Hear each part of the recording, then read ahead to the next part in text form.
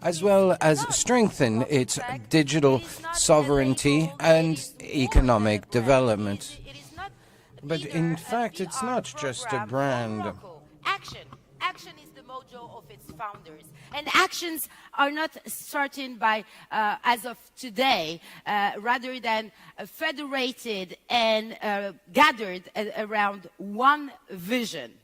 Anyone, any company, any institution in the world is more than welcomed to join the movement of MoroccoTech. And as we say here in Morocco, مرحبا بكم كاملين. So, more than a brand, as I said, MoroccoTech is the beginning of hopefully a bright partnership, Mehdi, between the private and the public sector, who are both very widely represented today. Of course, خديجة وبالفعل MoroccoTech هي البداية ديال واحد الورش كبير ورش رقمي كما قالت خديجة MoroccoTech ماشي غير علامة تجارية أو major digital works, as this is not just a brand dedicated to a limited number of companies. On the contrary, this is open to a wide number of ventures, be they foreign or local,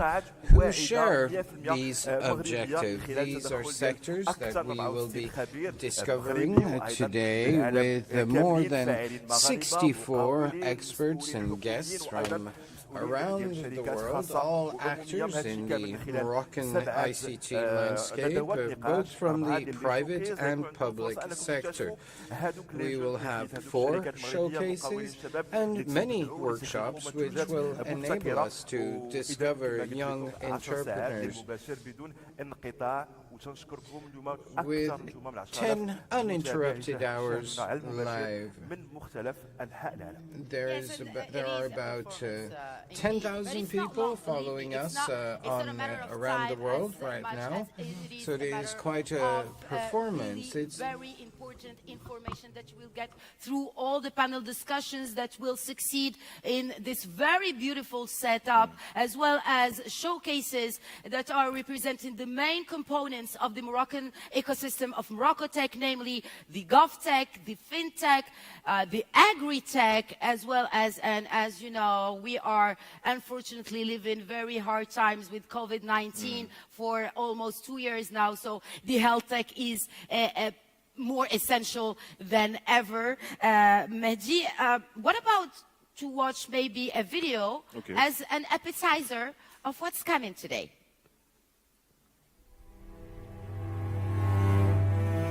You may know Morocco, its breathtaking landscapes, colorful traditions, or maybe the oldest university in the world. Morocco now, guided by a majestic vision, is flying high within every commercial aircraft. Designing the next generation cars, fueled by the essence of sunlight, from the largest thermo-solar power plant in the world. Progressive and avant-garde reforms, with one of the best digital platforms in Africa, where hundreds of thousands of tech talents are tackling humanity's biggest challenges. With one aim, building an inclusive, sustainable, human-centric, trustworthy, digital-first society. Here, with you, we can harness technology for the greater good, for everyone. A brighter future that starts now. Welcome to MoroccoTech. And it's my very big pleasure to welcome on stage Dr. Rita Mzour, Minister Delegate of Digital Transition and the Reform of Administration.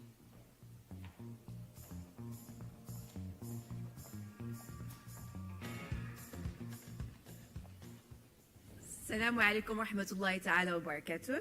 السيد الوزير المحترم، السيدات والسادة المدراء والحضور الكرام.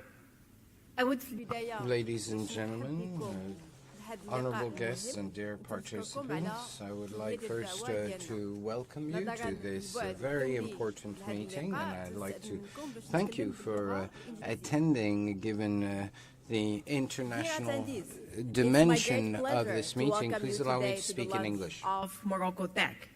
As you may already know, the digital economy is worth trillions of dollars worldwide. It's a big economy, much bigger than oil, gas, and automobile. It's really big. But it's big not just by its revenue, but also by its ability to improve our lives. During the COVID crisis, when many sectors stopped or suffered major setbacks, digital companies stepped in and offered major help. Thanks to digital tools, employees could work remotely, students could learn, and trials continued. His Majesty King Mohammed VI has indeed stressed in several of his speeches Morocco's commitment to leverage digital economy for socio-economic impact. Ladies and gentlemen, today Morocco is already a major regional digital hub. We have one of the best ICT infrastructures in the world, top IT talent, successful startups. We are also one of the best offshoring destinations in the continent. In terms of internet coverage and quality, Morocco ranks among the top 3 countries in Africa. Internet coverage is as high as 93%, with annual increase of 17%. The number of fiber optical subscribers increases by more than 81% annually. You may also be surprised to know that Morocco has the most powerful supercomputer in Africa. More importantly, ladies and gentlemen, Morocco has world-class IT talent.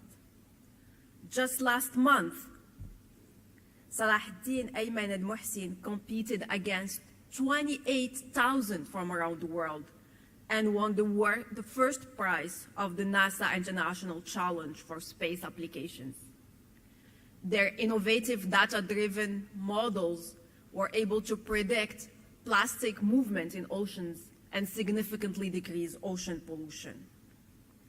Other Moroccan teams won multiple top prizes at Arab IoT and AI Challenge in Dubai for their innovative solutions that have strong socioeconomic impact.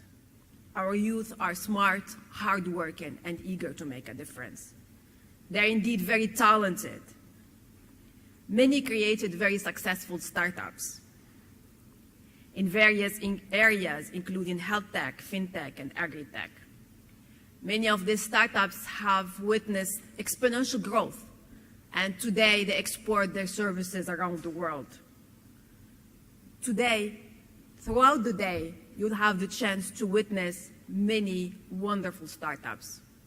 There are, of course, many others in this wonderful country and ecosystem that are not showcased today, but you'll have the chance to know about during the next weeks and months. Fortunately, Moroccans are not the only ones who succeed in Morocco.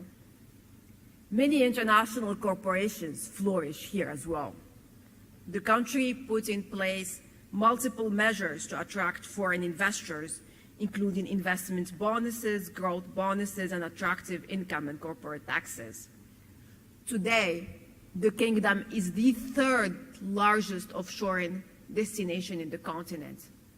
The sector accounts for more than 128,000 jobs and more than $1.5 billion in terms of export sales. Ladies and gentlemen, Morocco is home to great achievements in the digital realm under the visionary leadership of His Majesty the King Mohammed VI. To celebrate such achievements and to pave the road to greater success, I'm delighted to kick off MoroccoTech today. MoroccoTech is a brand that will celebrate what the Made in Morocco digital technology can offer. It's also a commitment to work further and expand our digital economy. we shall work together and double our efforts to significantly increase the sector revenue and job creation. MoroccoTech is also a vision to promote Morocco as a premium technology producer and a top investment destination. It will support flagship efforts, programs, projects, and communications around Morocco as a premium digital destination. Throughout the coming weeks and months, we will launch several initiatives to strengthen the digital economy in our country. Stay tuned. We work hand in hand with the private sector to achieve our goals. I'm thrilled to welcome today multiple ministers and directors from public agencies and top private companies. Such gathering is a testimonial of the importance of the digital industry in our country. Congratulations on working together. Great impact happens through great partnerships.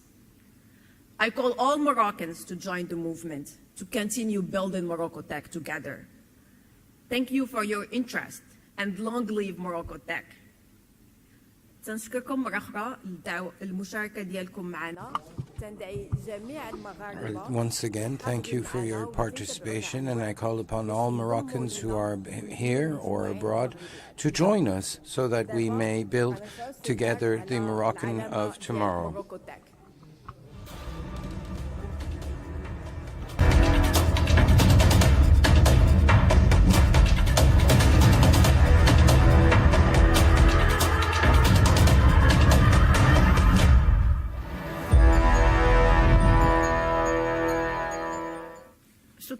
شكرا لك سيدة الوزيرة. إذا اكتشفوا معنا Thank you مباشرة very العلامة much. التكنولوجية ديال We will المغرب now MoroccoTech. showcase for the MoroccoTech as the technology brand. I'd like to remind you that this is an international event. You can select the language that you would like to follow this event in. It's available in French, English and Arabic, and in the wake of every speaker's presence, everything is completely disinfected, so we are completely respecting social distancing measures. So MoroccoTech is integrated programming aiming to generate employment, and we are therefore delighted to welcome an exceptional speaker to speak to us about this, Dr. Younes Sekouri, Minister of Economic Inclusion, Small Business, Employment and Skills. In the name of God, the most gracious, the most merciful, may the benediction of God be on the Prophet and his kin, honorable ministers, dear guests, and influencers from across the digital world. I'd like to welcome you for your presence. And as was said by the Honourable Minister, I will now switch from Arabic to English so that we can continue to reach out to a wide number of participants. The translation is available. I'm thrilled to be part of your event, Dr. Isa, and I'm really very happy to share with you this important moment because we're definitely celebrating the launch of a big strategy, a big movement, as you said. And I want to seize the opportunity and grab your attention to something that is very important and central when you're talking about being digital and being bold. It's the value creation dynamics. You're in a very specific sector, industry, that is, in the same time, it's transverse. And we need to pay attention to the power of networks. The value added by networks in your industry is critical. The learning effect of networks is important. And the clustering effect, meaning the structure of networks, can bring competitive advantage to the companies and operators operating in your industry. I'm not the Minister of Digital Transition. I'm very happy to have Dr. Rita with us in this government, and she's doing a great job, and she deserves to be applauded and encouraged for what she does. And I'm very happy that you managed, Rita, to gather these very important influencers, operators, actors that will build with you this beautiful strategy for our country. What I want to say is that as a Minister of Economic Inclusion, of small enterprises, of employment and skills, we're of course devoted to be part of your strategy. As far as we want to help you and help the other departments, the other ministries to create jobs. Because by the end of the story, what our government needs, what our country needs is creating jobs. And there is a huge potential in your industry, in your sector, in these businesses to create jobs. Of course, these jobs will not only meet the domestic demand, they will have to meet the international demand. This is why your event has this international dimension. So we also want to work with you in order to provide the necessary tools, budgets, and support for training in different ways, not necessarily the traditional ones, but also some alternative training techniques and processes that we want to foster and to encourage with the help of all the actors that you gathered today. We want to launch a unique Moroccan Small Business Act that will help small companies, very small companies, entrepreneurs, startups, in all the sectors, but specifically in the one you're managing, Dr. Rita, in order to help them launch their companies and benefit from revamped strategies of investment and financial support. I will not take a longer time. I just want to re-congratulate you. وباللغة العربية أيضا أريد أن أشد على يدك السيدة الوزيرة الدكتورة غيثة. I just wanted to salute you and salute the efforts, hail the efforts, as well as hail all the speakers and participants today, as the way this event was organized and the way they were gathered in a single venue is an excellent sign for the future and gives us much to look forward to. And His Royal Highness King Mohammed VI, may God assist him, has made it clear that we need to work together in service the citizens' needs, and we hope that we will be able to rise to the challenge and meet our citizens' needs. Thank you very much. Sukuri, for these very inspiring words. So, yes, indeed,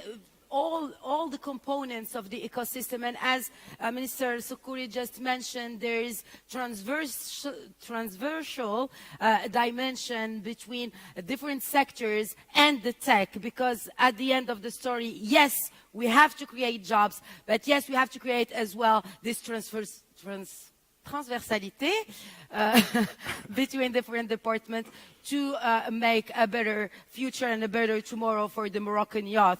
And one of the components of this ecosystem, and the backbone of any tech ecosystem in the world, is the protection of personal data. And we have the chance today to have with us the President of the National Commission Supervisory of Protection of Personal Data, Mr. Omar Saghrouchni, that I'm inviting to join me on stage, ladies and gentlemen.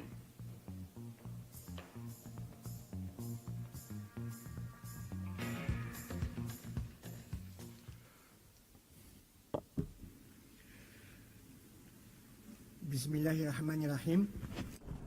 Madam Minister, Mr. Minister, ladies and gentlemen, dear attendees. Les nouveaux usages portés par le digital, the new usage by digital means. Les présents et les distanciels. Toutes celles I would like to salute all those who are present either online or physically. We are all engaged in the same mindset. This mindset involves both academics, civil society, providers, consumers, users, creators, influencers, and watchers. It aims to protect personal data as well as citizens' private life across all media and supports. Its positive contribution will therefore be cross-cutting. It involves everyone. Political leader, economical actors, academia, civil society, young and old, service providers and consumers, creators and viewers. La loi 0908. The 0809 law defines in its first article what personal data is. Any kind of nature of information, regardless of support, the sound or image concerning any identifiable person. This could include paper data as well as media or digital information. In today's context, I would like to insist on the fact that when it comes to developing the digital economy, we aim to contribute to trust. We therefore would like to encourage Morocco trust as part of MoroccoTech, both in Europe, North America, Asia, or Africa. Our agency works to integrate the best practices in daily operations to boost trust across the digital economy. As General Secretariat of African authorities and its membership of the Global Privacy Assembly provides them with an access to many cross-cutting inspirations. Last year was very important. We launched the TIRA program, or trust in English, and we are deploying this concept to create a positive perception of personal data protection, to ensure that beyond regulations, the 0809 law becomes a mindset and a tool in daily use. We have decided to experiment through sandboxing so as to support innovation and deploy privacy by design practices. It's not about protecting data downstream, but on the contrary, upstream. To facilitate business between Morocco and its partners. And because of this, we must generate confidence around the necessary circulation. We take care to ensure the legal continuity of this circulation. La description des usages doit être accompagnée par une This must be built with new norms, but also avoid the creation of no man's lands with no privacy. We need to work to support citizen needs and limit the impact of certain Far West practices, which is why it is necessary to regulate such activities, but in a manner that serves society and serve its blossoming, which is why we are working to move forward together under the aegis of His Majesty King Mohammed VI, may God assist him, to contribute to the Morocco of tomorrow, This is one of the keys for the creation of value and jobs and citizen development. To conclude, the message that I would like to highlight to you is that we are your allies. We are working with you, and we would like to ensure that Morocco Trust and Moroccan Trust are there to support development. Thank you very much for this trilingual presentation. As you can see, this is built on trust and law supporting citizen needs and inclusion. MoroccoTech gathers many initiatives from the public sector, as we saw, and now we will be hearing from the private sector. I would like to invite Mr. Shaki Belej, the president of the CGM, Employers Union of Morocco.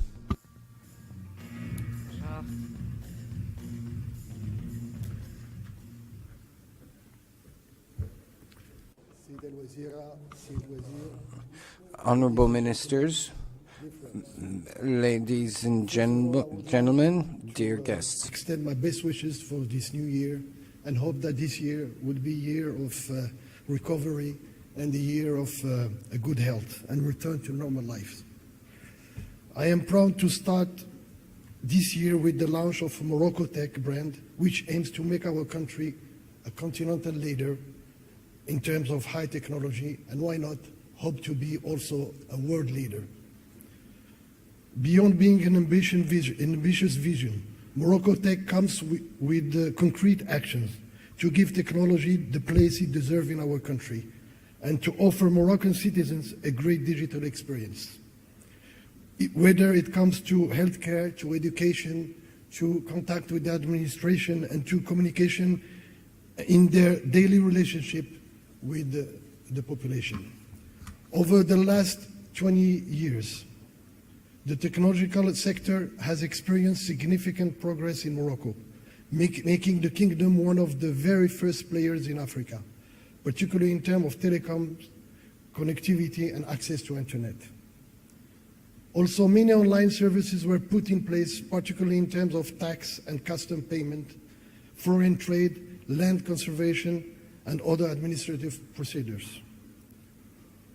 Also, we have all witnessed the speed of scale of the change brought by the COVID-19 crisis in our country with regard to digital transformation and services to citizens. The pandemic has revealed the ability of our public and private sectors to adapt and innovate in response to such a challenge. The launch of MoroccoTech that we are celebrating today is therefore timely.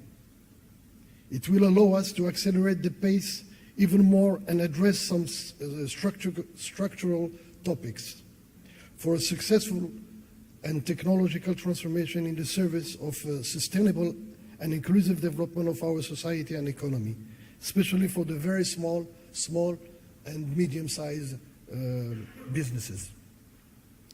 It will also confirm the positioning of our country internationally as a reliable and competitive investment destination where technology and innovation occupy an important place, as underlined by the report of New Development Model. From this perspective, in the White Book published by the CGM last October, and which provide measures for the implementation of the New Development Model, CGM has made several recommendations at different levels, and we are glad to notice that these proposals are in coherence with the MoroccoTech Action Plan. First, the establishment of an appropriate regulatory, legal, and fiscal framework, making the development of startups in the tech world easier. The adoption of a balanced public-private governance is also key, as it will bring together all the active forces around the rise of a digital nation, with the contribution of the diaspora and high potential human resources. The development of our capacity to train and retrain local digital skills through dedicated training programs for the very early age. and the establishment of a financial mechanism and incentives dedicated to the digital economy are also very important measures to implement quickly. Finally, I would like to stress on dedicating more investment to infrastructure such as 5G, data centers, and cybersecurity. Ladies and gentlemen, we are convinced that there are infinite opportunities to be seized by this new post-COVID era. CGM is ready to work hand in hand with all the stakeholders and the ecosystem to set up an adequate framework for the development of technology, a technology that will be centered on human and their needs. Indeed, artificial intelligence, blockchains, IoT technologies, smart cities, or even 5G technology will all create gain in efficiency and productivity, but also added value and new sustainable jobs for our youth. I would like to thank all the partners for their commitment and this initiative, and everyone that worked so hard for the success of this important event. I wish a big success for this event, and thank you for your attention. Thank you. Thank you, Mr. Shakib Lalej, who was representing the private sector, just to maybe remind that. It's very interesting to see how the synergy between the public sector and the private sector is expressed today, and especially on tax matters, as was just mentioned by Shakib Lalej. So it's actually it's very positive for the future of MoroccoTech, this synergy between public and private sector with one vision to make Morocco, as I mentioned before, as the founders of MoroccoTech designed the concept to be in the top 10 destinations of world investment in technology. And we see the involvement of each of these components in attaining this objective, because at the end of the story, we have to create value, and we have to create jobs, and we have to create a brighter future again for the next generation. And next, Mehdi Mohamed Saad is joining us on stage. He's the president of the Association of Information Systems Users in Morocco, better known as AUSIM. And we are welcoming him on stage. Floor is yours. Is that okay? Hello? Fine. Assalamu alaikum, Madame la Ministre, Monsieur le Ministre. I would like to thank the whole consortium who works very hard during these last maybe 1 month, maybe more, to make this day happen, a great day. To mark in our history of the ecosystem, digital ecosystem in Morocco. So if you may allow me, I would like to present in a glance briefly AUSIM. AUSIM is an association, 29 years old, set up by companies, not individuals, companies, yes. For example, I'm representing the Casablanca Stock Exchange, Bourse de Casablanca, and you would see that we are very present today, represented by also our chairman and CEO, Mr. Tariq Sanhaji, and our chairman, Kamal Muqdad. So you would see that it is a true love story between the stock exchange and also the digital and technology ecosystem. So all the three economic sectors are represented within AUSIM. Many of our members are represented here today, and we are very proud to take part to this major event. But also, and for some weeks, and thanks to Madame la Ministre, but also to Moulay Ahmed Al-Moumri, ministries are joining AUSIM, and this is a big, step, a big brick in that wall, in that MoroccoTech wall. And we are very proud to have within us semi-public and public, but also ministries joining OSIM. So yes, it is one of our biggest challenges and a real success. OSIM is made up of more than 100 companies, weighing something like 25% of our Moroccan GDP, but also something like 120,000 IT and digital users.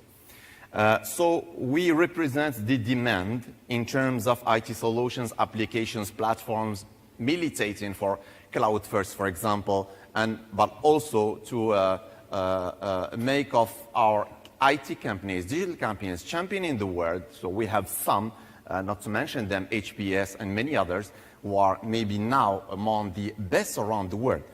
We are fighting for a tech made in Morocco. We are working together with all stakeholders to have high caliber companies, Moroccan IT champions, startups. We are ready to offer experimentation fields, proof of concepts, spokes, but also to make them create their first MVP. So we are ready here, and we're going to witness that during my speech, and we are ready and glad, eager and happy to welcome those startups. And all of us together, we can build and create that digital nation. It's not just a battle. That's the battle. We have to make sure and trust that this is the battle. This is the future battle, and we have to embark in that train. OSIM is dynamic, digital, but also beyond digital, as you may see in our motto. We are doing a lot in research and development. We have something like 30 white books. That's what we call Aussie white books, so delivered and co-developed with major companies all around the world, not to mention few, BCG, McKinsey, Dell, Data Protect, and IBM, and many other companies who work with us strongly to enhance and encourage research all around the world. We are supporting universities, financing studies for students coming from needy areas, but presenting high potential. So all of them, they are now at the Moroccan, but also French engineering schools. So we are very proud of our old education program. Ladies and gentlemen, MoroccoTech, so let's start with why. In our vision, building a digital nation is an infinite game, where only digital inclusion could perpetuate the game. Digital inclusion attempts to address issues related to digital literacy and access to IT. Digital inclusion is the ability of individuals and groups, companies, to access and use information and communications technologies. The 3 A's to address digital inclusion are access, adoption, and application. Together, these elements lead to the ultimate goal of creating a more digital, inclusive society, and thus making of a country like Morocco already strategic by its history, stability, openness, a major player and a destination of choice for investors in digital technologies. I quote His Majesty, may God glorify him, in his speech of March 21st, 2018 at the extraordinary Summit of Heads of States of the African Union. His Majesty said, "Digital is changing the face of our continent, driven by an inventive, creative, and daring youth." End of His Majesty's quote. Ladies and gentlemen, our commitment today towards Moroccans is to be back next year, next time, maybe same place, and to celebrate achievements, real added value, tangible ones. So success key factors should be set. That's why today is only a beginning. So let's start with the end in mind. It should be a beginning of something much bigger, greater, higher, faster, much useful for the average Moroccan. So we, OSIM, are here today to show our total commitment under the umbrella of MoroccoTech by working with our partners, authority, and everyone to address the real issues, gaps to fill, subjects to investigate, solutions to find, innovation to inculcate, universities to embark, startups to strengthen. So we are here to be a part, totally big part of that big vision, big mission. That should be our infinite gain. So thanks a lot for listening. I wish you a wonderful day full of insights, and thanks again. Merci beaucoup, Monsieur Saad, pour votre intervention, votre dévouement et passion qu'on a d'ailleurs ressenti, Khadija. Thank you very much, Mr. Saad. So the future will be digital. Believe me, ladies and gentlemen, you who are following us on the MoroccoTech platform and other social networks where our event Industrie, as you see, all actors here, public or private, are involved to make this challenge a success. MoroccoTech, a global and integrated strategy, an event organized by the Ministry of Digital Transition, but also by APB. So now we are welcoming the duo, Mr. Amin Zarouk and Mr. Mehdi Alawi, who are the President and Vice President of APB.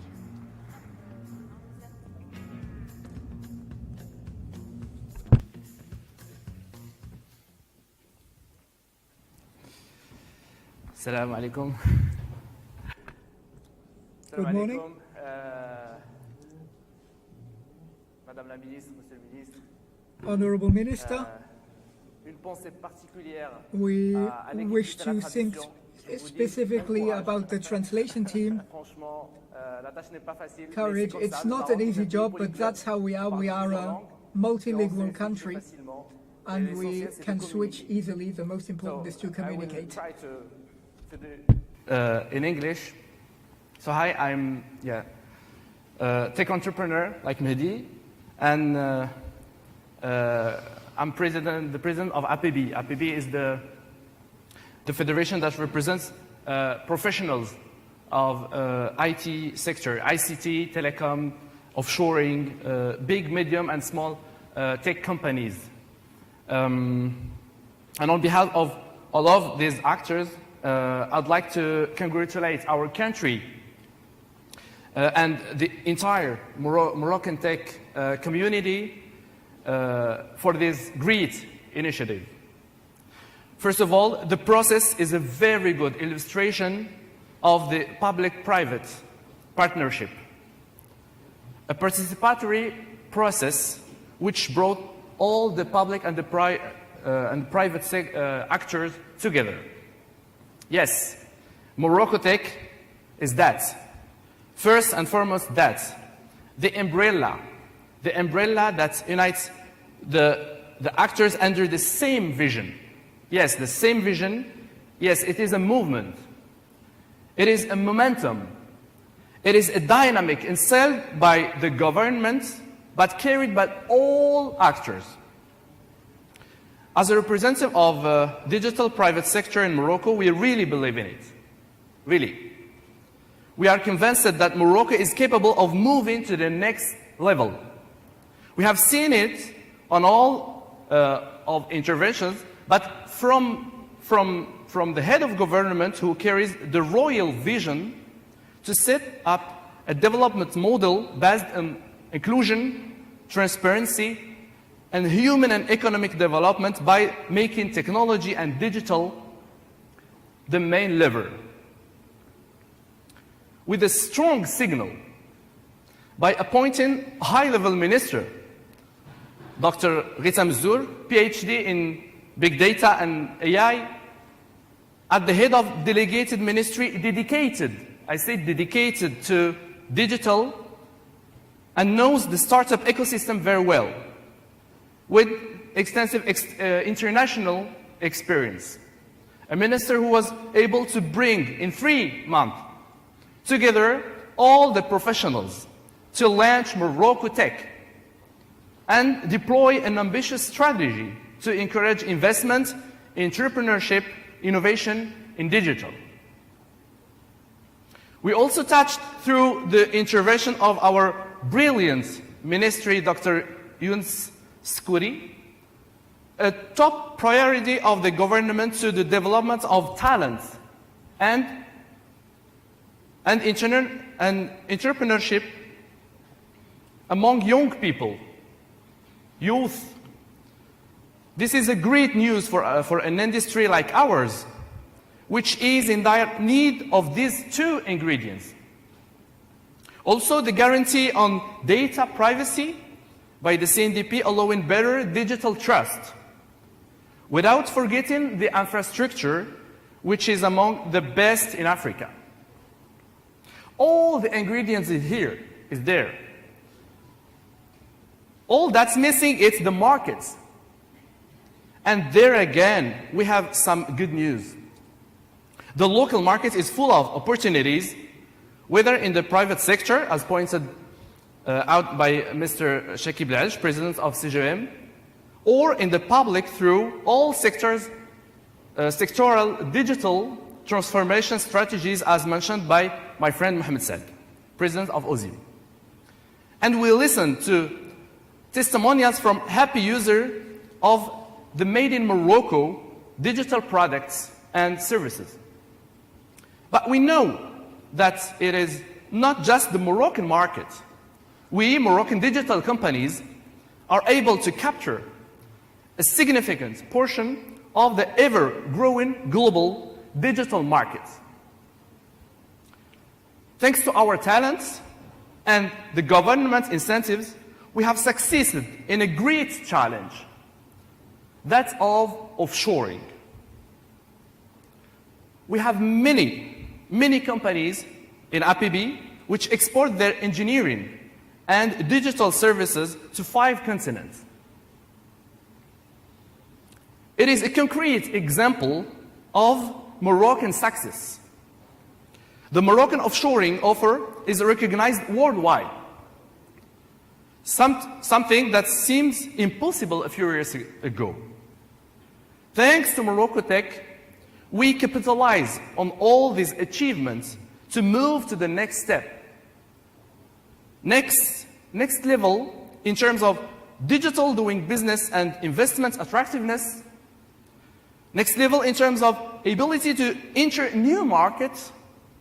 Next level in terms of diversification and added value of the offer. Next level in terms of number of startups and fundraising. Next level in terms of talent development. And next level in terms of innovation. Finally, one last ingredient to succeed in this ambition. This is to continue all to be bold and digital. Thank you very much. Salam alaikum. Hello. Bonjour. Je suis extrêmement aujourd'hui fier d'être parmi vous. I am absolutely delighted to be amongst you today to launch this MoroccoTech. For me, it is quite difficult to follow such high-flying speeches, and most of all the important things have been said. I just wanted to finish with 3 stories and a vignette.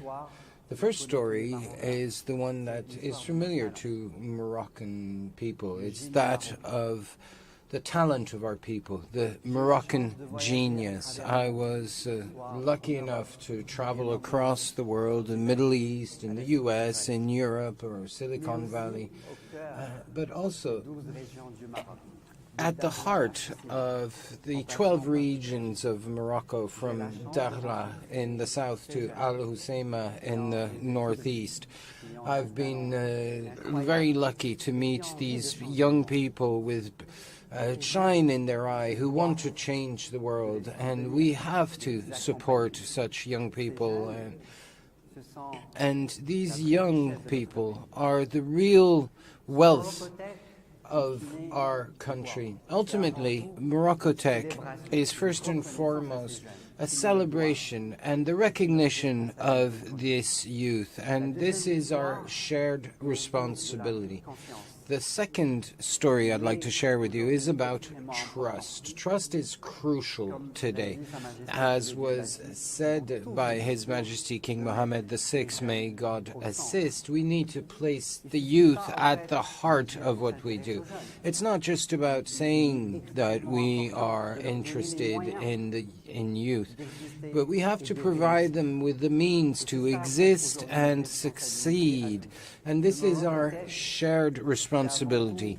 This MoroccoTech is first and foremost, be it on the public or the private sector side, to trust Moroccan products and give them a shot through action and not words. And I am therefore reaching out to the public sector to ask them, in the name of our youth, to provide them with an order book. And our companies of all sectors must trust Moroccan products. And the last story is how this initiative can grow and stay sustainable. There is an African proverb which says that if you want to go fast, you go alone, but if you want to go far, you go together. And this is a crucial point. MoroccoTech is a movement which belongs to all Moroccans, all institutions, be those of today or of tomorrow. And it is together that we will build the roadmap with collective intelligence. And to finish, I would like to leave you with a vignette and like to invite all the speakers who have preceded me to join us on the stage here for a family picture. Please join us on the stage now.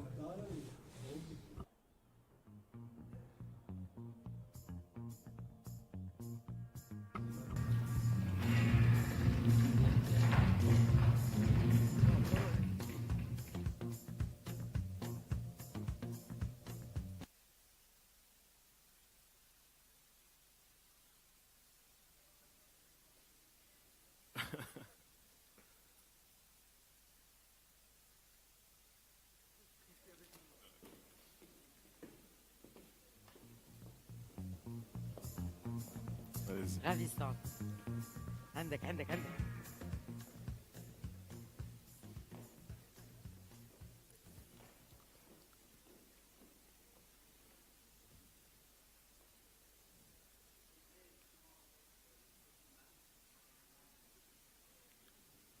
Mic on.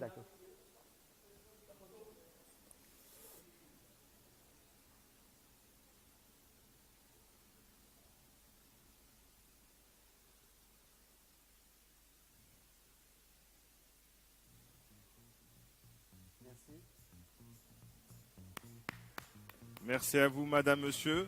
Thank you very much, ladies and gentlemen.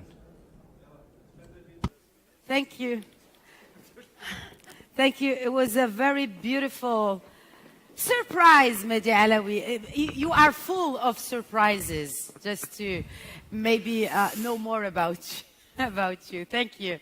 Well, now that the official ceremony is over with this beautiful image of all the components, not all, but the main components that are here today, because unfortunately, all the components couldn't be here because of course, the sanitary restrictions due to COVID-19. As the ceremony is over, let's kick off the panel discussions. The first one, and it is moderated by another board member of the APB Federation, Nasser Ketani, that I'm welcoming on stage to join me. So the first panel, ladies and gentlemen, is about the movement, of course, of MoroccoTech, but as well as the commitment. And we just experienced a beautiful commitment between the private and the public sector, as at least for the group image and picture, and to strengthen Morocco's position as regional hub. Nasser Katsani, the floor is yours.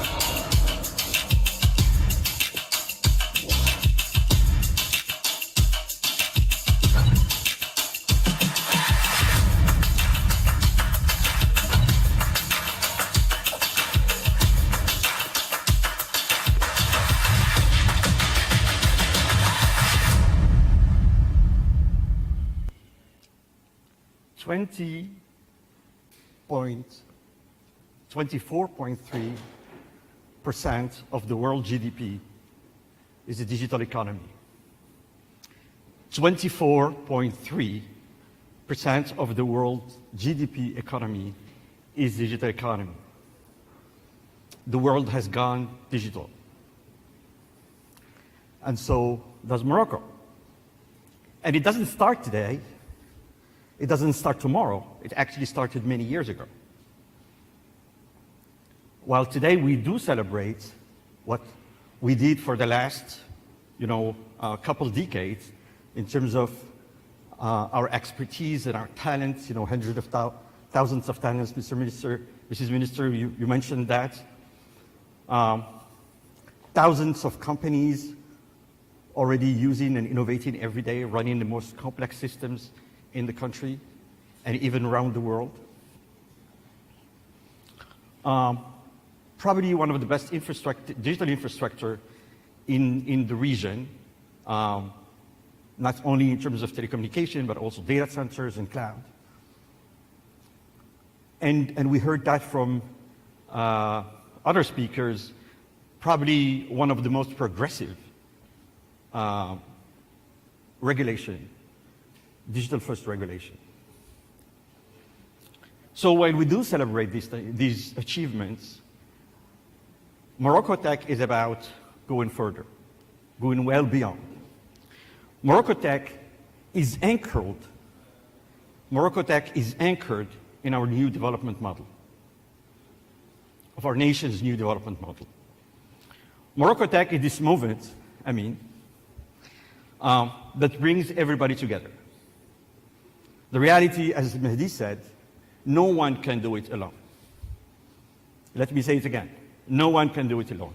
We need to get together to achieve what MoroccoTech is about. And I'm very proud to see the progress that we've made in that space. MoroccoTech is about also increasing our intensity, our digital transformation intensity. So it's a commitment that we will do more. It's a commitment that we will invest more in our human capital. It's a commitment that we will invest more in our digital infrastructure. It's a commitment that we will invest more in innovation. It's a commitment that we will invest more in our digital regulation, digital-first regulation, to build trustworthiness. But my friends, MoroccoTech is not about trillions of dollars. We have a different perspective. We believe in Morocco that we need to put technology to good usage. It's not just about technology. So our vision is to unleash this human potential to build a society, a very unique society, that is human-centric. We need to put human at everything that we do when we build MoroccoTech. Everything that we do is human-centric. It's inclusive. MoroccoTech is nobody left behind. Everybody in the society is part of it. It's innovative because we want to address the most complex problems in society. It's responsible. MoroccoTech is not about technology that will replace human. It's about technology that is ethical, that will improve our people. MoroccoTech is sustainable because it protects our environment, and MoroccoTech is trustworthy because that's what we need to do to create confidence in our technology. So MoroccoTech, to conclude, is an open invitation to all people who share the same passion, the same vision, the same values to join us. And now I'm going to be joined by our first panelist, our keynote speaker, Professor Rachid Yazami, who's with us from Singapore on the first panel.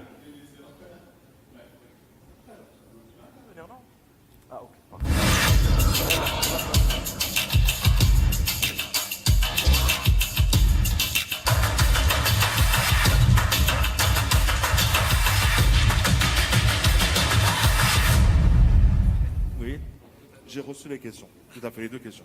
Vous allez faire votre intervention en anglais ou en français? Yes, I got the questions. I can answer in French or in English.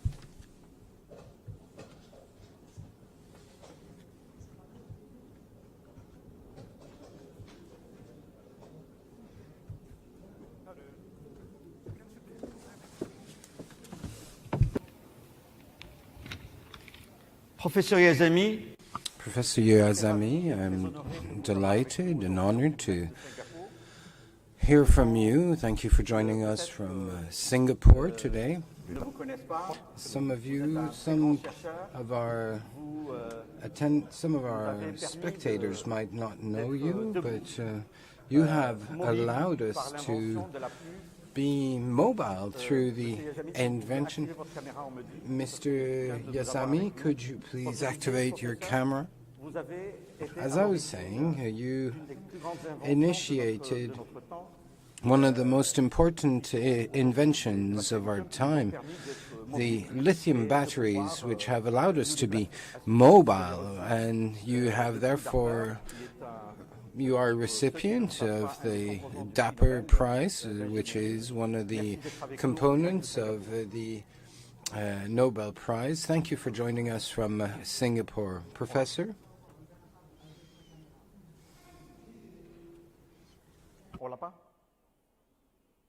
We are experiencing minor technical difficulty. Please wait. Can you hear me now? Says the speaker. Yes, we can hear you, Professor Yazami. I have a minor issue with the camera. I don't know if it's at your end. And I can hear somebody else speaking in the background, and I cannot hear you very well. Somebody has not shut their microphone, and we can hear everything they're saying. Can you hear me? We can hear you very well.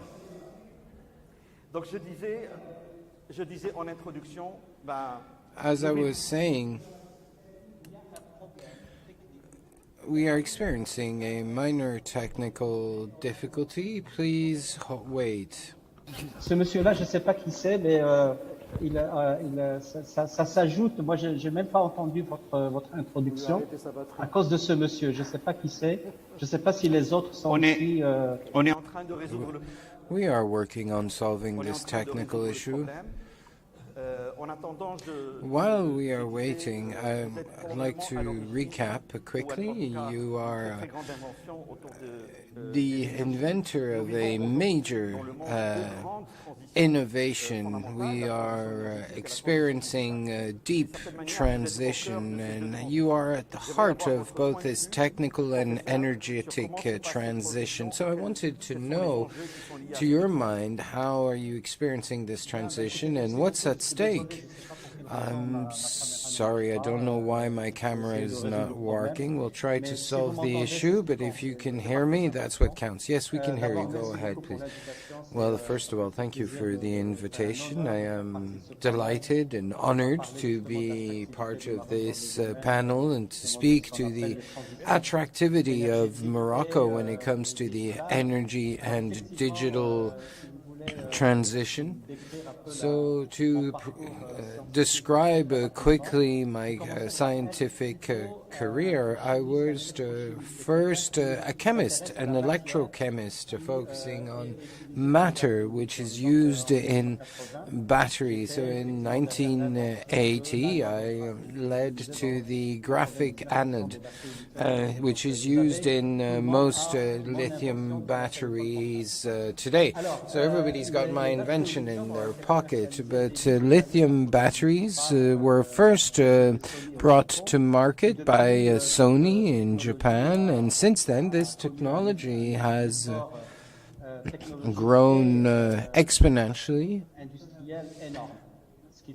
which means that today we're about $100 billion on lithium batteries, and by 2030 we will exceed $250 billion, and gigafactories focusing on the mass production of high-performance batteries have led to more than the projects for more than 20 gigafactories providing a gigawatt of storage per year and Europe should produce about 500 million gigawatt hours, equivalent to today's production. So the fact that this technology has dominated the energy storage market for both mobile technologies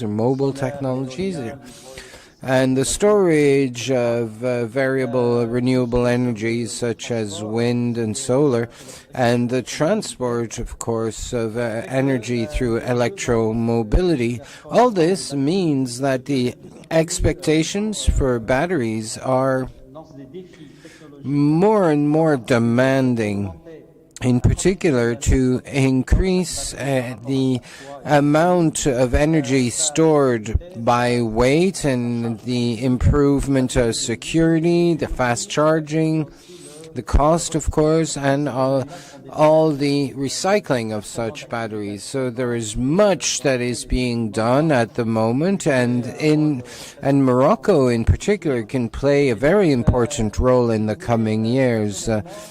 Personally, I had understood that since 2015, 2016, that we cannot increase energy density indefinitely.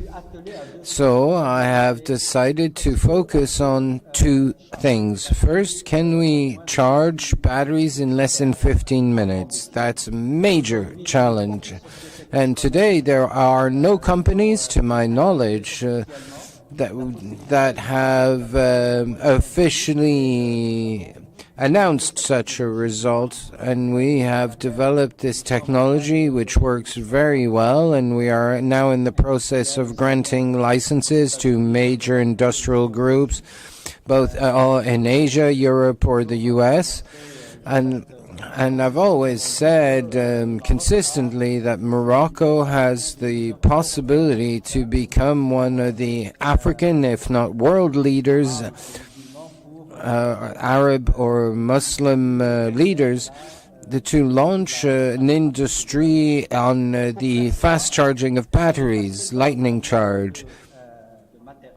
It's not just a question of material that are used in the battery, but it's also the method for charging such batteries. And this is where the digital component comes into play.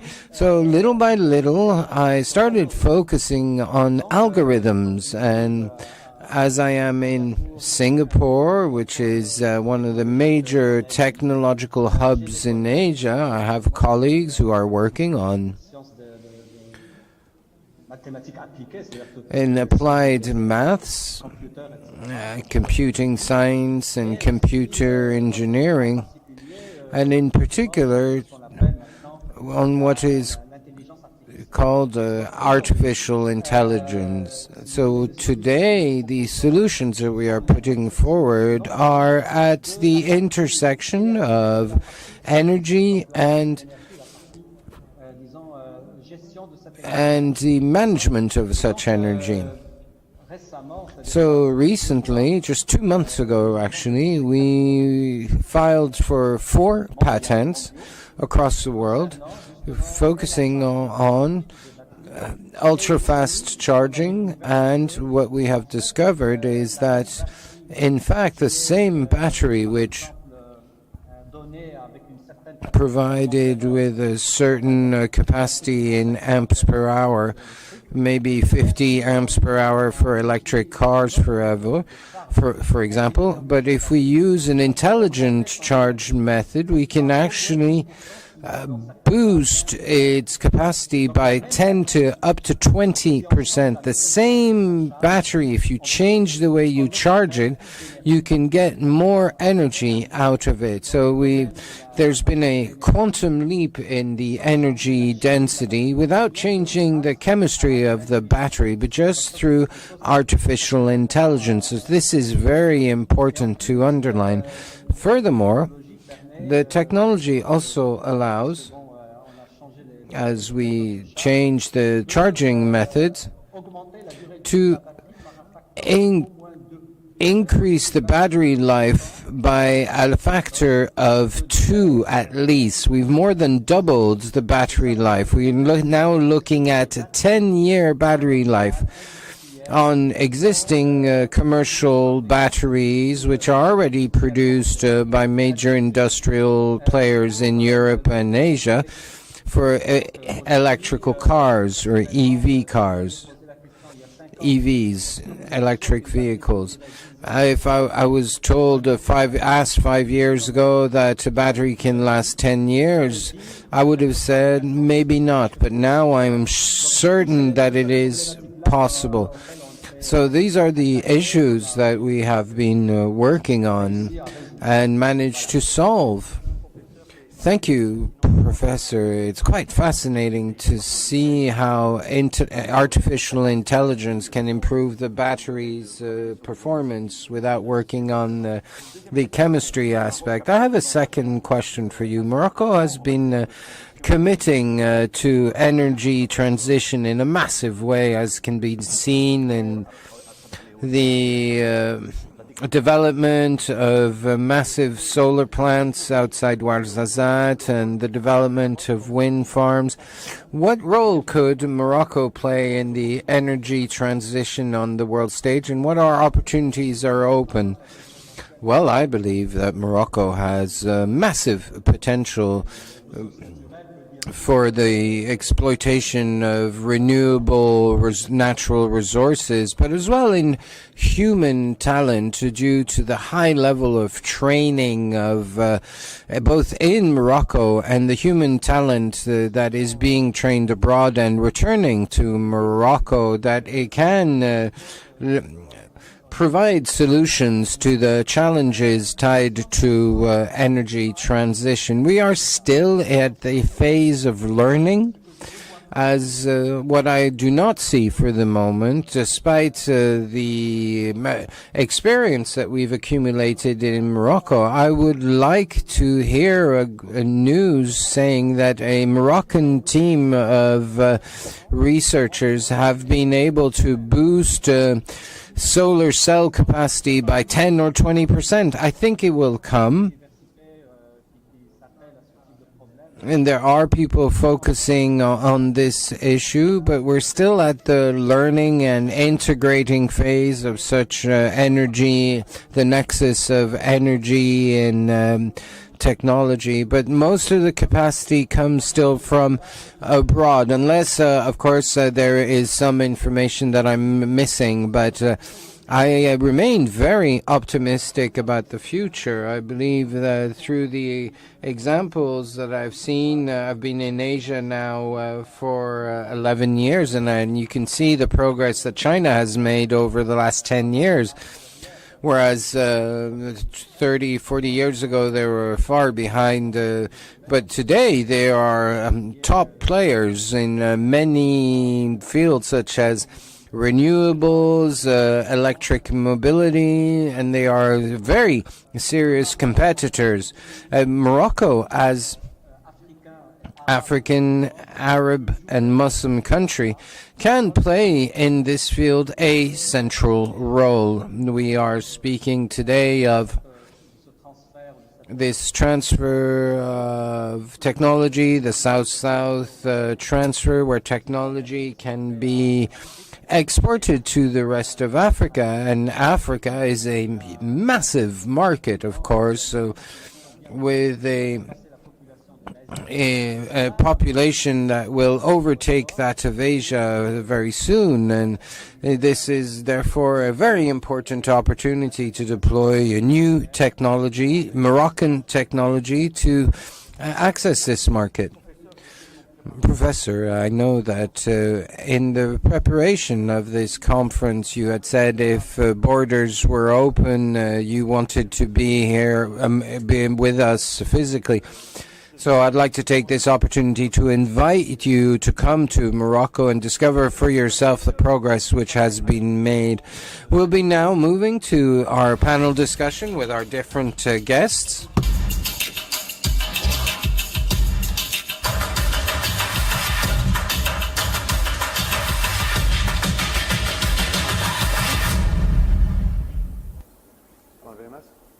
C'est comme vous voulez.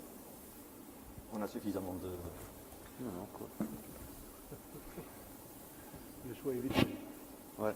J'ai le plaisir d'avoir... It is my pleasure now to host this high-profile panel. Thank you very much for joining us today. Mrs. Zineb, you are the founding of APEB Maroc. Mrs. Zineb Driss Kaitouni, co-founder of Dabadoc. We have a first question for you. I wanted to know, to hear from you, your stock taking of the ecosystem in Morocco. First of all, I would like to thank you for your invitation. I'd like to thank all the institutions for their presence in celebration of the MoroccoTech, and have panelists. So if we needed to speak of the ecosystem in Morocco, the activity and the increase in activity is obvious. We've seen the significant rise of entrepreneurship, and I will say that today we are harvesting the fruit of all these efforts for this ecosystem, which is much stronger today and is starting to find its place in the international market. Beyond this, over the last years, there has been much progress. We can identify more than 1,300 startups which are already successful. We've seen much also regulatory support through incubators which accompany project leaders in their entrepreneurship, I would say in their adventure, who are there to boost this ecosystem. We have also seen foreign investment funds, venture capital funds who have invested in Moroccan startups, which provide them with credibility. And furthermore, the reforms are under discussion to improve the regulatory and fiscal framework to support such startups. So taking stock, it's all very positive, and we should continue on such progress to improve the quality and further boost the quality of the ecosystem. Mr.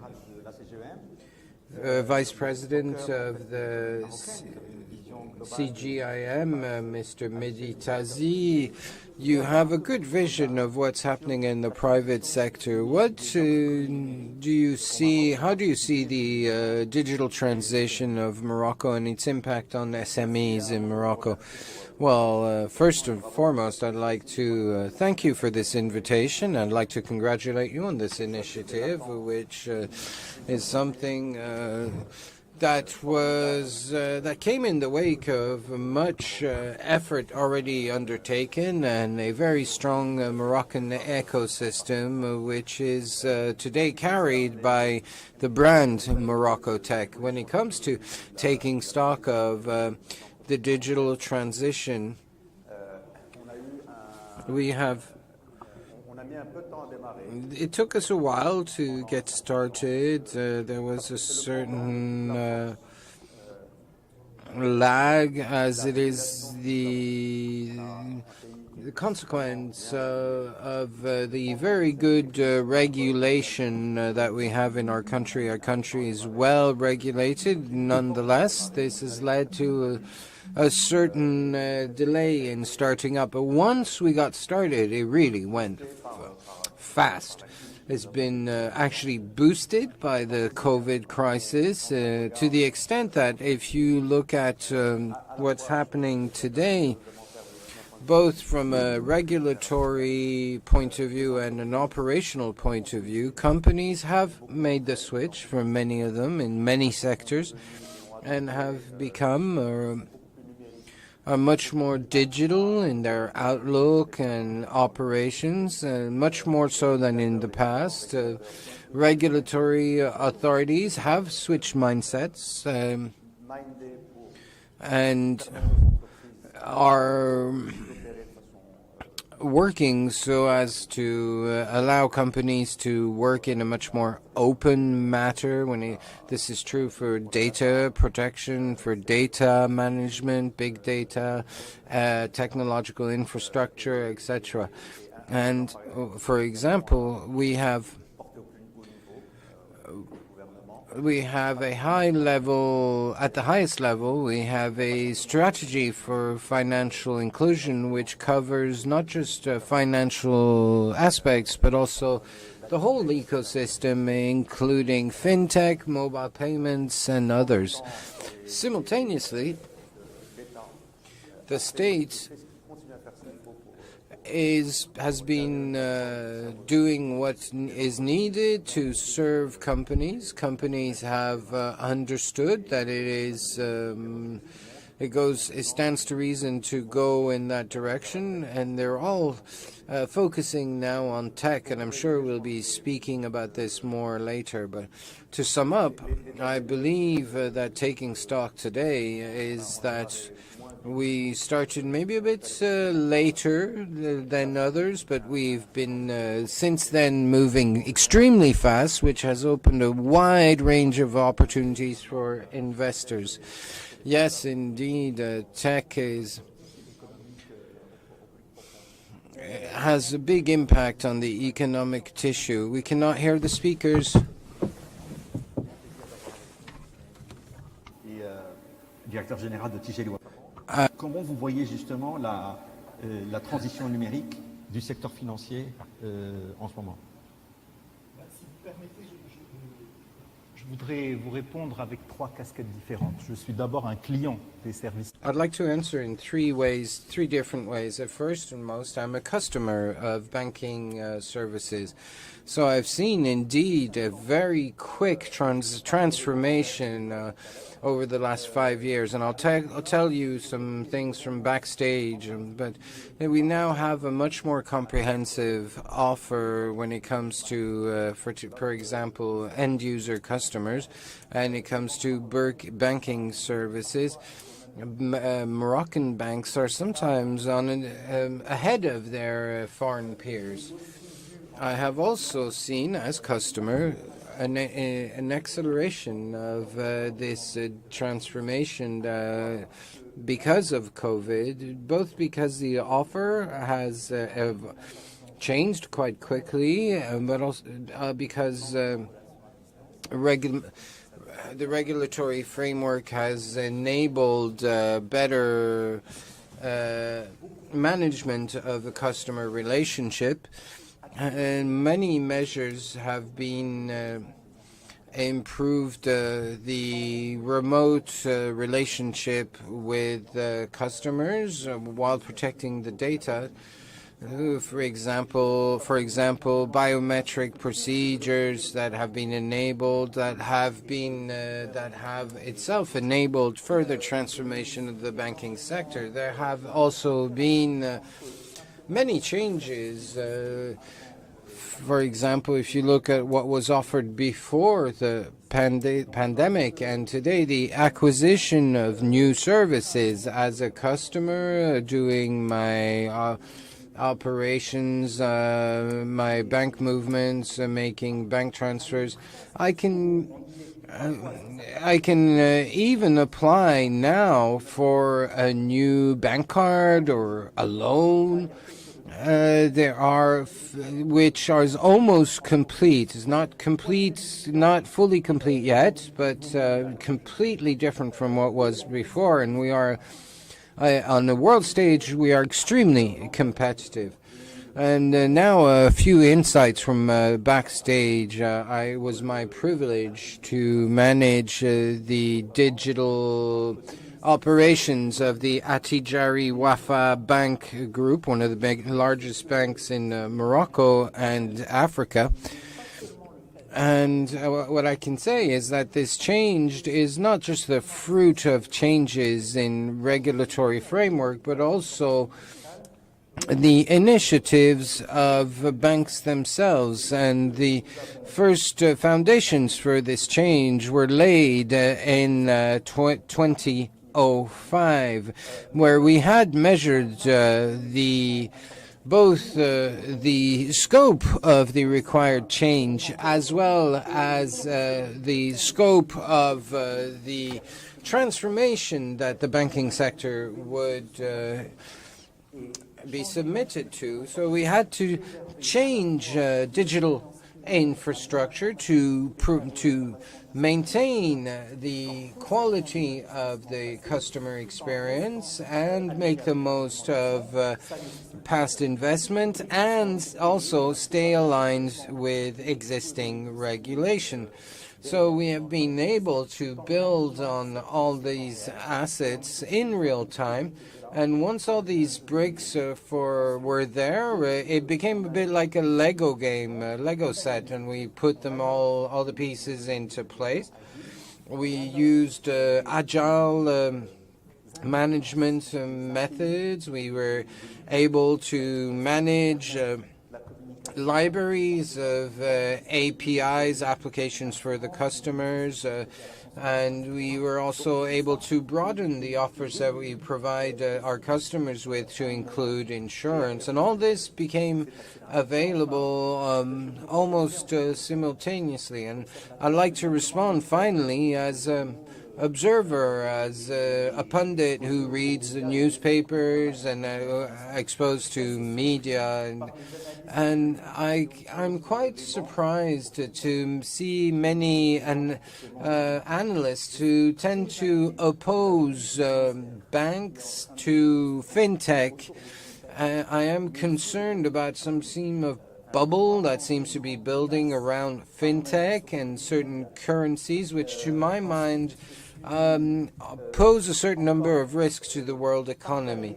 I am somewhat of two minds when it comes to the lack of precise information that is provided to the public. Mobile banking is mixed with mobile money, certain topics which should concern businesses seem to be mixed up with those who do not have bank accounts. And the role of medias and players in the field is to be more specific. Everybody seems to be working on everybody else's back garden, and so there is much value that is being created, but there's also a lot of value that is being destroyed through overlapping. Thank you very much. Mr. Charmani, HPS, Mohamed Orhani, you are also a member of the Social and Economic and Environmental Council of Morocco. Thank you also for being with us as you are representative of a world champion when it comes to payment. From your point of view, a finance operator, what is your point of view on Morocco's position in the world economy? Well, first, I would like to thank the organizers of this event for honoring me with this opportunity to celebrate tech in Morocco.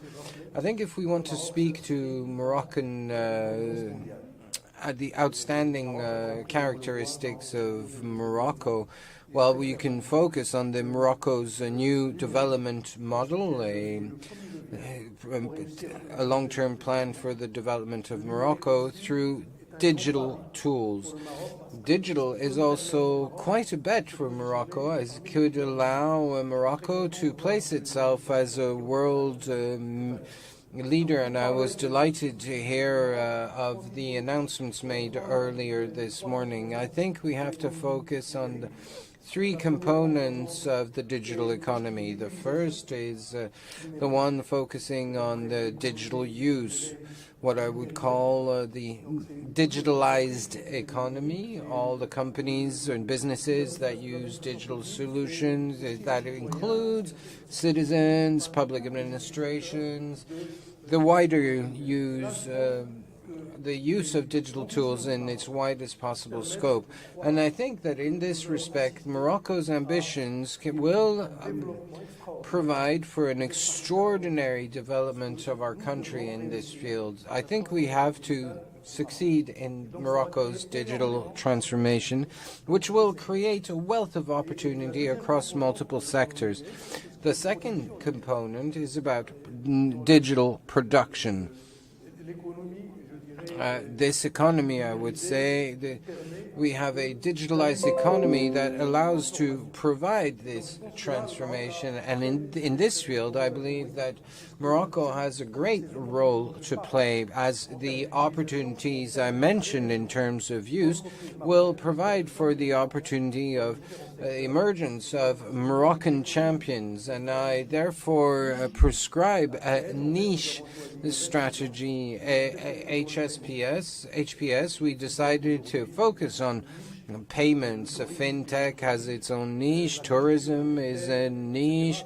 Agri-tech focusing on the agricultural niche. We need to focus on niches so as to provide ourselves with an efficient posture, so to avoid also a trade deficit when it comes to digital products, and also it will allow us to play our role fully in this continent, as what is happening in Morocco is very much aligned with what is happening in the wider continent. Those companies that will emerge in Morocco will have a natural market across the continent and will allow them to export this know-how. The third component, I believe, requires much attention, which pertains to the fundamental digital economy, computers, network equipment. I believe that Morocco could define a strategy inspired by the automobile or aeronautical industries to position ourselves in this market, and I believe Morocco has great cards to play.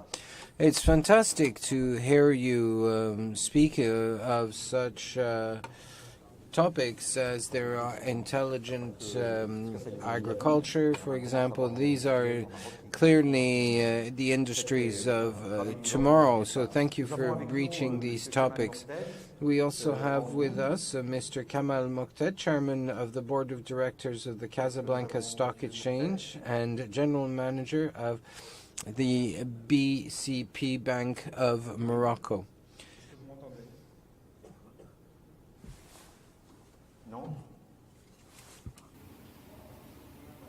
No. No. So, on the next question, Zainab, how do you see the evolution of this ecosystem during the next 5 years? How will we do to develop this ecosystem? Microphone, please, we can't hear the speaker. Is a lever to dynamize the national economy, but also for job creation. Startups today are carrying innovative projects and are also creating value and employment. So this is an important lever. But what we need to ensure is all participants, all the components of this ecosystem, companies, banks, investment funds, universities, all parties need to work together in the right direction in order to feed this ecosystem and fluidify it, make its emergence easier. So what we need is decouple the number of startups and add new investments, and also opt for action that will really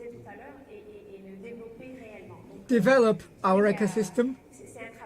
So this is a common job, an ecosystem job, not only for startups, but for the whole ecosystem, for all its components need to contribute. So what role can you see the CGEM play in the development of this ecosystem and accompanying the digital transition in our country? Well, I believe CGM and the private sector have several roles to play in this digital transition. The first one being accompanying the legislative and regulatory evolution going with digital development on several issues. For example, data protection, digital signature, and others. Another evolution guaranteeing open markets and pushing when they are not enough open, when they are not open enough. Third role the private sector needs to play, and we can be operators here, is multiplying training offer for those youth. We have many great initiatives, one of them being 1337, which exists in other countries and was also developed in our own country, today carried by OCP and UM6P. And the quality of those people is really incredible, and it's very short trainings that last a very short time but are really amazing. 1337 is quite elitist. We are working for developers, architects, etc. It's highly selective. I believe we can duplicate it even at lower competence levels. I can see, for example, whatever country you go to, whatever a bit more mature country on digital questions, everybody is suffering a lot of lack of resources in every field, developers, architects, data scientists, etc. And we have those resources and have the capacity to train them, so we have something important to do here. And any company working on the digital market, we have what we need, and we have success stories, beautiful success stories for French companies. For example, the last electrical cars by Stellantis were engineered here and developed here. So to return to this, we believe our role as a private sector is to add resources, because we have many people leaving. Well, that's good for those who want to leave, but many want to stay and do incredible things. Another role, and I believe we aren't ready here, is developing the financing ecosystem, because we have a strong technology, a strong stability, infrastructure stability, quality and availability. We have far more important markets than elsewhere, but we don't take what we want for financing. On $4 billion financing our startup ecosystem in Africa in 2021, an important part goes to Morocco, so I believe the private sector has an important role to play here too. Mr. Muhtad is with us online. Good morning, Mr. Muhtad. Can you hear us? Yes, I can hear you very well. We are very happy to have you here. You are the president of the Casablanca Investment Fund. So how can you see the financial markets accompany those ecosystems in Morocco? Thank you for this interesting question. I am also very happy to participate at this panel, and I wish to congratulate the whole team for your great organization. I wish to remind you that Casablanca Investment Fund is the first fintech in Morocco, as we adopted electronic trading since 1997. And the next phase was in cooperation with the London Stock Exchange by implementing our MIT system in 2016, which allowed us to significantly develop operationalization and efficiency all around Morocco. So this resilience was especially visible during the crisis. We had volatility peaks and volume peaks, which were generated with no problem by Casablanca Bank. To compare several trade funds had activity discontinuity. Another role of our fund is financing technological companies. Let me remind you that the market allowed us to level capitals for companies we are today proud of, one being HPS.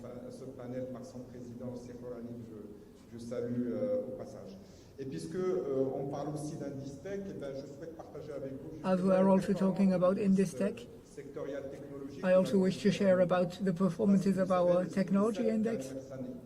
I don't know if you know that during the last 3 years, the technological sector was either second or first on 23 sectors. And even in 2021, COVID year, tech was first with 52%, while the market was -7%. So Moroccan investors like tech and are supporting it. So we are offering to be a privileged partner of the ministry and of the whole Moroccan digital ecosystem in order to contribute to key success factors in this field for our country. So more concretely, we can implement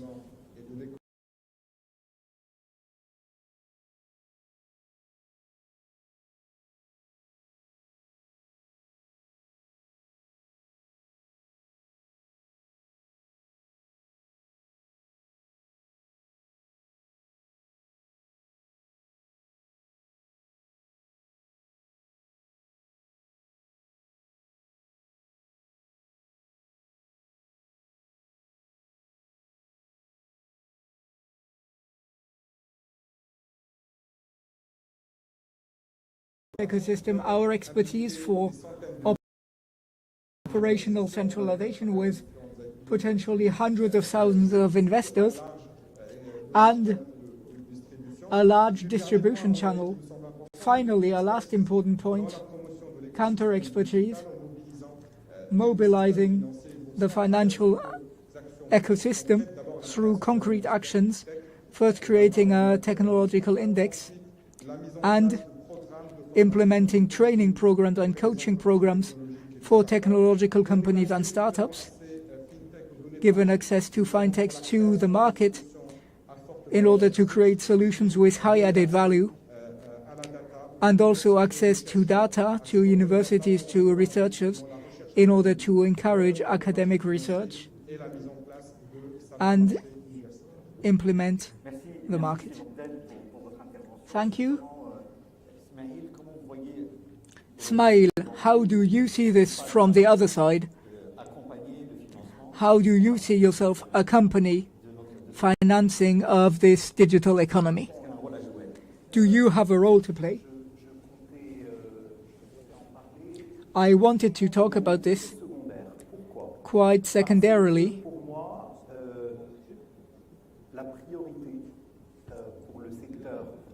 Because to me the priority for the banking sector is to be this catalyst, to give the word and to accelerate digital transformation,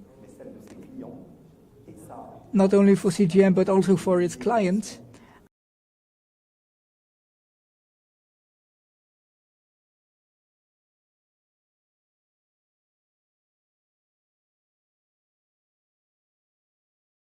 And there we have certain levels and actions we can use to illustrate, but also the catalyst by facilitating all those initiatives, numerous initiatives for around 15 years. Everything was digitalized, and the citizens started realizing it during the last 2 years, but in reality, it's been the case for a long time, and we went through several steps, and every time the banking sector was a facilitator. It was involved very early, and it allowed this facilitation. So examples like Portnet, we talk about the ecosystem. We have an ecosystem here with banking, importation, transiteering.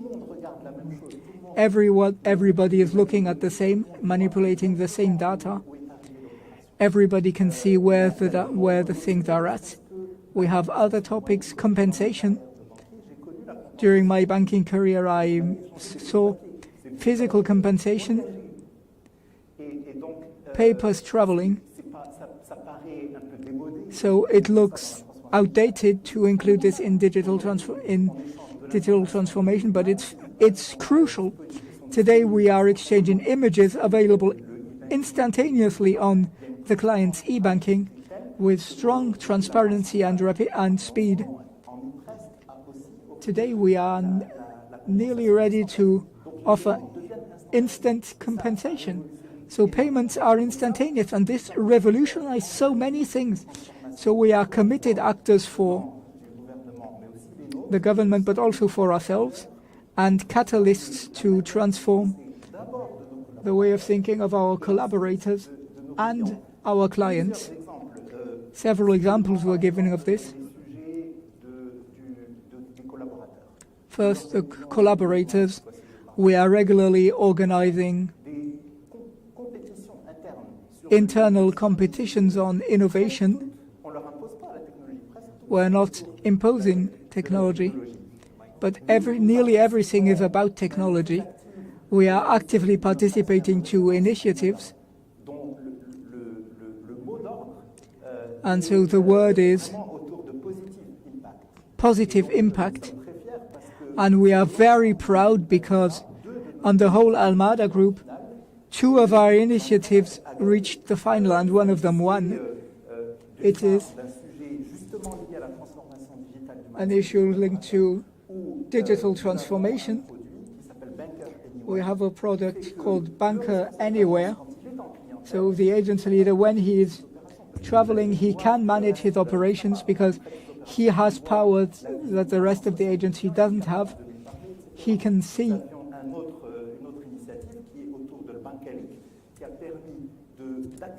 We also have Bank Alik that allowed accelerating youth bankerization by adopting their lifestyle, and this is the application that won. So our main role today is this. Why don't I put finance first? Because we are essentially financing debt. The banking job is debt. I don't want to give finance classes, but debt is linked to cash flow. A debt is made to be paid back. So we have instruments for several company life circles, and we are extremely highly committed to finance companies' digital transformation.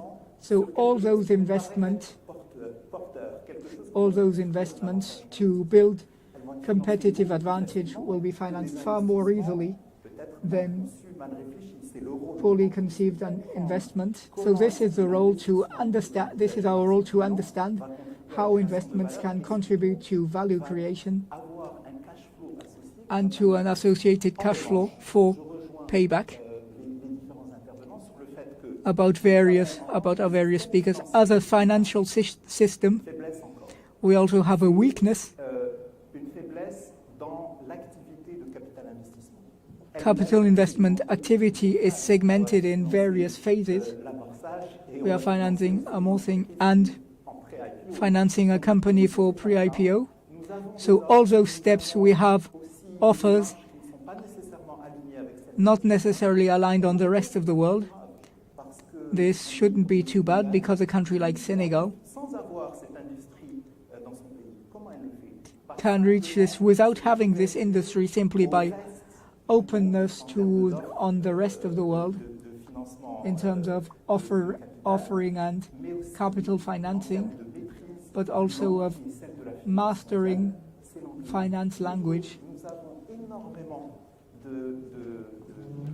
We have many technological companies that are young or less who address the capital market in English and need online communication with codes for investment capital.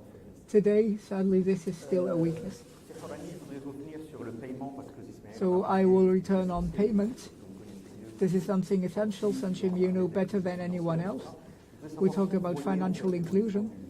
So how do you see the evolution of this financing? As you saw, it's essential everywhere else. E-commerce, Portnet, it's structural for digital transition.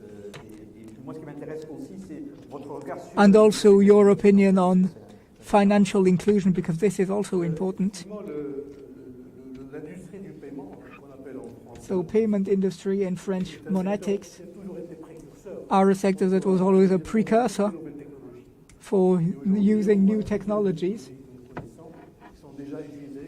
But new technologies are already used by payment industry, blockchain, artificial intelligence, and other technologies. So today we have three actors.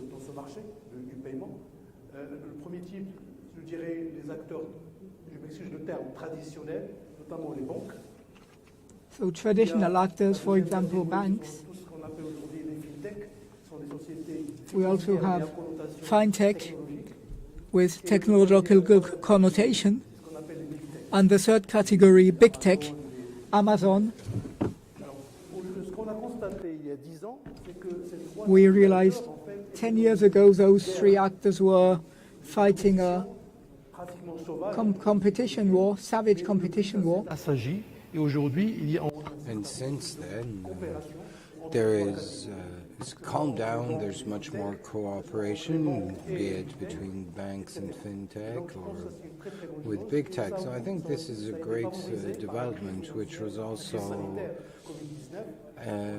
boosted by the COVID crisis. There's been a change in regulation as well when people were asked to use applications to reduce physical contact, that we've come to realize that it's also about the basic life of people and keeping people alive. So there's more flexibility when it comes to regulations and also closer cooperation between different players. When it comes to payments, now there's been a double-digit growth over the last 10 years in e-payments, either through cards, but also through mobile payment and mobile money, which is an extraordinary tool for financial inclusion. For example, in Kenya, with the M-Pesa, which had been launched by a telecom operator and not a bank. And today, $55 billion went through M-Pesa. It's massive. By comparison, e-commerce in Morocco is about 5 billion dirhams. That's less than $1 billion in a year, so there's still much to do. But I think mobile payment will emerge. There's a third trend, is the role of central banks. Over the last few years, we've seen the emergence of a trend which affects 80% of central banking, which is the cryptocurrency for central banking.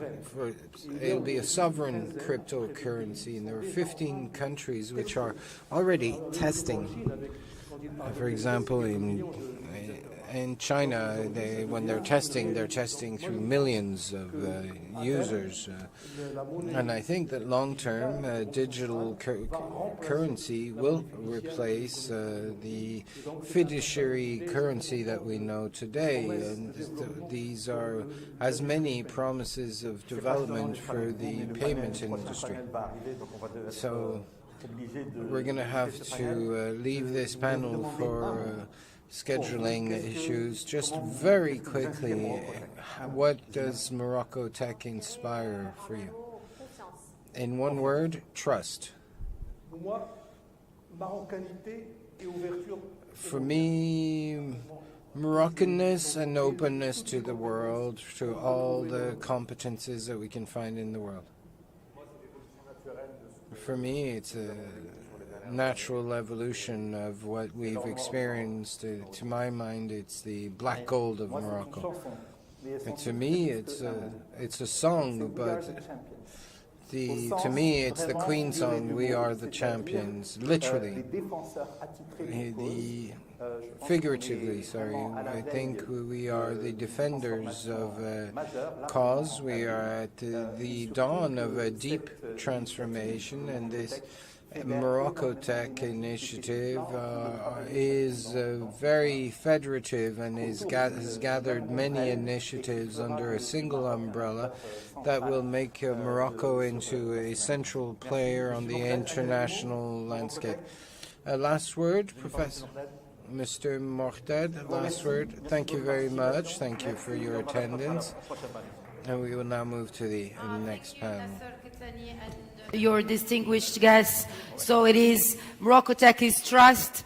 It is, of course, openness, inclusiveness, champions, and continuity. And we're continuing our program with the second panel, ladies and gentlemen, that is about encouraging the convergence of public policies by setting agile, flexible. And before this panel, we will continue with the showcase. The first showcase, ladies and gentlemen, that is about the fintech. It will be moderated by my partner Mehdi Boukhari and his guests today. Merci beaucoup, Khadija, pour cette introduction.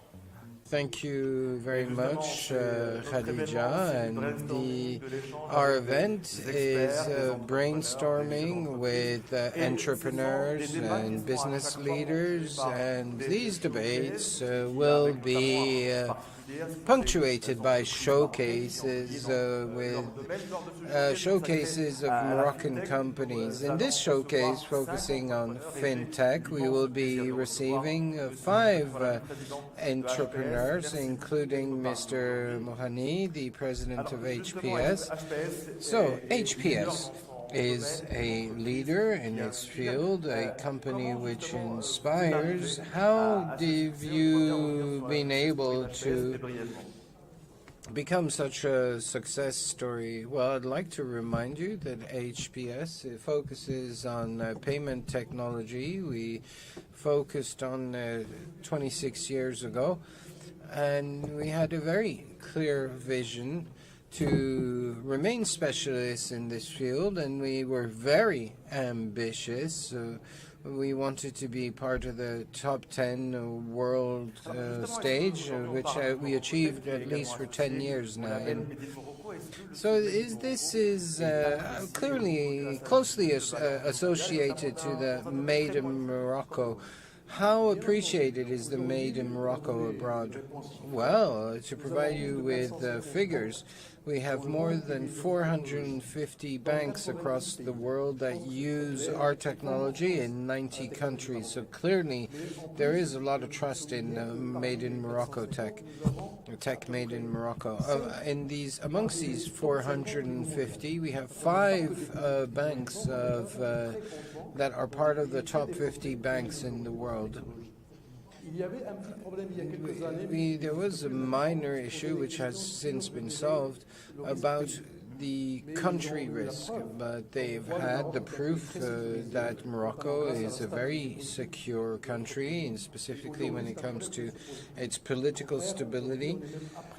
And today, on the contrary, we are very much appreciated for the quality of our software and services. So what are the products that you are developing today in a market in perpetual change? You spoke of blockchain, cryptocurrency, financial inclusion. What are you doing today to prepare tomorrow? Well, I think that our 2 trump cards is first and foremost innovation. Secondly, agility, being close to our customers and being able to adapt to the specific constraints of each country and each customer.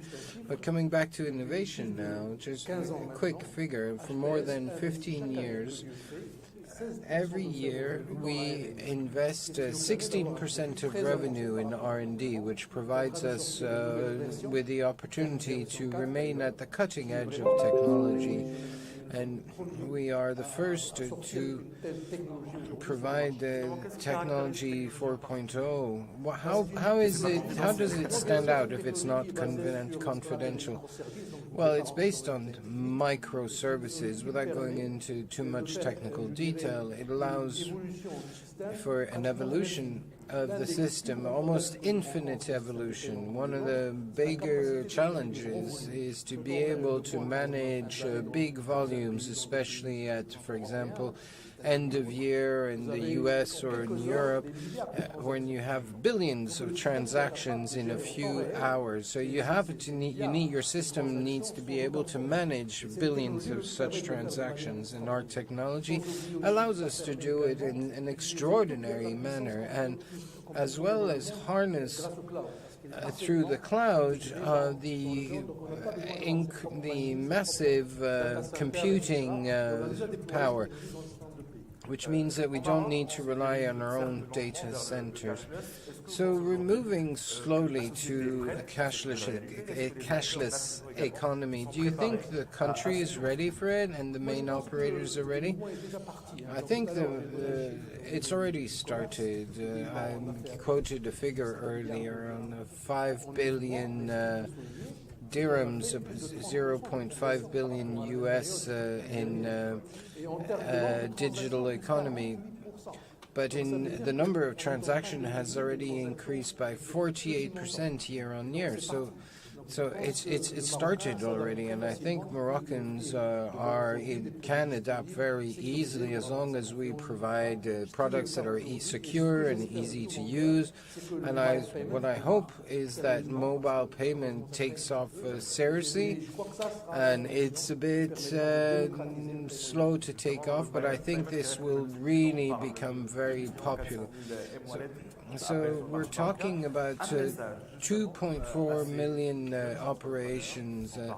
What would you say to these entrepreneurs who are following us online, who would want to invest in fintech and are still hesitating?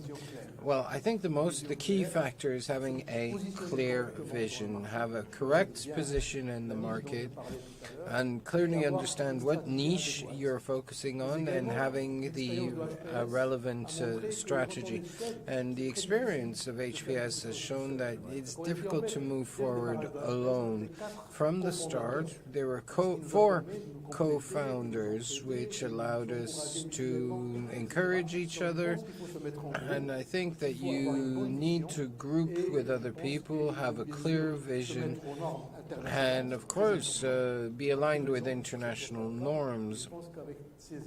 And I think that with these assets, they can exceed what we've achieved with HPS.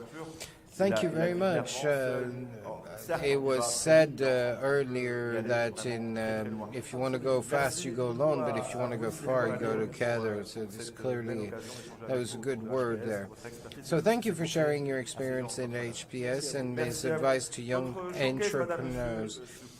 Our showcase now continues, ladies and gentlemen, and we will have the opportunity to discuss with 5 entrepreneurs, 4 entrepreneurs from at all levels, both big companies and very small and medium enterprises. And we'd now like to hear from Mr. Ridwi from Industrie.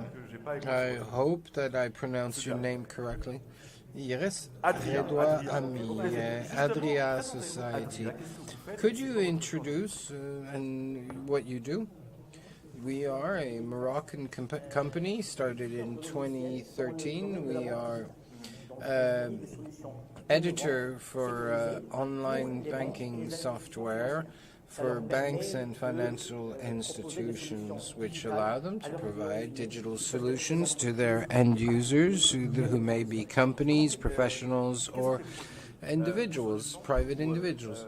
So what are the solutions that you could provide Moroccan or international customers? Well, we have a remote banking application which allows customers to conduct their banking operations.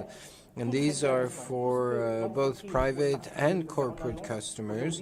Everything that can be done in an agency can now be done online, quickly, and in a secure manner. Most of our customers are banking.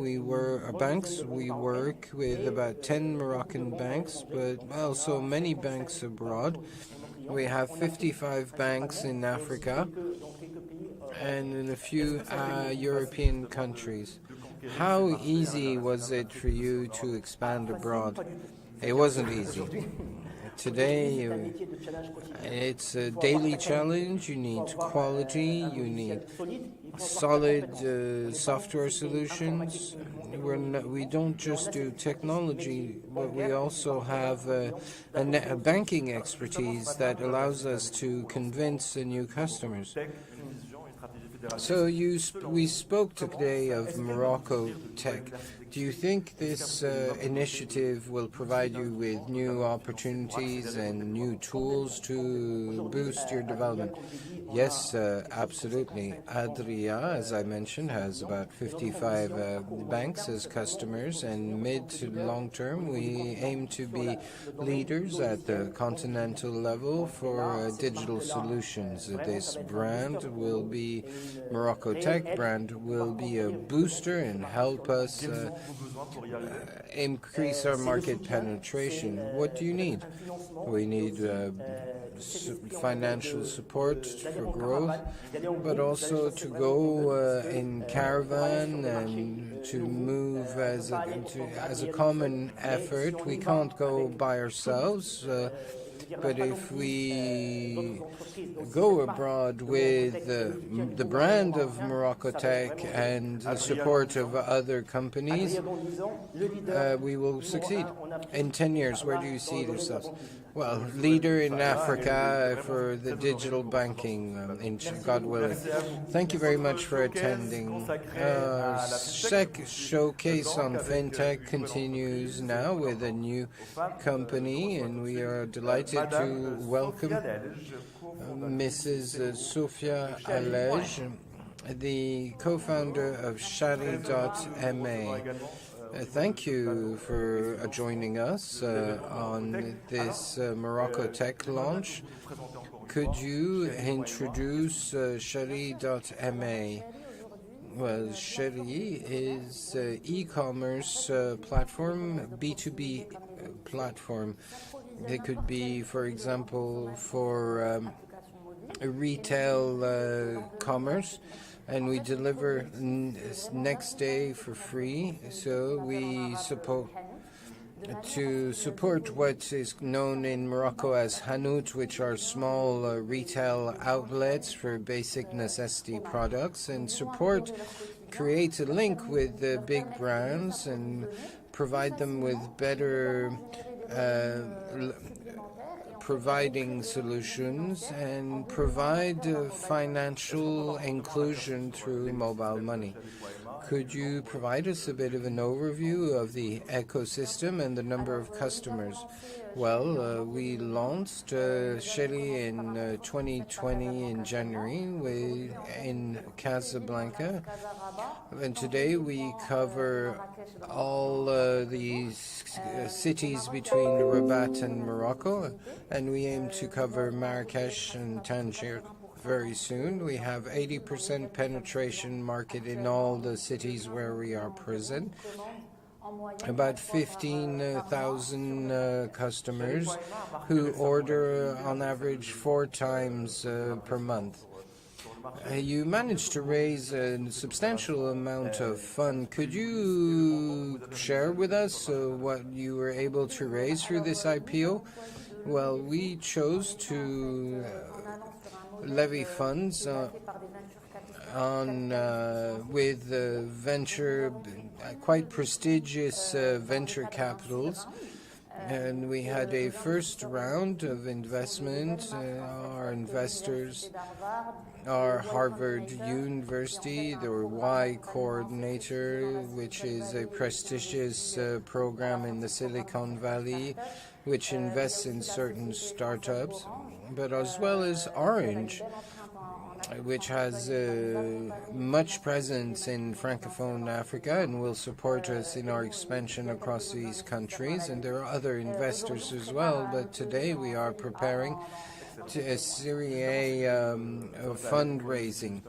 So thank you very much, and good luck for getting the funds. What have you learned, and what could you share with startups who are listening to us, and how can they raise funds? Well, I believe that my co-founder and I have 2 conclusions. First, the Moroccan ecosystem is developing quickly. We have financial support through, for example, the OCP funding, which is called Plug and Play and Stargate, which allowed us to get some seed money, and you shouldn't make the most of this ecosystem. The second lesson is that we're still at the beginning of things, so you should not be shy in raising investment abroad and using word of mouth. Entrepreneurship can be quite difficult, so you really have to hang in there. Do you think that MoroccoTech will provide help in accessing financing? Yes, absolutely. I think the ecosystem is just starting. Not all Moroccan startups can access the funds that they need, and we hope that through MoroccoTech it will widen access to finance. So when are you going to be moving abroad? Well, we launched Shari in Tunisia a few months ago, and we hope to grow in Francophone Africa. Any figures that you can share with us? Well, in the next 10 coming years, well, it's a bit difficult to provide a 10-year figures for the 10-year horizon, but we hope to be leaders in Francophone Africa, in fintech and e-commerce. What about the competition and the competition? Well, I don't think it's easy, but we have succeeded in Morocco. We are succeeding in Tunisia, and there is very strong similarities between fintech and e-commerce. So, what about marketing? How do you get your brand across in the Moroccan targets of retail? Small retail outlets. We have 3 main domains. The first is digital marketing. We are a tech joint, so we focused on social networks such as TikTok and Facebook, to which our target audience is very receptive. We also use WhatsApp or SMS platforms to communicate with them. The second domain is going door to door. We have ambassadors who introduce Cherie to our potential customers. And then, of course, organic growth through word of mouth. Do you think you need a lot of money to be heard and seen? As many startups say, we haven't launched digital marketing because it's too expensive. Is it important to have money? Quite frankly, because what we've launched doesn't require that much investment. Our first campaigns were not, we didn't actually pay for them. We just tried to generate traffic to our sites. But now we invest a little bit, but it's not astronomical amounts. Using ambassadors, in small amounts, yes, you do need a bit of money, but we're not talking about massive sums either. So what about developing technology internally? Well, we are focused on trying to digitize the whole value chain, and when we developed our own tools which allow for ordering, preparing orders, delivery and data. 100% Moroccan? Yes, absolutely, 100% Moroccan. How many of there are you? Well, our team has grown. We're about 100 people, including all our commercial, delivery, and tech teams. A final word? That would be that we're working very hard to try to be the first unicorn in Morocco, and we hope to be able to do it and make Morocco proud of us. Well, thank you very much for placing the bar so high, not a gazelle, but a unicorn. Good luck for your venture. Our showcase continues now, ladies and gentlemen, as you may have noticed, with different types of companies, be they HPS. We also discovered Adria and Shari.ma. We'll now hear from Woofer.ma with President and co-founder Ismail Bashaka. Good morning, and delighted to welcome you here. Could you introduce yourselves? Well, Offer is a mobile application. When we realized that the big distributors made 90% of their revenue in small retail units as Hanout, so we launched an application. If you use it, if you use the application to buy in the Hanouts, the small retail outlets, you get a small discount, which is financed by the big distributors, as each sale is traced, and so we're just aligning interests The distributors and the brands and the customers all win from this this process. So how can you use this? You just download the application and you flash the barcode. So how do you incite customers and retailers? Well, we bought some advertising on Facebook and Google, but we stopped quickly as the best way we realized was to get retailers, and now it's just grown from word of mouth, and it's the retailers themselves who encourage final customers to use the application. Can you give us any figures if it's not too confidential? We have more than 10,000 retailers in our database, at about 10,000 dozens of thousands of transactions every day, and we're experiencing exponential growth. And we have the growth of 107% on average per month, so it's hyper growth.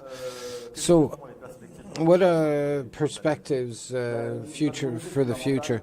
Well, basically, we want to ensure that all Moroccans in relatively poor countries stop using cash. So we're fully aligned with what MoroccoTech and FinTech aims to do, which is to boost financial inclusion. We want to encourage people to use other means of payment than cash, as cash for the moment is the cheap. Even managing money, cash costs 7 billion. Yes, that's where the contradiction. It costs bank and state 7 billion. So we believe that if people, not just the average Joe in Morocco, but also the small retailers, when you ask them to include themselves financially, and they are asked to pay, whereas us, what we do is we include them financially and reduce their costs.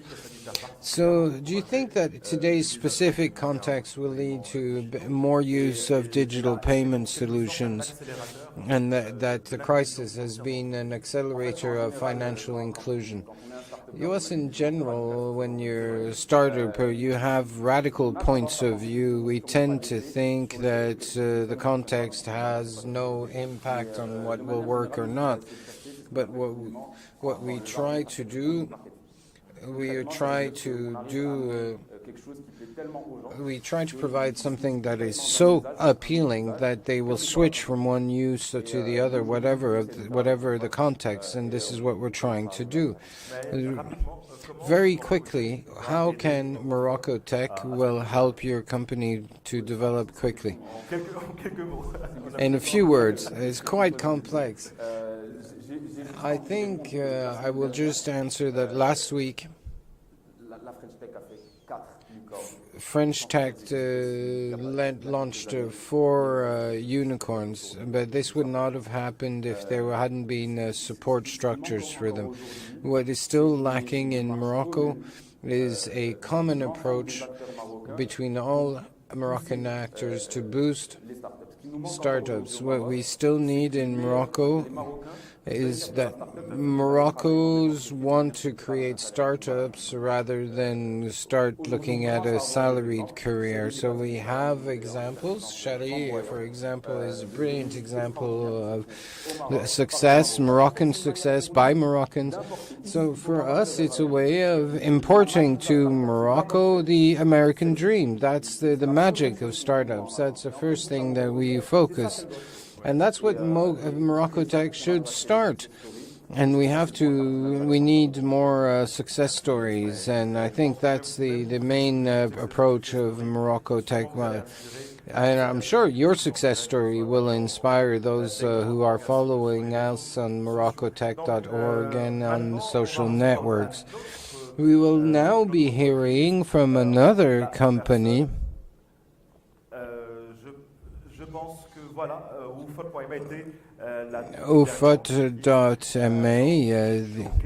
in this showcase focusing on fintech. As you mentioned, this ecosystem is undergoing a real boom with inclusive and innovative startups, and we'll now hear from Khadija for the rest of this fantastic day.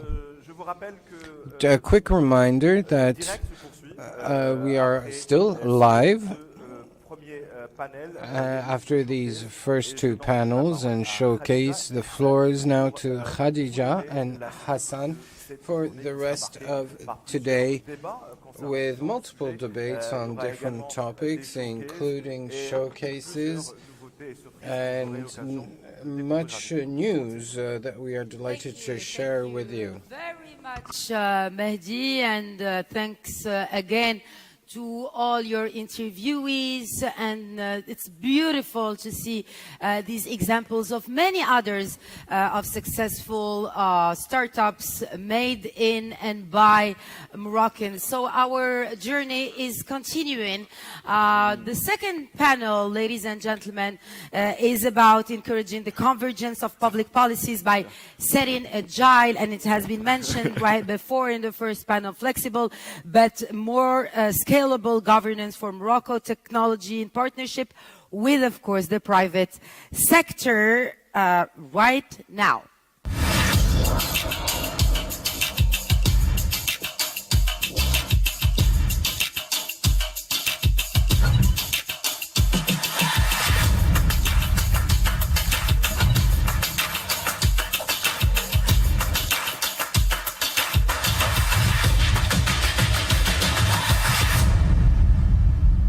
And this panel of governance in MoroccoTech will be moderated and handled by Mohamed Faisal Nabri, Head of Strategy, Development, Cooperation and Communication Department at the Moroccan Digital Development Agency. And I'm calling him to join me maybe on stage.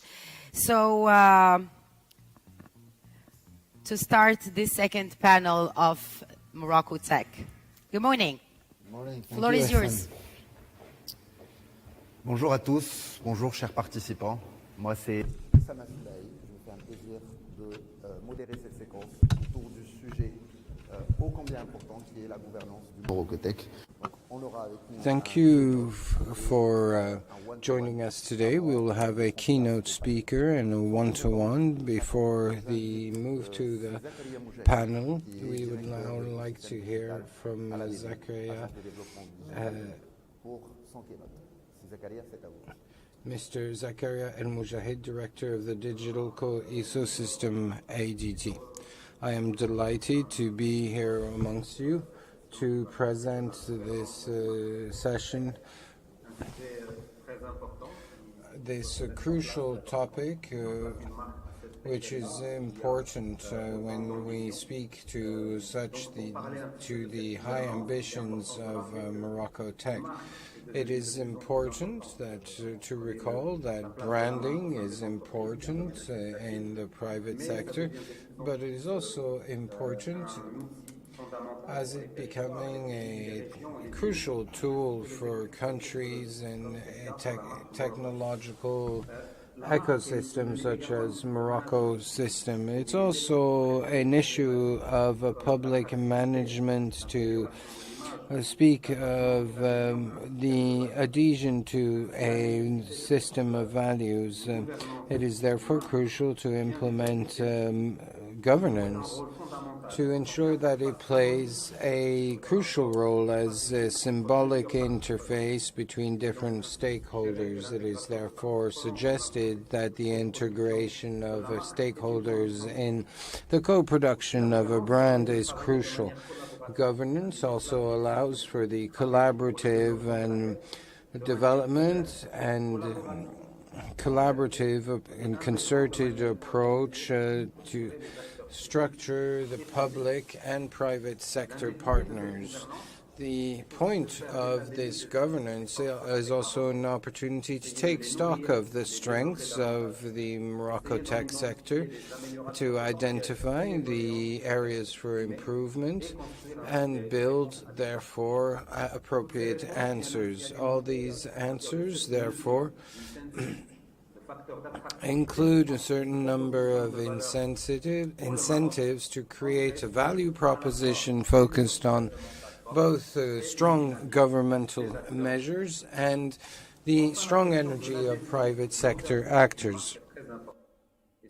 Commitment to a brand is very important so as to build on the efforts of the stakeholders to create a mass effect and increase the attractivity of the national sector. We have therefore been looked at different countries which have adopted such branding strategies to blow the horn of the private and public initiatives, and these are heavily invested in their own countries, such as India or France or Portugal. And what we have seen also is that the existence of a strong vision and strategies within these countries is a crucial element. Public-private governance is also very important to identify synergies between top-down and bottom-up approaches, which provide strategic and operational solutions that are coherent and drive significant engagement. It also provides an open and inclusive framework for working together. We also need a certain number of measures and attractivity measures to be they regulatory or development programs. All these elements must be worked and built together by the different public and private partners in a concerted manner with a single direction. Thank you very much. The floor is yours. I wish you an excellent panel. Thank you very much, Mr. Moujahid, for this fantastic intervention. MoroccoTech is a movement, a commitment, a brand, so that we can all together become an inclusive, innovative society, harboring talent and trust. To speak of these different stakes tied to governance, we would like to hear now Mr.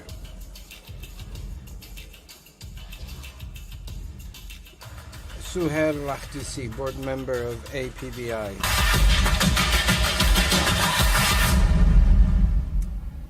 Souhair, bonjour. Je rappelle que vous êtes membre du bureau de l'APBI, Fédération des Nouvelles Technologies. Good morning. You are a member of the Office of Communication and Offshoring at APBI. Thank you for being here with us today. And the MoroccoTech initiative was the incarnation of this federative collaboration spirit between the private and the public sector in an innovative governance scheme. What can you tell us about this MoroccoTech governance scheme? Okay, I will speak English so that the message is communicated at the maximum. I believe what we have seen in the building of our vision is unique. We have seen many private actors meeting, grouping amongst themselves. All the actors of the ecosystem, OSIM, APB, CGEM, and others, Technopark, are involved today in this vision. And they met, public leaders met to carry this work together. And so today, we are at the beginning of something important. This vision will be followed by concrete means. This is a vision for Morocco. This is a vision for technology in Morocco. I think that this vision is something which is unique in the way it was built. Actors coming from the private sector, the whole ecosystem represented, or most of the ecosystem represented, actors and leaders from the public sector. and both working together for months in order to build this vision of the MoroccoTech, how to sell Moroccan talents abroad, how to sell Moroccan technology and value creation in digital abroad. And of course, the governance is something which is, again, unique. Having both, we saw in the keynotes of my friend Zakaria, how the public sector was fully mobilized in order to succeed in this vision. So we have now a first step, and the next step would be to create, which is underway now, to create the measures, the incentives that will help both actors from the Moroccan ecosystem and actors from abroad to build in Morocco technology for the future.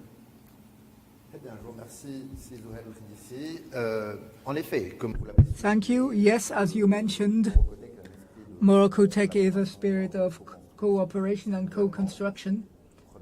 So this government in its first steps should lead to something more operational, more palpable, and the worksheet built in this spirit. So how do you see the steps to conceive and co-build this project? What changes are needed during the next weeks or months for this co-construction process? What we're, again, experiencing is something unique. I think all the people that are looking at us now can be part of this vision. The idea is that in the next months, we will build the incentives for the private sector, for the startups, that will help them succeed in exporting Moroccan technology and Moroccan innovation abroad. So basically, what was built is committees, strategic committees and operational committees that will help in the achievement of this goal.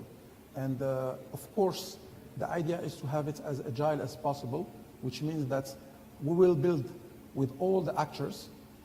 Every actor who is represented by his federation or his ecosystem need to connect to his ecosystem to express his needs, what his expectation, and the idea is all of these will be built, as Zakaria said, not only in a top-down approach, which was done till now, but also in a bottom-up, where we try to see what are the needs of the ecosystem and how we can fulfill it. And of course, a lot of measures are already in preparation, but we need also to see exactly how we can help companies in terms of innovation, in terms of investments, in terms of regulatory measures, in terms of talent and education and trainings, in order to achieve this goal, where I think, as we saw in the automotive sector, as we saw in the aeronautic or airplane industry, we see Moroccan technology in most of the big innovation of the world. We want to see this in the big GAFA products. We want to see Moroccan innovation, Moroccan talents, and Moroccan technologies present in most of the innovation of the future. Très très bien, très très bien. On a pu converger dessus. MoroccoTech est une histoire de société, une société à l'ère du digital. Et donc, s'il devait y avoir d'autres parties prenantes qui rejoindraient cette dynamique, bien sûr, inclusive en termes de gouvernance, en termes de prochaines étapes, quelles seraient ces entités publiques, privées, qui compléterait un peu la mosaïque des acteurs qui portent au final, comme on l'a dit, un sujet de société qui est digital first. Donc si vous devez inviter des entités, des organisations données à rejoindre cette dynamique, lesquelles elles seraient? I think this is an open invitation for everyone. We already have 3 ministries represented, different agencies. Of course, the Ministry of Digital Transition in Morocco and the administration reform. We have l'ADD, which is part of the ministry, which is the agency of the digital in Morocco. We have l'AMDIE, which is in charge of investment and developments. We have in the private sector already, OZIM and APB, but I think, and CGM, of course, we have also Technopark. The idea is really to say, this is a start. Everyone is welcome. Again, it's about the mindset. Let's put Morocco first. Let's put technology and digital first. I think the most important thing in what we are doing now is the mindset. Everyone needs to be in the same logic. We need to have trust. We need to have collaboration. We need to have agility. And we need to put Morocco and the citizens of Morocco and the digital industry in the world first. Très bien. J'aimerais rebondir sur deux aspects que vous avez soulignés. Yes, I wanted to mention 2 points you mentioned: agility and paradigm change, mindset change. How do we translate this philosophy? How can you share with our participants the spirit of change? Does this involve agility for the public sphere? Maybe just to give you some examples. For example, how this was done, we built common teams from all the stakeholders, and we were meeting in the ministry, working together as a team, the same team. And the idea was even for the choice of the brand, of the name of the brand, it was a collaborative work. So everyone, there were people from different ecosystems who were kind of participated in this process. And the idea, again, is really to be very open to all voices. Again, this is just a start of a movement. Everyone can join. Of course, at the beginning, we cannot have everybody on board. But this is for Morocco. This is for technology. And of course, as you said, we will have different workshops with participation of different entities, different stakeholders, and everyone is invited to be part of this. I ask all people who are now watching us to participate by ideas, by initiatives, in order to make this vision succeed. Très très bien, très très bien. Peut-être j'aurais une dernière question. Very good. One last question for you. The goal of this government should be reaching certain results, value creation. How would you express this? This goal we are trying to reach. I don't want to anticipate regarding the panel, but my friends have a lot of things to say about this. I think the idea is really to be practical, to have a big vision, to be very practical in the way it will be implemented.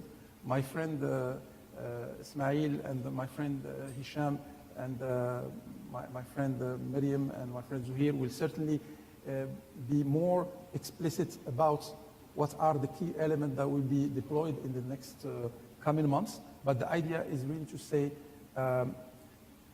this is something where we need to forget about our egos, forget about who we belong to, and say we belong to digital, we belong to Morocco, and this is about the future of this nation. We saw during this pandemic that digital is key in order to have kind of resilience regarding the pandemic.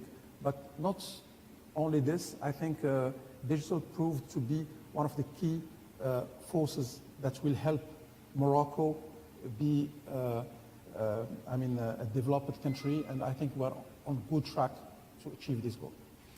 Merci beaucoup, Zohair, de votre participation à ce one-to-one. Ce fut très intéressant. Thank you, Zohair, for your participation to this one-to-one. And now, with no further avail, I will invite the moderator, I will invite our moderator to please continue this panel.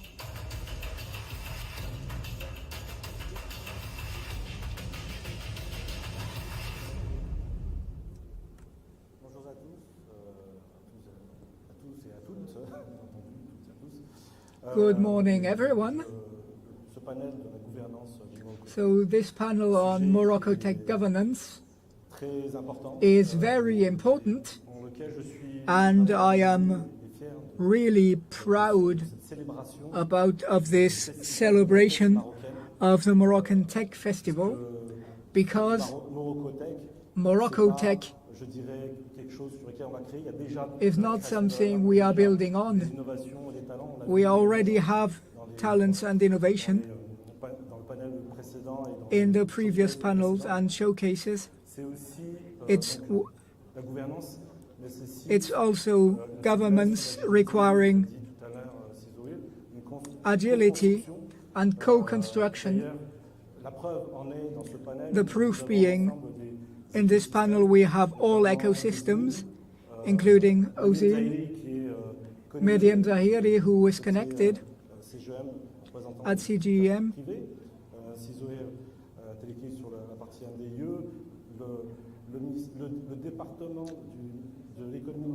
the Digital Economy Department, and APB.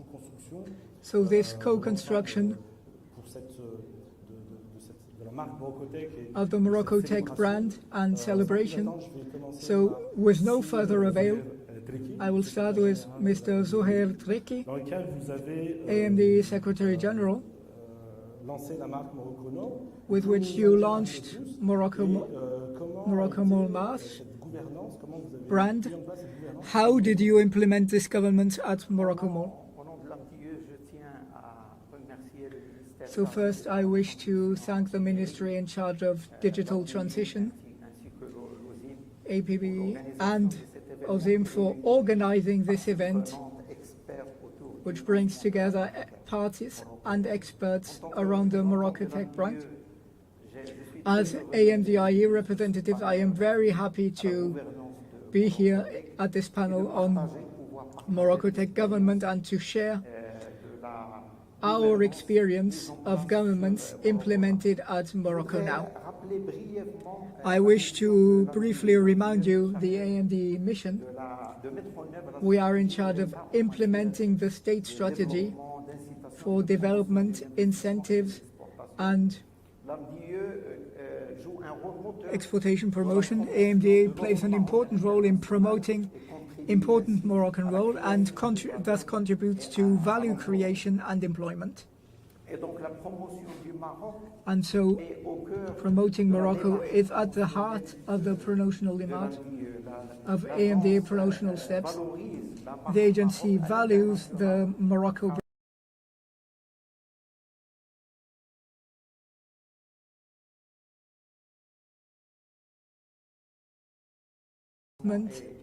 and for promoting exportation, and was officially launched in October 2021. Morocco Now aims to crystallize and at our investors our specific value proposal as a Moroccan investment and exportation platform. So Morocco Now is a competitive production platform, decarbonated and open on over 1 billion agile consumers, which already proved their success. So Morocco Now is living through actors, through various actors that are involved in the promotion of the international Moroccan offer and the mutualization of efforts and strengthening synergies in order to allow us to strengthen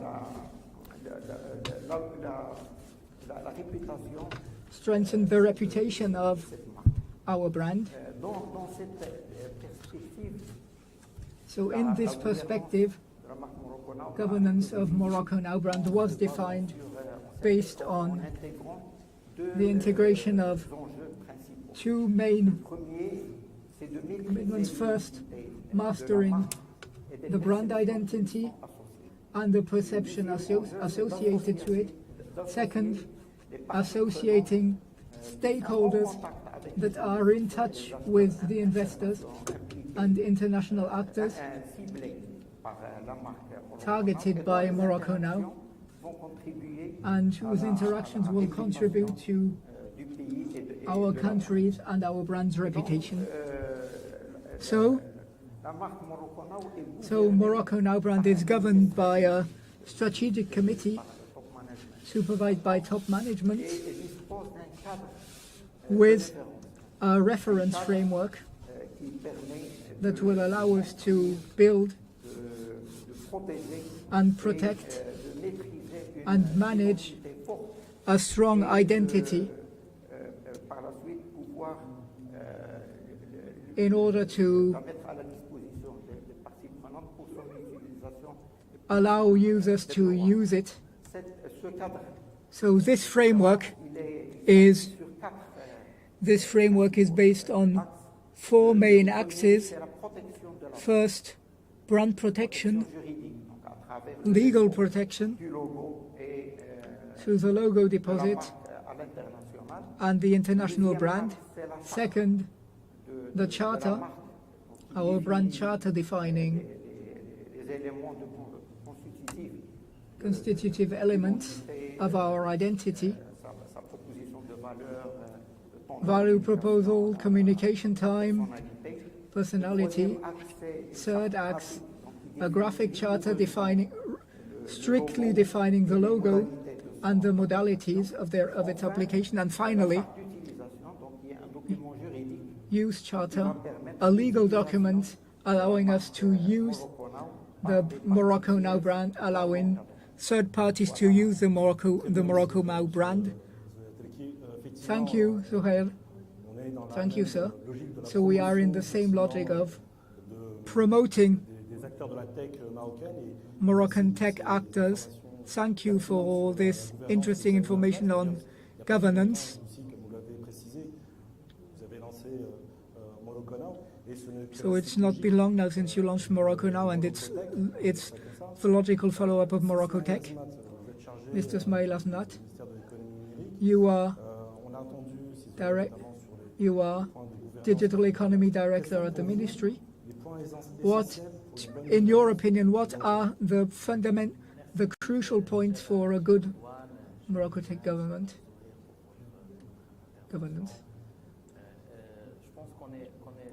We cannot hear the speaker. So MoroccoTech governance is very important. The strongly original idea of our brand is that it was co-built by the public and the private sector, hand in hand. We co-built this vision of MoroccoTech brand, and it was natural for its governance to be at this image. So now we believe the success of this initiative depends strongly on the manner of governance. Additionally, we believe we have 3 important ingredients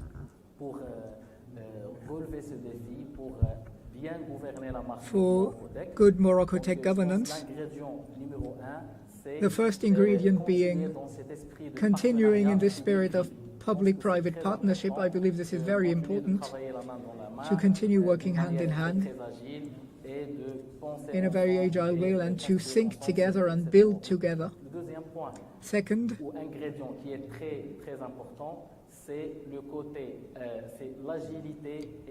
agility and the evolution of MoroccoTech. As you know, MoroccoTech is a brand for the whole Moroccan digital ecosystem, startups, small companies, major companies, and we all believe all those actors have different needs. And so this agile evolutive model will allow all those actors to meet, to get together in MoroccoTech, and will allow this market to be federative. So this is an important point. Another point management centered on results. I believe today we need to work on the most important, on the main KPIs, on value creation. I believe this is the most important today, and avoiding the classical approach, following only actions and resources without concentrating on the most important, accompanying actors of the private sector to reach those results. Thank you, Ismail. So I believe we have Miriam Zahiri who should be online. Good morning, Miriam. So this panel today is made mostly of men. Luckily, we have Miriam. We would be happy if she were with us. So technology is a mostly male field. But this is not only the case in Morocco. All around the world we have mostly men. But in Morocco, we have quite a lot of women involved, around 25%, while in other countries it's around 5 to 6%. So we are proud of this. Of course, we still want to go even further. And I wish to rebound on what Ismail just said. On public-private partnership, you at CGM, you have a private vision. So how do you see the MoroccoTech brand as a private sector actor? Good morning. I first wish to thank you for inviting me. I'm very happy to be here at this panel. And thank you and I am also happy to contribute to gender parity. So this is an important topic. Governance is the key for all public-private partnership.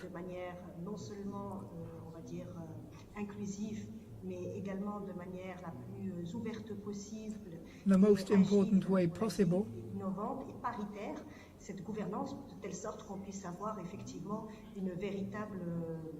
So we have a MoroccoTech vision that will be the most successful possible.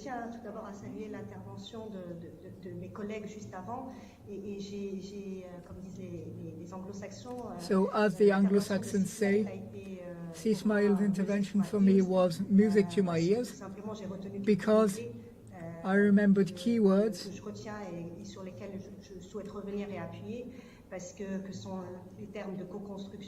Co-construction, hand in hand, and in a highly pragmatic approach, acts on impact and on what we can create around this MoroccoTech vision. So on those points, they are so important that we have no other choice but to work all together to guarantee the success of all our actors and guarantee the inclusivity of this approach, to build a real brand and to position our country at the continental level and allow it to play this role.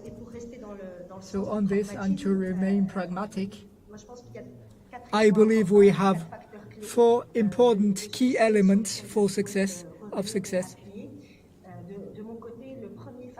The first one is the regulatory framework, the fiscal and legal regulatory framework.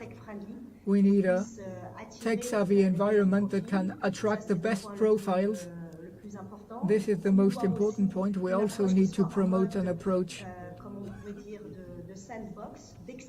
a sandbox approach, experimentation approach, in order to promote tech and innovation in general. And so here the importance is the legal framework is critical for the development of our technological hub. We had several recommendations at CGM via our white book on this topic, and also financial laws and policies, policy papers which we can share on specific elements.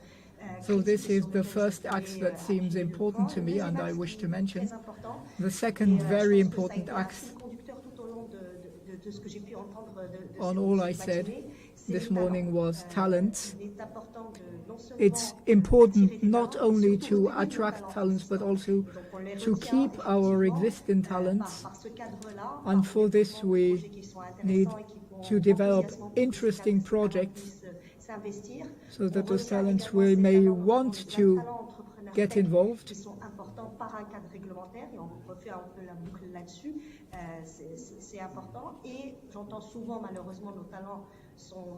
And often our talents are chased away.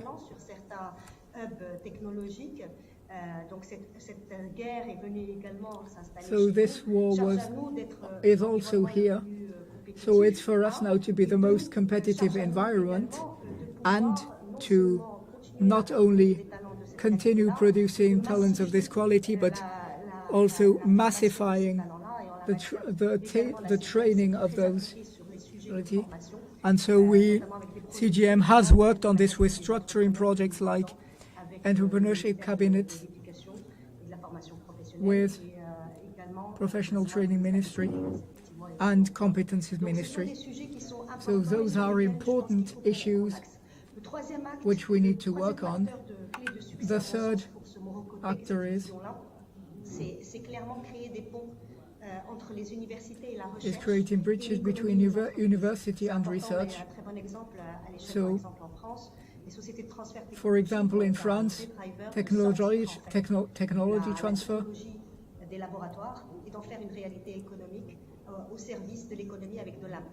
So, with a strong impact on employment creation and process creation and innovation.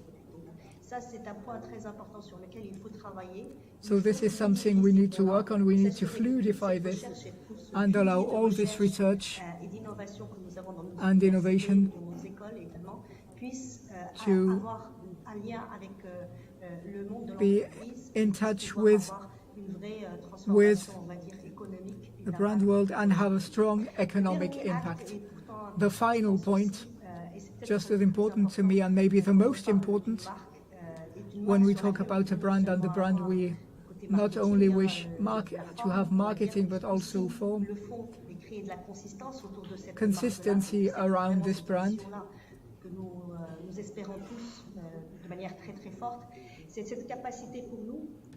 So this capacity,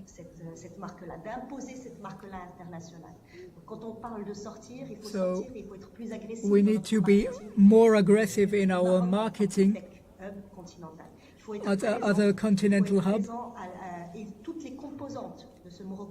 All components need to be present, public, private, all together, hand in hand. We need to go together. It's an international importance. We need to promote our talents as other countries in our region are doing it. We need to go with what we have best for innovative startups in order to become the best actors of this Moroccan innovation and the best instrument of promotion. So those are the four key actors of this MoroccoTech vision, for which I hope full success. So we always worked in that direction, and we really hope, because the momentum today is critical, we really have a role to play here in this MoroccoTech dynamic.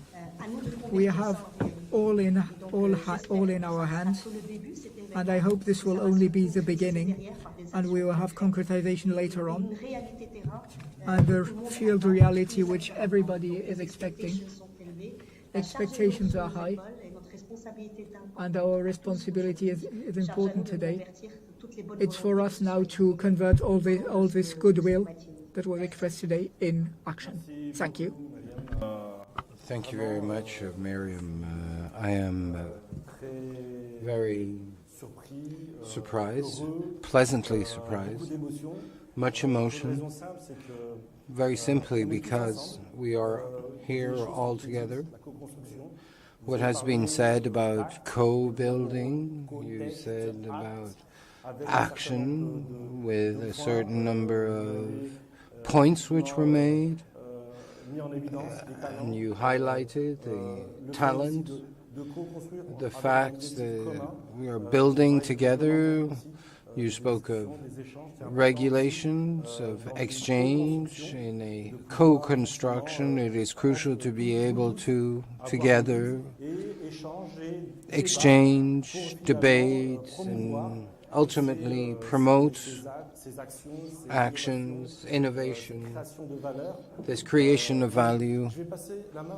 I would now like to give the floor to Isham, the representative of the Association of Information Users in Morocco. Will there be a before and after MoroccoTech? Excellent question, Redouane. I would like to first start by saying that I am absolutely delighted to be part of this event today, as we have been waiting for quite a while for such an event that will federate all the efforts that have been made by the different bodies, the Technopark, the AMDI through its Morocco Now brand, the ministries, and the fact that we have a minister dedicated to the digital transition is a success in itself and highlights the government's commitment. The second step is that 3 months after, we already have a branding that we can promote abroad. The MoroccoTech, gathering all these systems gathered behind this brand to make it into something more international, more inclusive at every level. So this is a first strong result, and this is the first stage of this international success. The second aspect is that a private-public governance is a crucial component to found a digital nation, and in the era of metaverses, we are in a more and more connected world, more and more robotized, and therefore my message is that the objective is not to robotize humans, but humanize robots. I'd like to, for example, electricity was a massive revolution when it first emerged, and today it's become part of our everyday life. A metaverse is similarly should be included in our universe without us actually being able to feel it, a bit like electricity. All these infrastructures will come in support, to support and augment humans, who will therefore, humans will be able to use it in response to their needs, but not as an end in itself, and respond to specific human needs so that we can federate and continue to federate. Today, the issue of before and after MoroccoTech is we have no choice. Either we move forward or we move forward, basically. The engine has already started. Some carriages have been tied up to this engine. There's an east-west axis across the world, which is driving, leading this world. this new world. There's another carriage that has latched on, Europe, and today in Africa there is movement, even if it is still, it's not very visible. But you look at the continental scale, what's happening, you can see there's quite a few success stories and quite a lot being said about nations that want to launch digital work on the digital world. I believe that there is no need to be a very developed country to launch a digital. But the advantage in Morocco is that we have much youth and much grey matter that will allow us to move forward. The topic of governance is particularly important. We've heard many panelists speak of that. There's much at stake. When you see the capacity of digital, well, the pandemic has highlighted the advantages, and as going digital has helped to save much employment and much economic activity. So governance would allow us for this co-construction, and I absolutely support this concept of co-construction. It's unavoidable. We need this link between the public and the private sector, which provides a common objective, a common vision, and using the best cases or best practices to build something Moroccan, something tailored to Moroccan needs, and can show our specificities, and we have much to showcase to the world, and I think this is crucial and must not be forgotten. When it comes to designing governance and different topics, we will need from tomorrow to work on the different aspects, and we need to bear in mind that we will need to provide solutions not just in the big companies, because we always start with Casa, Rabat, the two major cities, and Tangier, the two major cities in Morocco, but we need to localize.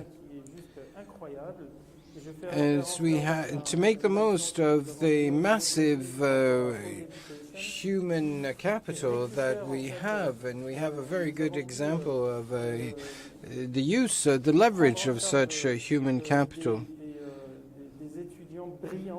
where we've seen brilliant students from rural areas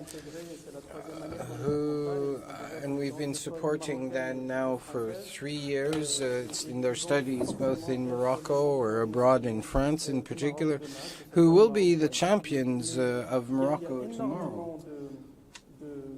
There is much potential. The capacity to be able to federate, this capacity to share on this MoroccoTech brand will provide us with the opportunity to go far. Yes, for a start, it starts very well. So much has already been implemented. If you're talking about governance, of course, you have to talk about objectives, and I really admire what you said about equality of opportunity, as we are confronted with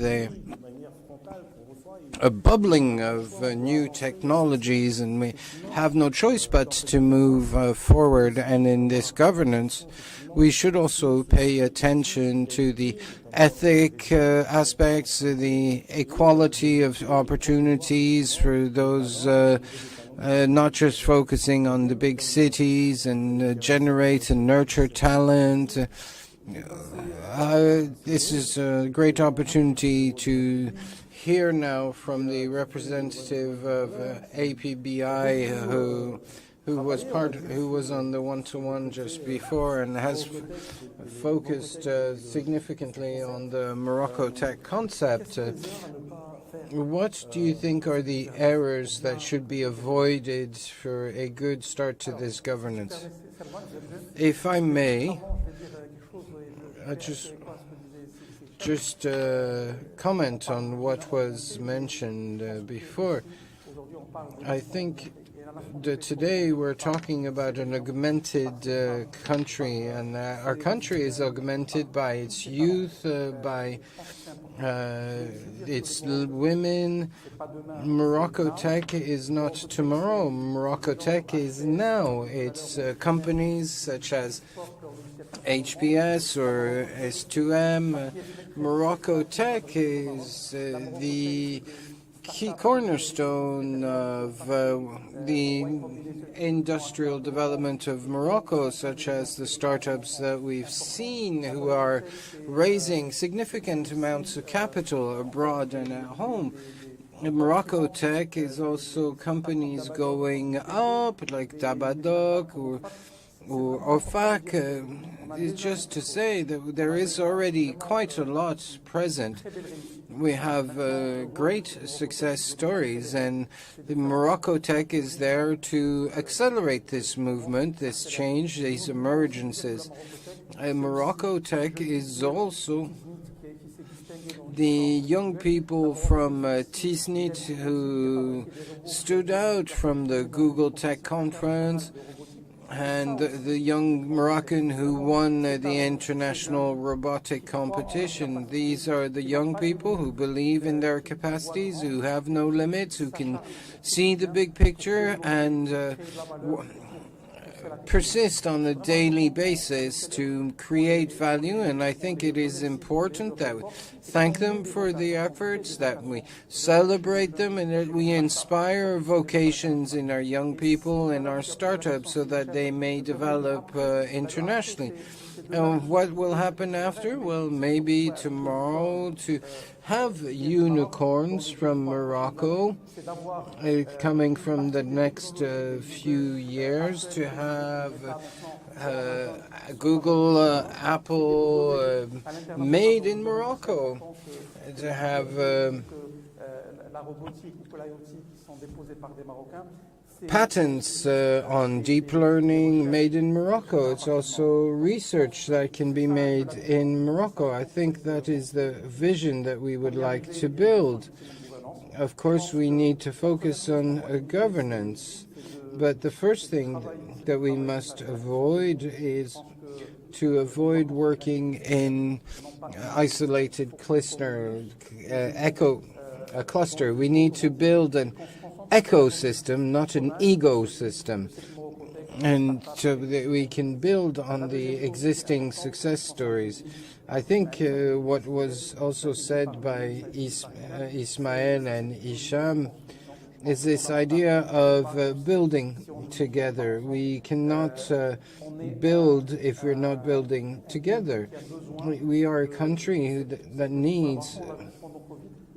We've seen it during COVID, how multiple bodies work together and miracles were produced. Many people agree that Morocco has managed very well the pandemic and has also managed to produce solutions tailored to the challenges posed by this the pandemic. Agility is therefore crucial. You can't have a brand without without active listening and seeking to continuously improve. We need to avoid having a logic that is set in stone, and I think this is I'm very happy to see what has been happening because it's very flexible.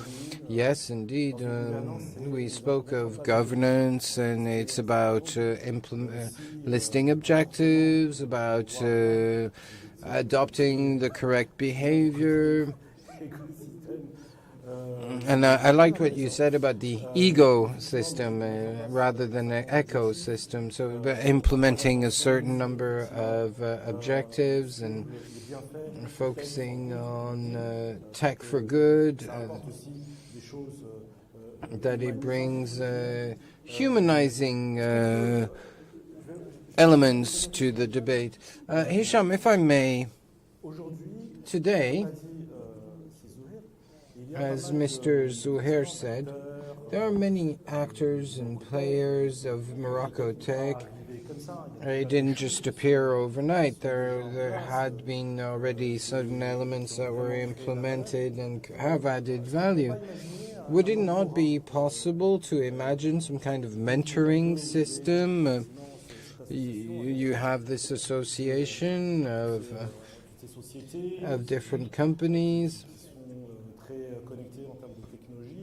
which are very, we have startups,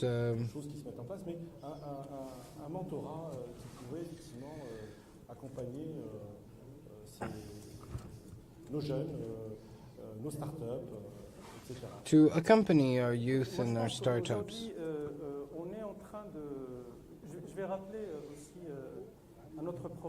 I would like also to remind of the program which is very close to our heart and supports startups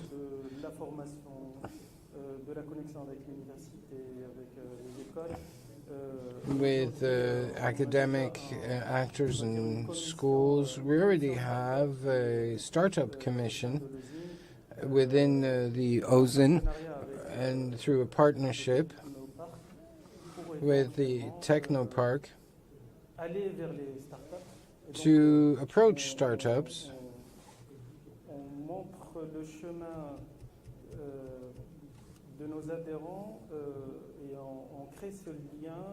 and we create this bridge between companies and startups. And I think that in this respect we are on the 4th edition, and today the feedback is absolutely brilliant. There's very good feedback with links being woven between our members and startups. We already have within the ECAP in Rabat and Casablanca, and we aim to reach out to other cities. I won't say the name, but there will be a roadshow that will allow us to meet all the startups across Morocco, eventually to make them better known, but also get orders for them, but also to create links with the world of business and have a better understanding of operatory modes. As startups tend to be quite agile, it will need to adapt to the needs of companies, but I think there is enough demand out there. And today we have taken this mission at heart to create these links, these bridges, to have more and more Moroccan startups working with companies.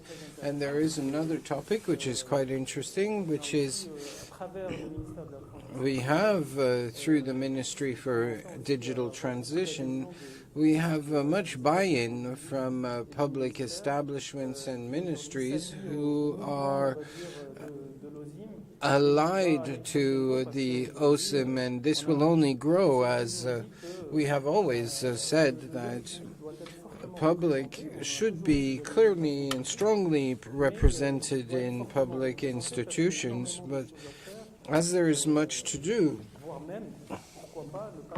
We could even launch a commission, GovTech or eGov. These topics should also be broached, and so we will also be serving this domain, as there is much that will be much added value to be brought forward. Well, this is very interesting, as we're working on co-construction live here. So it is in this spirit of co-construction, of federation, of support, of initiative taking, as was mentioned, both on the public and private sectors, which highlights the importance of being able to work together, as Miriam said before, being able to work hand in glove, and because we all have the same objective, which is the acceleration and the promotion of MoroccoTech abroad, of its talents, its startups and companies, some of which have been in existence for quite a while and are well known abroad. And so it's been quite a pleasure to moderate this panel, which is not that easy, as this is still a work in progress and governance is being implemented as we speak. And so next step would be for all of us to gather around the table and work together and move forward. And so I invite you to meet again next year. Thank you. Thank you very much, Redouane Helwi. As much thanks as well to Oussama Choubahi, both board members, and who brilliantly moderated this second panel around governance in MoroccoTech. We're pursuing our journey. Thank you for staying with us. We're pursuing with the third panel that is going to take place in few minutes. We're still here with you till 7 p.m. A lot of panel discussions as well as showcases will continue all through this special day. Merci beaucoup, Khadija. Donc, comme on l'a vu, thank you, Khadija. This is just the first milestone in our co-construction effort between the public and private sector actors in this new industry, this MoroccoTech, which is both innovative, inclusive, and competitive, but also calls upon Moroccan competences, both at home and abroad, which raises the issue of the contribution of the Moroccan diaspora to the success of MoroccoTech. And this is what we will be looking at in this panel, which will be moderated by Mr. Omar Hakbaj from the CGEM Employers Association of Morocco. The floor is yours to start your panel. What role for the diaspora in promoting MoroccoTech?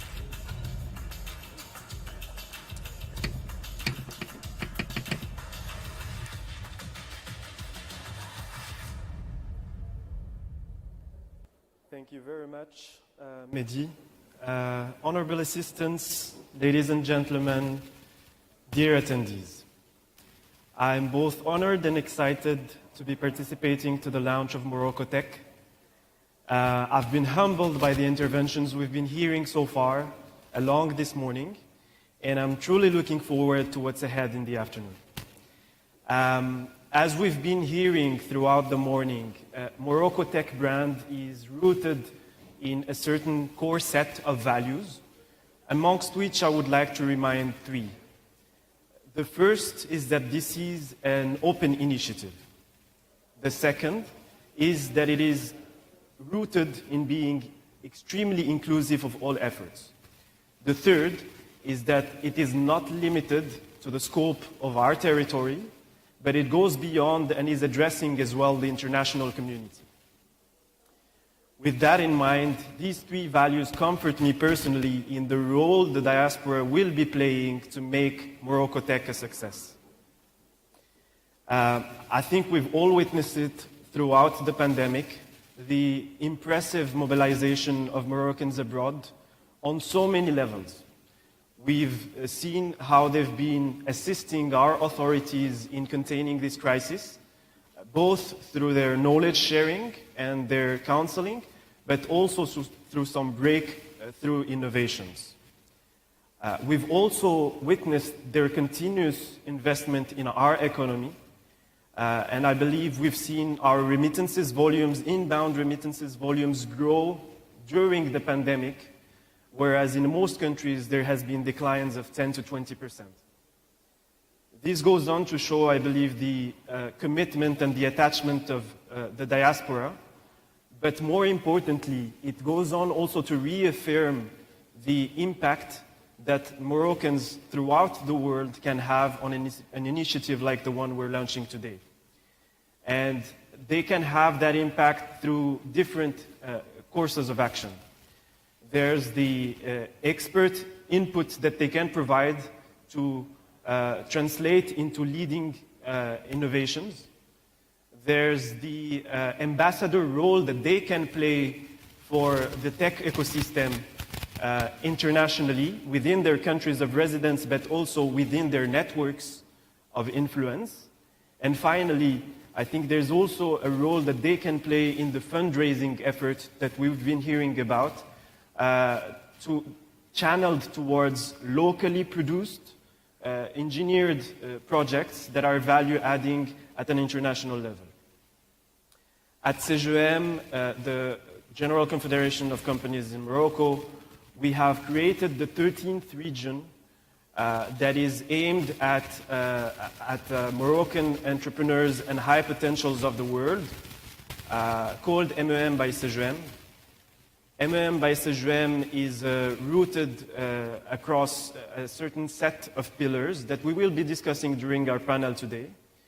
But a few words on MEM by CGM and its action. It creates a unique platform that allows members of the diaspora to connect with each other for knowledge sharing, to connect with Moroccan businesses for mentoring purposes, but also to invest opportunistically in the businesses they believe in. It also allows some research centers between here in Morocco and internationally to connect in their efforts towards promoting some of our national investments. And all of that is done with technology and innovation at its heart. The honorable assistants, ladies and gentlemen, dear attendees, I personally believe that we have a unique window of opportunity together with our partners at MoroccoTech to put together all of the active forces at hand towards building a stronger digital nation, and it is our responsibility to seize it. Without further ado, let me introduce you to our first guest speaker, Mr. Ilan Benaim, for a Fireside 101 chat.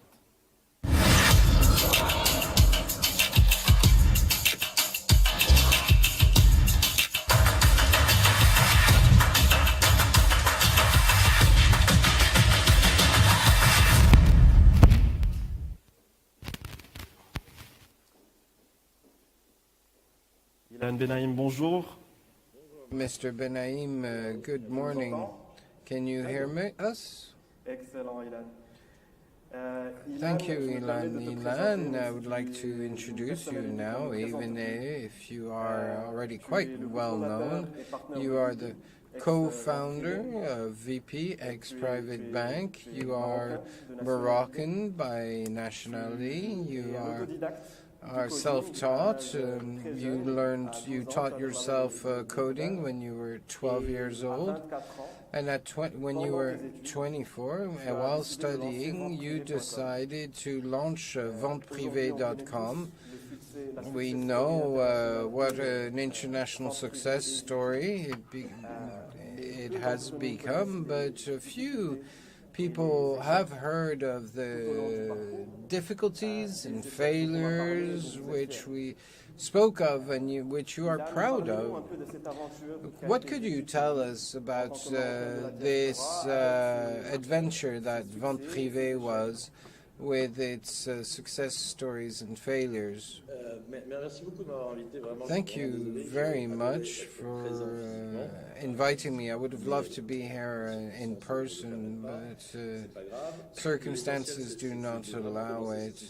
But I really would like to hail this initiative, and I think it is absolutely fantastic. And before I speak of myself, I'd just like to explain why I think this is such a great initiative. In today's post-COVID world, the easiest thing to export will not be fruit, vegetables, or manufactured products, but software. So the main asset of Morocco today is this high-flying talent, and we have to be able to provide this high-flying talent with opportunities at home. Try to provide solutions that we can then export solutions rather than people. So how can we export as Moroccan actors?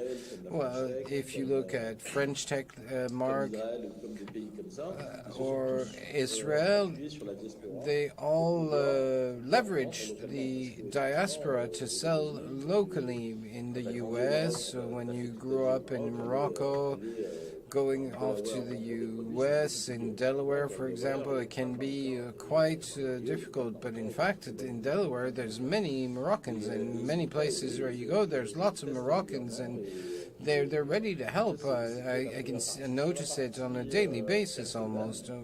When it comes to personal stories for venteprivé.com, I started quite young, when I was 24, before I finished my studies. I didn't actually finish my studies, but I did get my diploma. But I grew up in a family where all my uncles were entrepreneurs, and I've seen them, many succeed or fail and start again. So it was quite natural for me, despite what I was told at school. And these are one of the things that I'd like to highlight, is that to succeed, you have to take risks, and sometimes you lose.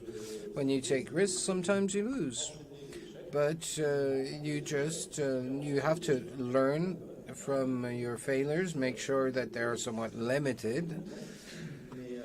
But these are values that were not included in my education, and I think these are very inspired by European culture, which always seeks perfection, and these are not the values that are expected of entrepreneurs. On the contrary, today, everything is possible. To be an entrepreneur, you don't need a diploma, and that is the key to my mind. Anybody can can launch a startup, be they engineers or not. I learned coding. I learned coding at 12, but for my kids, they started learning coding in English when they were 4. And they know that if they have a problem, they will find a solution. And that's what I wanted. I wanted them to learn by themselves. And coding should be... I'm looking to invest in coding companies to desacralize this. If you want to do tech, you need not just engineers, you need also coders. You don't need to be an engineer to do tech. Engineers have great qualities, but for coding, you don't need an engineering diploma. For example, some of my employees don't even have a high school leaving diploma. And he's actually a better coder than I am. Thank you for sharing this experience and this feedback on your track record. Basically, I can see that you had a desire to undertake, and that you've transmitted to your children, this desire to think big, not just the local market, but to export ideas abroad. this is crucial what you're saying here. I'm part of the diaspora, but unlike others, my parents still live in Casa.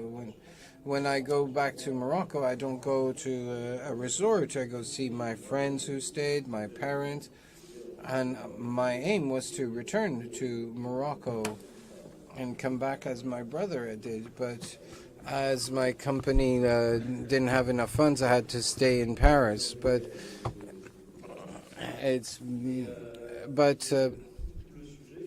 the topic here is what we're talking about here is about creating this bridge between the countries. Today, Morocco, I can see it little by little. If you look at what the situation was 15 years ago, when I didn't see much interesting 15 years ago, but there are more and more companies that are really interesting, and they are of international quality. But I always hear the same thing: the Moroccan market is too small. I've heard people saying you can get 10 million dirhams in Morocco. Our main objectives is first to, I hear very often saying get 10 million in Morocco, and then people want to export to the south. Côte d'Ivoire, Senegal, they're even poorer than us. Why do you want to focus? If you go in the north or south, north or west, it's the same work, but the currency is much more valuable.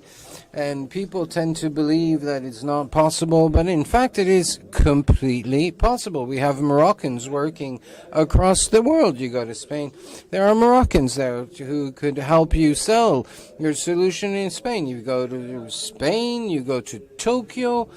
Even Tokyo, I went to a club and the bouncer was Moroccan. So we have Moroccans everywhere. So I think that this type of initiative must show that we have to be ambitious, that we have to go for it. And as I was saying yesterday, that beyond these symbols, we need investment. We need to be support. And you have to be present in all the big trade fairs, not just Dubai, where we had a great event, but we should be present. That's what they did with French Tech, and it was very successful. You have to be in New York on Sunday, and I will be there. You have to be in Shanghai. You have to be in Las Vegas. We have to show that we are there and be supported. Absolutely. We spoke to it yesterday, and I think we'll go back to it and how the diaspora can support this ecosystem. I wanted to come back quickly to something you mentioned. I know that you participate in certain shows which focus on project leaders. We spoke yesterday, and you mentioned that you are a business angel in Morocco through mentoring and investment, that you give time, and you spoke of a concept of the concept of give back. Why does this concept of give back or giving back is important to you, and what has it allowed you to learn? Looking back at your experience in Morocco as an investor, well, what you have to bear in mind in terms of business angels and giving back, if you want to maintain motivation, you have to remove the volunteering aspect. There should be an interest. Business angels come in two types. There's love money or friends and family. I'll loan you a bit of money to help you, provide a bit of advice. I didn't choose to become a business angel. I've been asked to become a business angel. What you've done is fantastic. I'd like your advice. And I said, well, I completely understood, but what's in it for me? Oh, yeah, okay, we can have a nice meal or spend a nice moment together, but if you want my advice, I'm paid to be on boards of companies because they want to know what different young people might think. But a startup cannot pay me.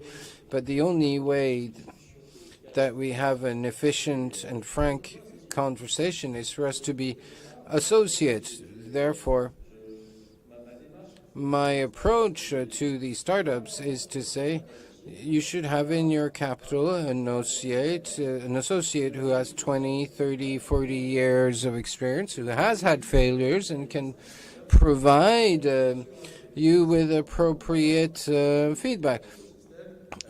I've invested in Morocco despite the fact that there is no exclusivity. I think there will be an ecosystem that will be built. I would like it for it to emerge as quickly as possible.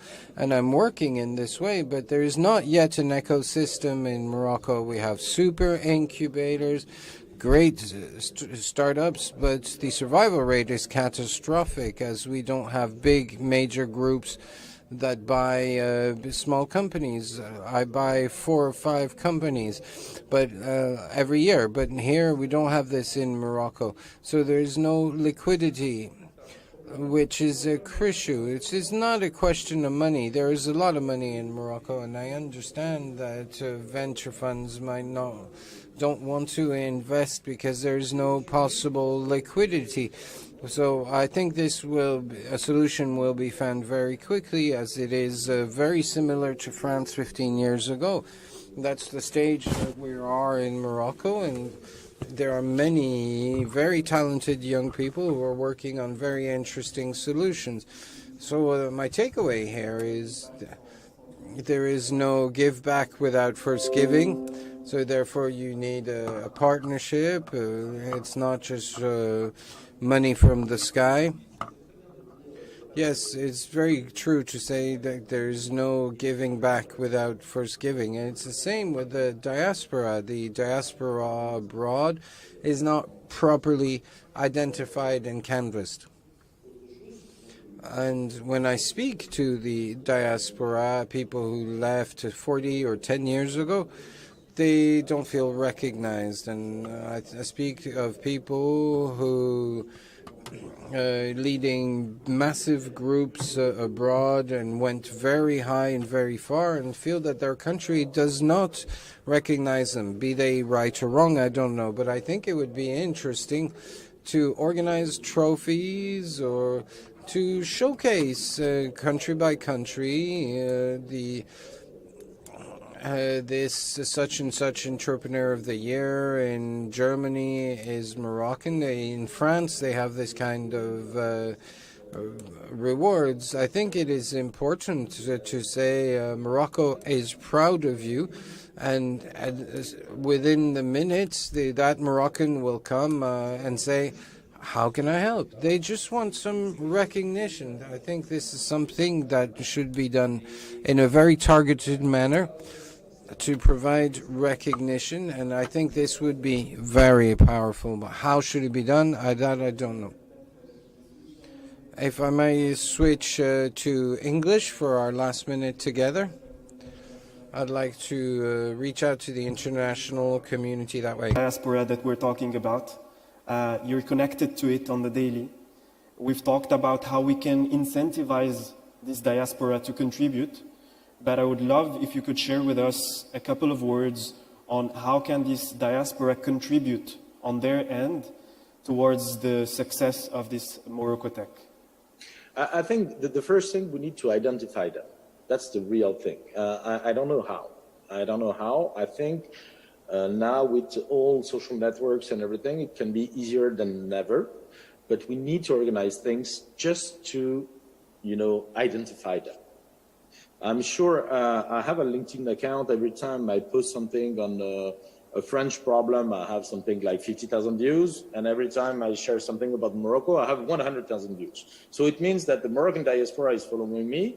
They're listening and they're very eager to participate. So let's be creative. Let's find something. But we need to identify them. We need to have their emails, their phones, their things. So we need to know who wants to help, who wants to be mobilized, and I'm sure we're going to be super surprised by the millions of people that are ready to help Morocco.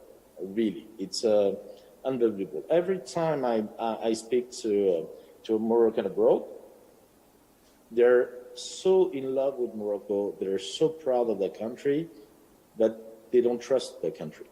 That's the problem. When I ask them, okay, are you ready to invest with me in Morocco? They're like, no, I'm ready to invest in you, but not in Morocco. So we have some problems, some issue that we need to face. We should not say, oh, why are you thinking that? It's not normal and everything. We should accept that matter of state and correct it, because it's not true. In Morocco, you can trust Morocco, you can invest trustfully in Morocco, and we need to identify why they think that. But they all, you know, in France and in the US and everything, they all think that I'm crazy to invest in Morocco, I can tell you. And I've done even my closest cousin. But they're ready to invest in me. So it's a good sign. So, so creating this base of Moroccans abroad, and also creating this trust-based kind of relationship with them. Trust is everything. When we talk about capitalism, we need trust. So that's Ilan, I can't thank you enough for our chat today, Ilan. We can only be proud to have such an ambassador for MoroccoTech. Yeah, I'm so proud to be the ambassador. And also, Omar, it's not finished. It's only the beginning. Huh? We need to talk about that every month. Completely. Thank you for your commitment to the Moroccan tech community, and thank you for your kind words. Let us move on now, dear audience, to our panel of guest speakers around the diaspora and its role of influence.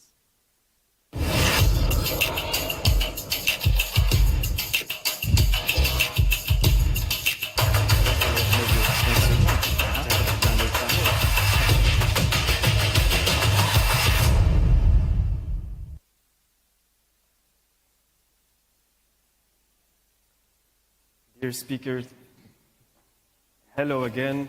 So we're going to start our panel with 4 guest speakers from very diverse horizons and coming with very different perspectives. Some are individuals living in France, others in the US. Some are in the corporate world, and others are actually entrepreneurs. Thank you all for joining us to this panel. So I will start by introducing you one by one every time we have a first question, and we'll go in a 2-round questionnaire. Let me first start with you, Mr. Rachid Oukai, and I will switch to French for this first intervention. Rachid Oukai, you are the founder of Peculium, the first artificial intelligence bearing system in blockchain. You are a data expert and are contributing to transition. You are living in Morocco since mid-2020, and I just learned you are launching an African entrepreneurial dynamic for an African metaverse. You represent the community of Moroccans living outside the country, and you chose to install an important part of your activity in Morocco instead of other choice destinations. So could you tell us more about this experience, what it brought to you? Well, thank you. I don't know if you can hear me well. We can hear you very well. Thank you for inviting me. It is a great honor for me to be a part of this panel and of this dynamic of exchange. And as the previous speaker, Ilan, mentioned, as a foreign living Moroccan, we have this DNA that pushes us to come back to Morocco. We have something coded in ourselves that means we wish to be part of what is done in our country. As for my experience, we started in 2014. Our job with a team based in London for the first algorithms,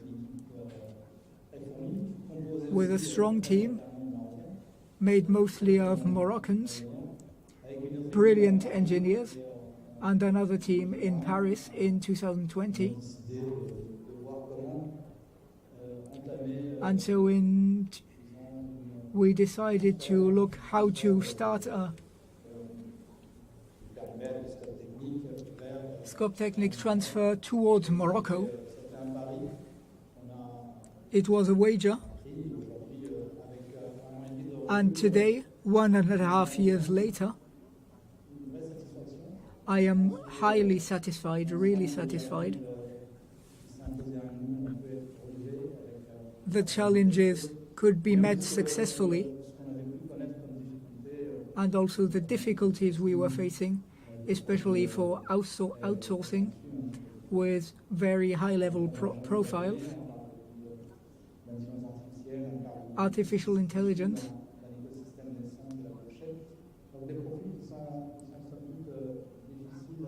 profiles that are difficult to acquire.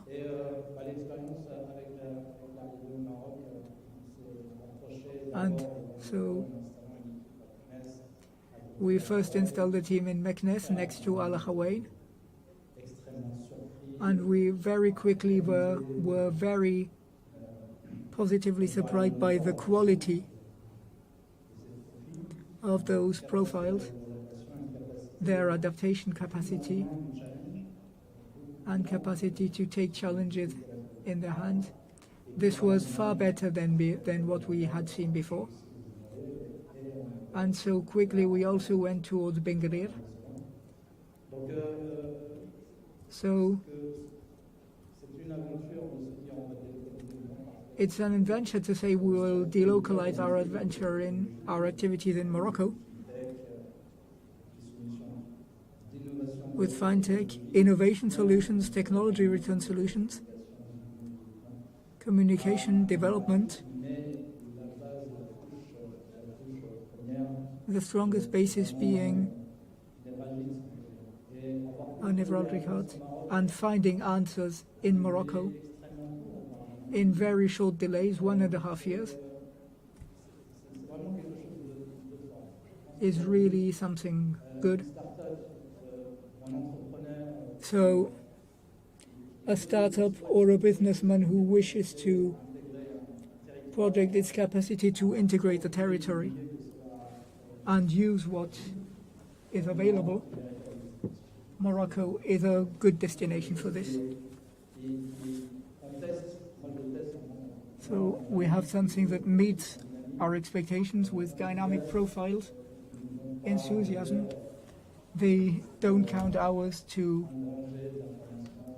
for training, knowledge building to be even more performing. And of course, all this, as we said before, with management manners. Management needs to be incorporated in certain dynamics and included in the employee needs to be completely included in the dynamic. What I understand in your intervention is that you are satisfied with this delocalization, this extension of your activity in Morocco, with on the one hand quality, but also attitude, their attitude and their will to work together in this ecosystem. So in this new development model, we can go even further, reach 50,000 trained profiles. We already have a high quality SOCL. Now your turn, Mr. Ilyas Janal. Yes, Jannan, you're originally from Rabat.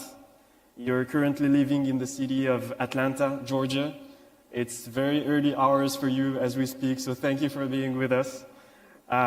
Throughout your career in software and technology, you've led high-impact initiatives, whether on agile at scale product development projects or in architecting mission-critical systems. You're currently CTO in residence at Microsoft for Startups, and you work in assisting some of the most promising startups in the world. And through our conversation yesterday, something has slipped. You told me about the fact that you're getting more and more interested in the startup ecosystem in Morocco for a few years now. Tell us more about your interest for Moroccan startups. And I would love for you to touch base on one of the elements that we started discussing with Ilan earlier, which is how can these Moroccan startups get an edge by thinking globally, all while being produced locally, right? Absolutely. Well, good morning to whoever is in the morning side, and good afternoon to the rest of the world. So, first of all, I have to say I'm very excited to be here. It's tremendous to see the energy. I actually woke up at 3 a.m. today because I wanted to see the start. It's just crazy. I love what I'm seeing. And one thing that we can all learn from what we've seen so far, every Moroccan wants to help back. This is part of us. This is part of who we are. There isn't a day where we don't think of back home. I still call Rabat home. Rabat is my city. I for sure live in Atlanta, and it's still dark right now outside. But when I think of home, it's Rabat. So a little bit about the startup world and the tech world, and we're talking about tech today, right? In my role as a CTO in residence in Microsoft, which is a very weird name, by the way, I get the luxury of working with a decent amount of members of the most advanced technology startups in the world. Technologies that we don't see every day. Technologies that when you get to see, you take a minute, you pause, and you ask yourself, is this real? And I started to focus on what we call internally advanced tech about a year ago. And I noticed that there were some geographic clusters for advanced tech. And it's the traditional one, the Silicon Valley, there's Israel, a little bit in Europe, South Asia a lot. And I asked myself, where's Africa? I honestly did not start by asking where is Morocco first. I said, where is Africa? And then, of course, I zoomed in a little bit and where is Morocco as well, right? And what I've seen is that there's a lot of movement, there's a lot of energy, but to be quite honest with you, I've seen a lot of copycats. I've seen things that have been done somewhere else that were brought to be done again in that local ecosystem. And what I did, actually, I used real information, I used data, and so how many are successful doing that? Because that might be an approach. If that works, amazing, let's do it. But the success rate is very small. However, from those who have innovated, that have done something unique to them and unique to their market and ecosystem, they are successful. So with that came the idea of building locally, right, but thinking globally. And I think I would like to zoom a little bit further on that, and I'll take only 1 minute because I know we don't have a lot of time. I think in Morocco, we have a luxury that sometimes when we live in Morocco, we don't realize. We have a diverse country, diverse in geography, diverse in weather, diverse in people, in culture, in languages, in dialects. And that should give us a diversity in needs. And that diversity in needs should drive us to fall in love with the problem space. Find something you care about, that only you care about, that you want to share with the rest of the world. That, in my opinion, should be how startups should be looking at how to be successful. What is it that only I feel that the rest of the world cannot feel? And for that, I'm going to give a personal experience, and I will close this first chapter. I grew up not being able to talk. I grew up stuttering, je bégaye. I never read in public until the age of 22. I never even spoke in public until the age of 22. And my job today is to go talk to people. And throughout my career and my life, I felt that need probably more than everybody else. Because I feel it every morning. I wake up every day and I don't know if I'm going to be able to talk. This morning, I didn't know if I'm going to be able to talk to you, right? And that drove me, and it drives me every day to try to use that problem space that I have in my thinking. It drove my thesis back when I was in school. It drove some of the work that I'm doing right now in Microsoft. It drove some of the work that I'm doing on speech with artificial intelligence. How does some a machine learning or an artificial intelligence learn about somebody with a disability? Are we ignoring that whole community, right? So the summary of what I want to start with today is fall in love with your problem space, fall in love with that diversity that you have locally. But from day one, think of how can I apply this to the rest of the world? Everybody can learn from all of us. I'm gonna stop here.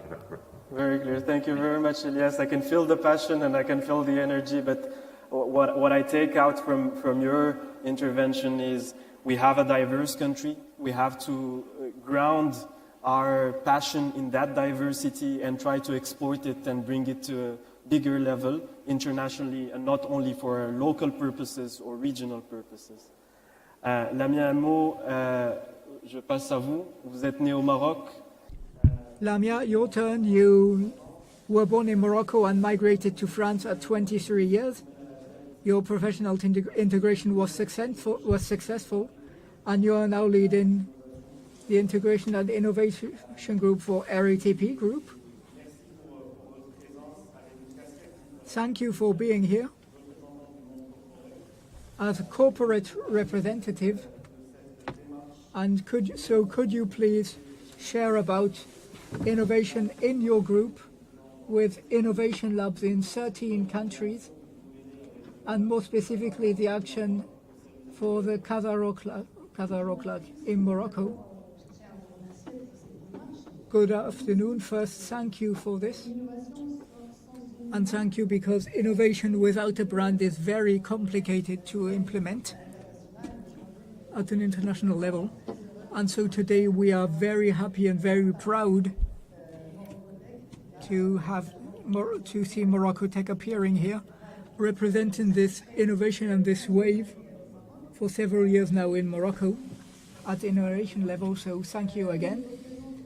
Yes, it's true, I represent the RATP group. I am in charge of innovation. So we have several labs, including in 14 countries around the world, and I represent the global. So we are also in Casablanca via Casaport, and we are based on 3 pillars: innovation in everyday life for travelers and collaborators, staying mobility leader, and building sustainable cities and inclusive cities. Those 3 pillars are in our DNA, and this allows us to start a prospective way and look for new ideas, new potentials, bricks that allow us to create those new services and new ideas and innovation projects. So today we have 160 projects globally that only grow in France and internationally, thanks to the 5 labs, including Kazaroc. I will talk more about Kazaroc because So this lab is part of our subsidy in 14 different countries who are in charge of exploiting Casablanca, Casa Tramway, known locally, but this lab is not very well known. So I will introduce what we are doing in general, and as the title of our working group says, how can the diaspora promote MoroccoTech? So the Kazaroc Lab accompanied several startups. I'll mention 4 of them. White, which allowed us to develop a solidarity and security application against street harassment, which was exported here and is now developing internationally. Greenways, a startup on valuing users for CO2 poor transport, challenges on pushing people to use public transport, green public transport, in order to reduce CO2 print. Optimum for personal diagnostic for transport means. And finally, WISE, a mobile application for station agents, giving them simple and intuitive access to real-time information. So those 4 uses, those 4 startups on which the RATP group is working on, and which we are currently exporting internationally and reproducing internationally. We are also promoting those innovations via, as Iman said, and he was right, if a brand is not present internationally, we need to be on the innovation scene for CES. And we at VivaTech, we always have Moroccan startups present on the stand to introduce Moroccan innovations. So now we hope the MoroccoTech brand will be accompanying our startups tomorrow. Okay, so I understand 2 things. First, your commitment as a diaspora member to delocalize a concept you develop in several other countries to serve Moroccan citizens and users by putting people at the center. I believe that's one of your values. Also, via your network, you wish to promote the action of certain Morocco startups for the RATP group around the world and not only locally.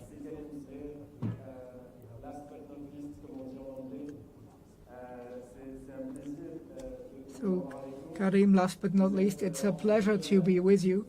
You are a businessman and an expert in diaspora mobilization. You are an active member of the Maroc Entrepreneur Association to accompany Moroccan diaspora who want to start a business in Morocco. You're also part of the CGM department for the 13th region, the Moroccans of the world in their confederation. So, Karim, we talked about several partners and individuals and corporates. Now, as an association, what is MEM by CGM doing? What is this 13th region doing? And more specifically, that is linked to the topic we are mentioning today. Thank you all. First, I wish you a Happy New Year. I have listened to the various interventions from the beginning, and I wish to congratulate you for this MoroccoTech celebration. As Mr. Saladin Bermin said this morning, it's first a mindset. I believe this is very important because it will direct the launching of this initiative and also its whole development. Thank you, Omar. You mentioned I am a member of Maroc Entrepreneur, an association that's over 20 years old and accompanies product carriers. And for over 20 years now, accompanies mostly tech product carriers. Certain organizations developed.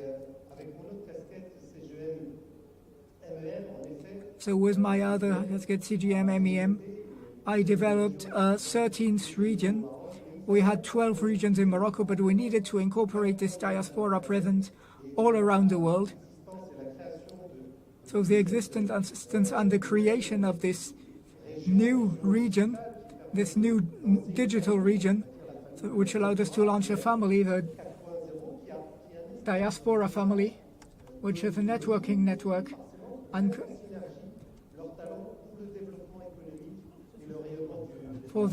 for economic development here in Morocco. So this creates riches around the world in complete autonomy to connect with business leaders, with CGM business leaders representing over 130 companies around Morocco, but also CGM networking. So this organization and the membership organization is based on 4 pillars, because I'll be quick because I know I don't have much time, and we're at the end of the evening, everybody wants to go to have lunch.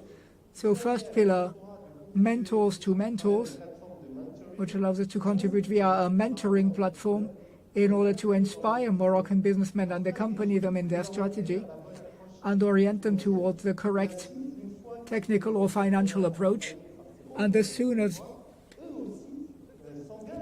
they commit, they themselves commit to accompany another new businessman. And I know there are many young startups listening to us.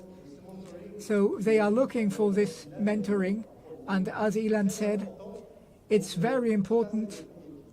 This is the first pillar. The second pillar, invest opportunistically, accompanying worldwide Moroccan businessmen to invest and co-invest in Morocco.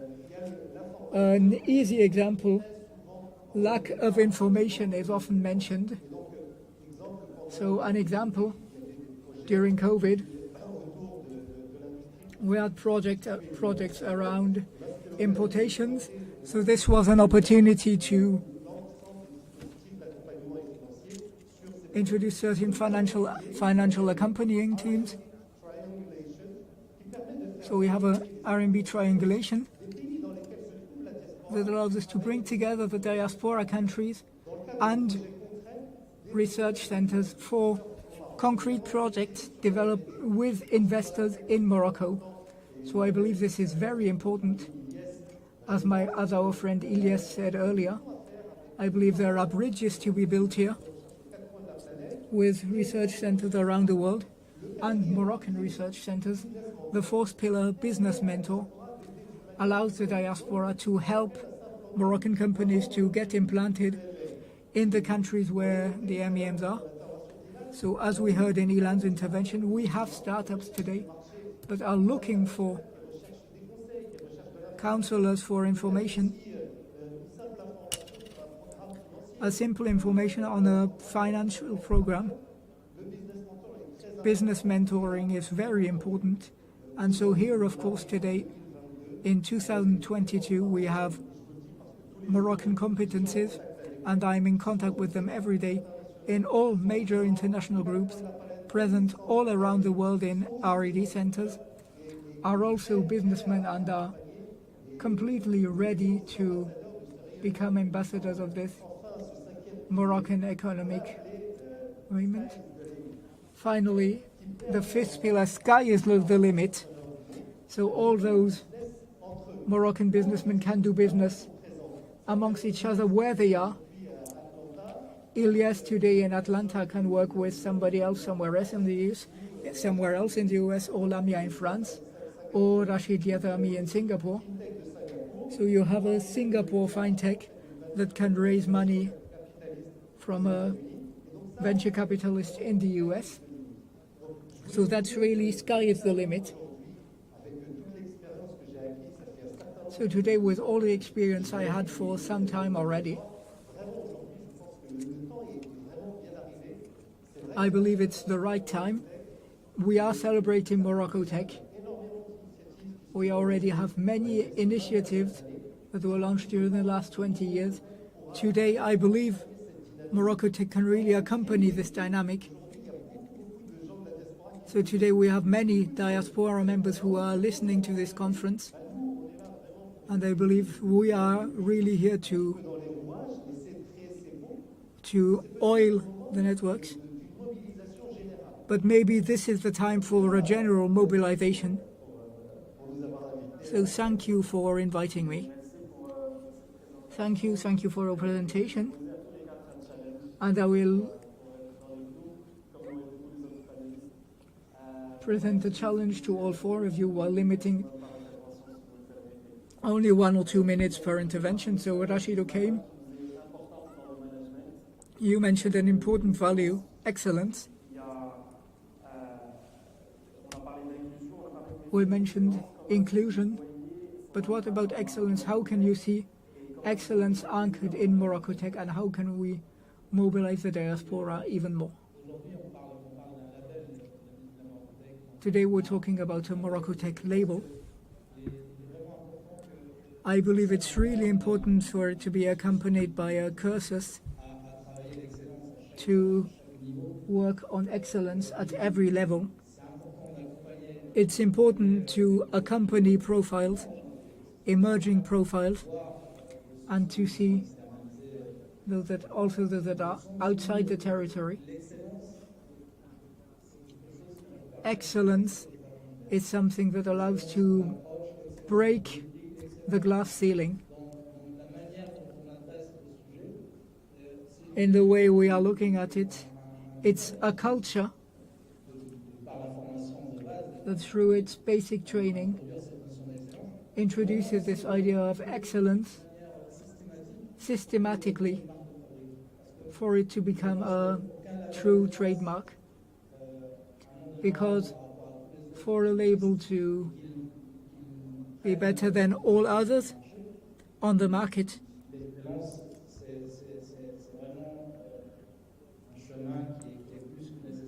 it's really more than necessary. Thank you. Thank you, congratulations. So it's an anchoring in excellence for further success. Ilyas? There's technical mentorship is the second enabler for you, alongside the building locally and thinking globally, that will enable us to unlock the full potential of innovation in Morocco. Tell us a little bit about how and why this is important to conduct. Absolutely. Well, first of all, I think one thing I like to remind us all is that when we think of mentorship, for some reason we think of somebody with more experience mentoring somebody with less experience. It's not always the case. I am mentored every day by somebody who just finished their school, by the kids at home sometimes, right? We need to have this growth mindset, this learn it all instead of know it all. Through my work in Microsoft for Startups, which is a program, by the way, I just want to share that's open to all startups around the globe, and it's accessible and it's free and whatnot. We have identified that what startups need are two things: business enablement, give me access to who I can sell to, right? And a technical enablement, right? The hat that I wear at Microsoft and what I look after is that technical side, right? And what we also have identified is that VCs, when they're about to invest, one of the things that they look at right now very closely is how solid is your tech, how solid it is. And what we have identified is a lot of founders, when they're starting, because they want to start small, they will choose solutions that may not scale. And when you go from startup to scale up, your product needs to be able to scale. It needs to be solid enough to scale. So with that, and with the access to all the Moroccans overseas and in Morocco as well, I believe it's going to be very crucial that we help startups get access to technical expertise. Technical expertise is something that's not always something that you can get to easily, right?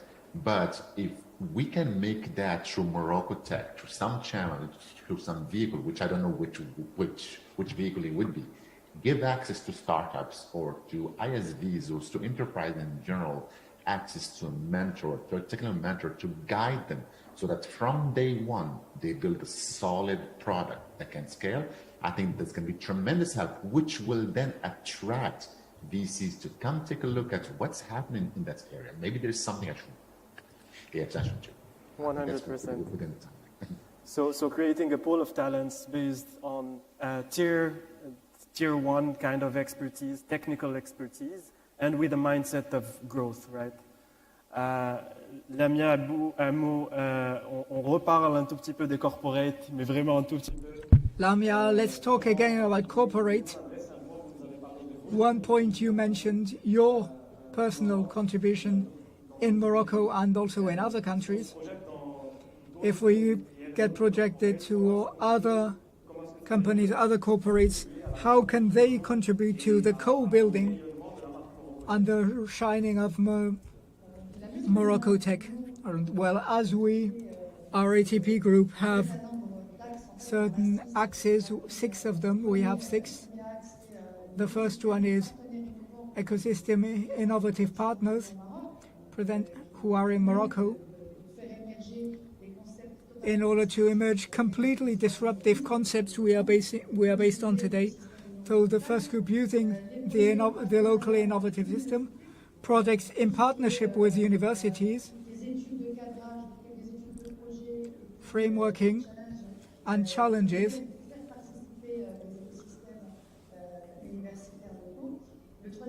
Local universities, challenges, local incubators who are here to identify startups, sustainable mobility. Incubators have this capacity to facilitate access to startups. And then we have local partners for digital developments that are very powerful and following agile methods that allow them to go very quickly with a strong digital appetence, including here in Morocco. That's really incredible. And we realize this. Finally, strong local and regional implantation in innovation dynamics. This is important to follow the local needs in a country. So this is the counsel I have for you. Get inspired by the locally, look at the local needs and work in a user-centric way. And start with regional empathy. What are the points the population is living? And so that way find solutions aligning on our goals. Thank you very much. You're making my transition towards the end word of Mr. Karim easier. We talked a lot about integration between Morocco and Africa via the diaspora. What do you think of this? I know this is something very important to you. Could you tell us how you believe other actors can contribute to this? Well, as I said, I am animating the MEM Tech team with certain profiles around the world, working on metaverse, cloud computing, etc. So we are really project-oriented. We are doers. Projects in Morocco, a dynamic that already exists. And MoroccoTech will accelerate it. And today we have networks all around the world.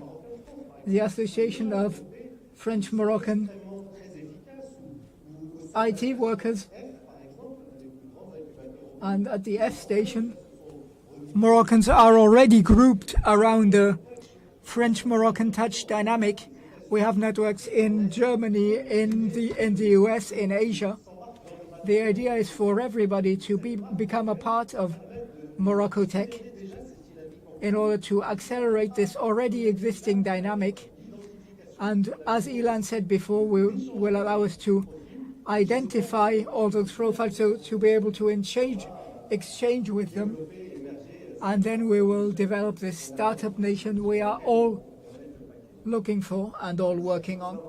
Thank you very much for your contributions. We are very proud to have ambassadors like you for our brand. And now I give the floor to the next speakers.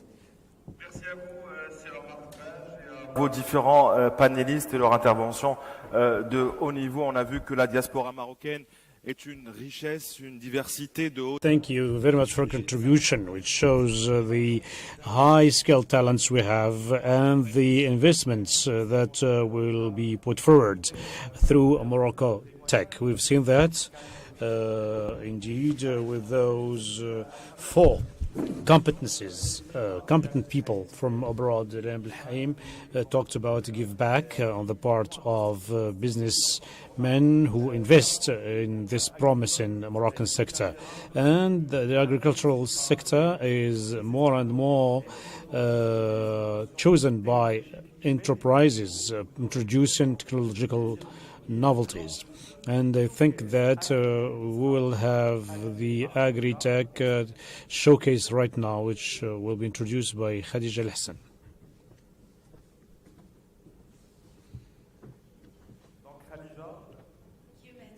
Khadija, yes, Madi. Thank you for staying with us. Indeed, as Mehdi just mentioned, of course, agri-tech is today one of the most important components of the tech in the world, taking into consideration the importance of food security and food sovereignty today, especially in a country that is very reliable on agriculture, such as Morocco, and for a continent that is Africa, who got a lot of potential and unused potential while talking about agriculture. And during this showcase, we will go through 4 major player strategies around agri-tech. And Mehdi was, and the panel before was discussing the importance of giving back. And my first guest is one of the major givers back in the field of technology, and especially in agri-tech, one of the pioneers in agri-tech in Morocco. He is actually the managing the partner and chief tech office at Agri Data. Hello, Mohsin Lakhdisi. It's a pleasure to have you here today. Very pleased to be with you, and I hope all these events will be the launch of something big, and we'll be proud of it and proud of Morocco, inshallah. Exactly, and Morocco and Moroccans must be proud of your work that we will discuss right away. So maybe let's start by the beginning. How did your adventure with AgriData started, and how it developed through the years? Well, actually, AgriData was launched by 2 engineers focused mainly on how to bring technology to agriculture. And we started this in 2006. At the time, it was, very few companies were interested in this sector, but we thought that Morocco can show the world things in sectors like agriculture because we have a very old and very experienced sector and actors in these sectors. So we thought that we can do something about it. We started first by thinking that we will bring something from technology to agriculture, and we ended up, noticing that agriculture is something very intelligent, very smart, and that we can profit from agriculture to leverage technology. So AgriData actually is one of the main players here in Morocco, but also in Africa in this sector. We have solutions dedicated to farmers, mainly farm management software, but also other software that are dedicated to aggregators, to agro-industrial and agro-providers, and to the whole ecosystem and value chain. So while talking about the value chain, you were talking about farmers. Is it easy to invite, first of all, the farmer to adopt a kind of digital attitude while doing his business, mainly agriculture? Yeah, it's very hard actually. It's not so easy because farmers are mainly, they give trust to what they see. So when you are talking about digital, most of the time it's in the metaverse, it's in the cloud. So sometimes it looks a little bit complex. But I think that whenever we go more deeply, we find out that the farmers are very smart people. They know exactly when they benefit from something, how to adopt it, how to leverage it, and how to work by it every day, and how to make it profitable for them. So at first it's very hard.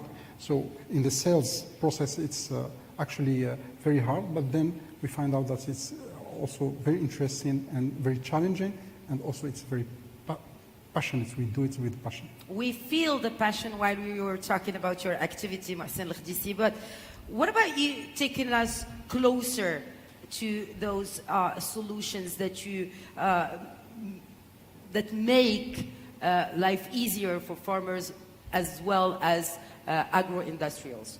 So what we do basically is we try to manage the main activities of a farmer, which means that he's doing irrigation, he's doing fertilization, he's doing a lot of things, he has some inventory, so we try to manage all of these activities, which are daily activities, to make sure that he has all the knowledge, all the data to take the right decision in the right time.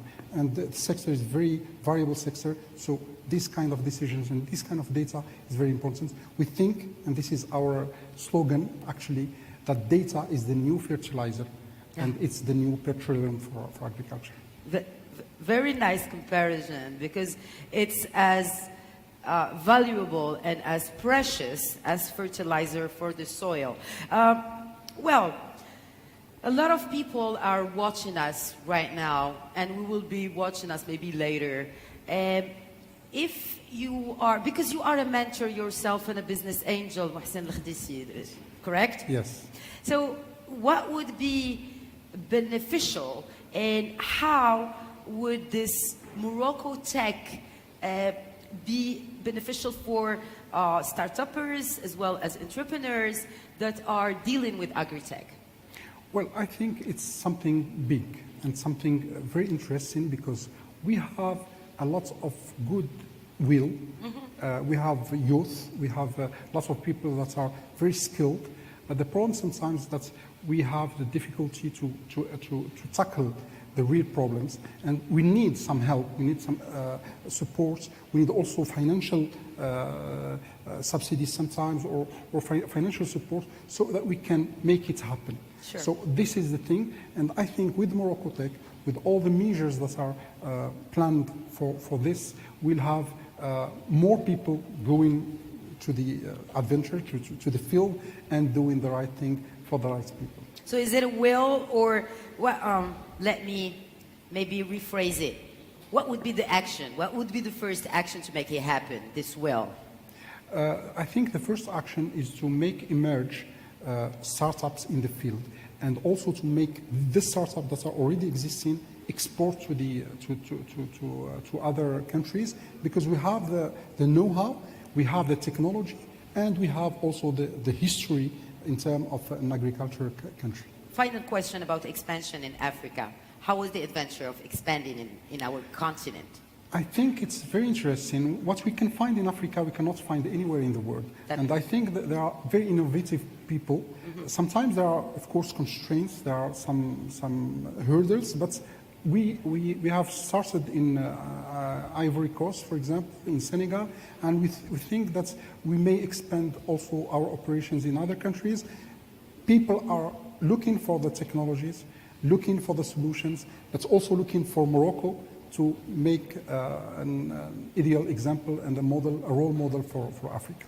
That's exactly what we're hoping, and we hope a bright future for MoroccoTech. That's why we're gathered here today. Mohsen Al-Khdisi, thank you so much for sharing your experience today with us. Thank you, Khadija. Thank Pleasure. you. Thank you. And I will pursue with another example of an agri-tech company that is expanding, and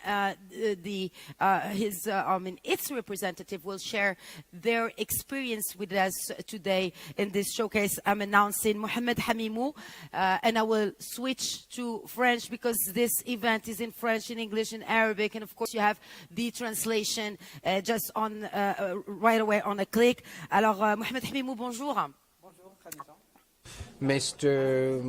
Habibou, please, you can keep your mask. We respect social distancing, and your seat was cleaned and disinfected. I'd like to remind you that you're responsible for data and valuation. What is AgriEdge, your company? Well, first of all, it's a business unit which is part of the Ben Guerir Polytechnic University in Ben Guerir. We focus on precision agriculture, and we offer the agricultural community high value-added services, speaking to strategic levers, specifically when it comes to irrigation. We help agricultures to have a reasoned and efficient use of irrigation, as well as have an efficient and reasoned use of fertilizer, but also for the prediction of yields and harvest, so to better harvest their product, but also for e-commerce and general management. That's our portfolio of solutions. It's quite wide. Yes, indeed, it is. And our mission in AgriS, if I can just provide a broad paint with a broad in broad strokes, what is happening in research and development in universities will create the link with practice in the field, literally, to bring development, R&D, closer to end users. So how does it work? Is this developed in labs at the Polytechnic University UM6P in Ben Guerir, or are you responding directly to the demands of Moroccan agriculture farmers? What happens? Well, it's both. First, we look at applied research to look at what has been developed in advanced research and then convert it into practices in the field, but also to work on interaction with farmers to understand their real needs so that we can get to the market with services that closely respond to these needs. Do you also play the role of engine that you can call up on startups that evolve in this agri-tech ecosystem? Yes, absolutely. We also promote agri-tech. We have launched about 2 years ago, we launched an initiative in particular to support startuppers and project leaders in agri-tech through what we call the Filaha Innovation Program, which means agriculture in Arabic, which provides support for project leaders and to bring their innovation closer to the market. We also the Agritech Caravan, where we crisscross the country in rural area, in major agricultural cities, and provide field demonstrations so that they can see directly how it works in detail for precision agriculture, for example. We also work on, we're also present, we also organize the agri-analytics space, which we organize, where we invite experts, be they Moroccan, African, or from across the world to share with us, with their colleagues, the practical cases. And what we are trying to do is to draw these competences to Morocco so that it can benefit the Moroccan farmers. What about technology transfers in the other direction? You speak of these events to learn from abroad. What about transferring technology to our brotherly countries in sub-Saharan Africa? Yes, absolutely. We focus on such activities. We are present in Senegal, Mali, Benin, and as part of our vision, we would like to export the expertise we have accumulated here at the national level, to export it to other countries, to help them also to develop and boost their agriculture sector. A last word, we're here today to celebrate MoroccoTech. Could you tell us about your vision of this initiative and how agri-tech is even more important today to reach the food sovereignty and food security, as mentioned by His Majesty King Mohammed VI, may God assist him? What is the role of agri-tech in reaching this food sovereignty? Well, MoroccoTech, to my mind, is a great opportunity to create synergy between the different efforts of startups and to create synergy between these different efforts. And agri-tech, if I can sum it up thusly, is to help agricultural players to produce more, which ensure food sovereignty through less resources, which allows them to boost production and reduce cost. Well, thank you very much for representing AgriEdge, and we wish you full success in your missions. So we will now be pursuing our showcase with our third guest,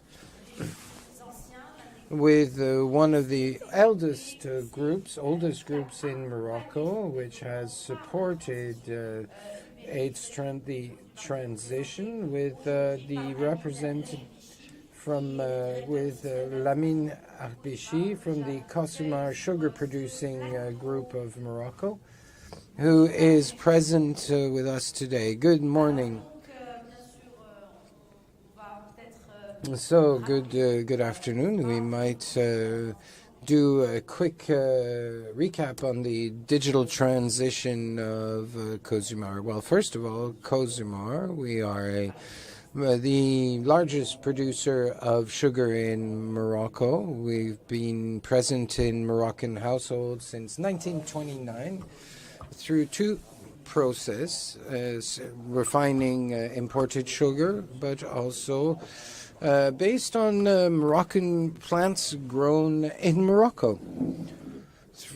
We also in the Oriental province near Oujda to the southern provinces of the kingdom. So with more than 90 years of history in the transformation and production of sugar, if we've been able to survive, it's because we were evolved and transformed, and specifically the digital transformation. So we produce 1.7 million metric tons of sugar, which we export, and we export to 45 countries in Africa.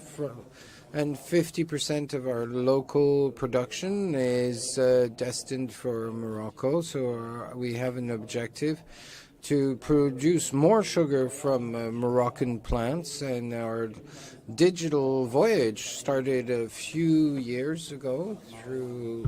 We started in around 2010 through an ERP, which allowed us to restructure our activities, and it's important to have this digital body onto which you can graft your ambitions. In 2015, we became a big company to organize digital initiatives. The first, the TISIR project, which aims to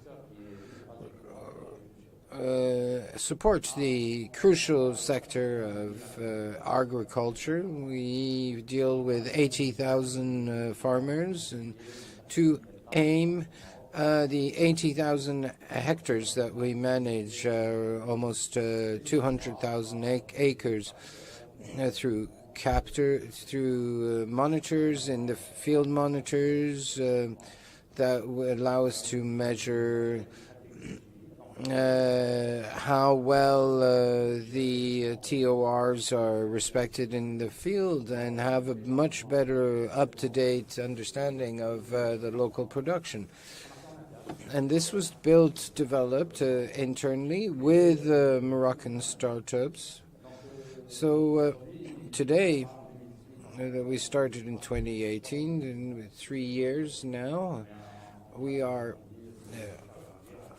growing by providing more solutions, identifying illnesses upstream, and there's much innovation when it comes to the upstream agricultural sector, but it's important to recall that we are generating a lot of data, and we're now doing agricultural based on data. And as the previous speaker said, it is the fertilizer of today. Data is the fertilizer of today.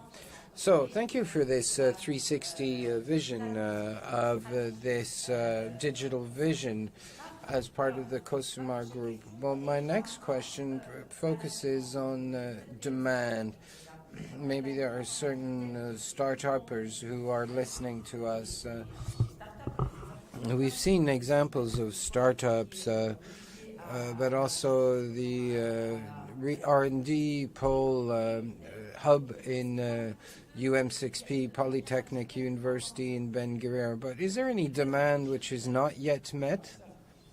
Yes, absolutely. There is, for example, when you start investing in digital solutions, start coming out from every bush, where we are hiring multiple engineers, developers. It's cross-cutting, multidisciplinary approach, and we're trying to develop, and not just COSUMAR, but the wider ecosystem as well. When you speak of ecosystem, that includes the farmers. Yes, absolutely. As soon as we started looking at upstream agriculture, we followed up with customers, dealing with our customers, not just our suppliers, with customers who can order and pay online, also with other providers. So we provide we offer our providers to respond to call to tenders. It could be from the smallest service to the widest, the largest services. So we're at the heart of this ecosystem in Morocco, where we interact with both the smallest players and the largest players. So we're looking to professionalize the process through the digital factory, and continue with the development of technology. So you spoke of the position of COSUMAR as part of the value chain, but what's the position of COSUMAR in MoroccoTech? Well, first I'd like to congratulate the organizers for this MoroccoTech initiative, which highlights the strong capacity that Morocco has in terms of R&D and tech development. And it's great to showcase what Morocco can achieve and what Morocco can do. We're present in Guinea, we're present in Saudi Arabia, where we have Moroccan engineers and managers, It's also a great opportunity to showcase to the world what Morocco is capable of. And one of the major issues that we are confronted to is a brain drain, with many competences leaving for Europe, and it's not because of the weather. Yeah, no, it's not because of the weather. And I can tell you, I've seen many people who would not been able to have a career in Morocco who were successful abroad. Well, maybe they will be our ambassadors, as we saw just before. The entrepreneurs who progress abroad in this tech industry. If there's nothing else to add, could we close this great interview? Thank you very much. And I'd just like to remind our audience that you are the director of the information system within the Consumar Group. Thank you very much, Mr. Larbi. And now I'll be welcoming our last speaker in this agri-tech event. And we'll now be speaking to finance with Mr. Benabou, the Managing Director of Finance at Crédit Agricole. Mustafa Benabou, first of all, how would you describe the digital support of Crédit du Maroc for the farmers, for the Moroccan farmers?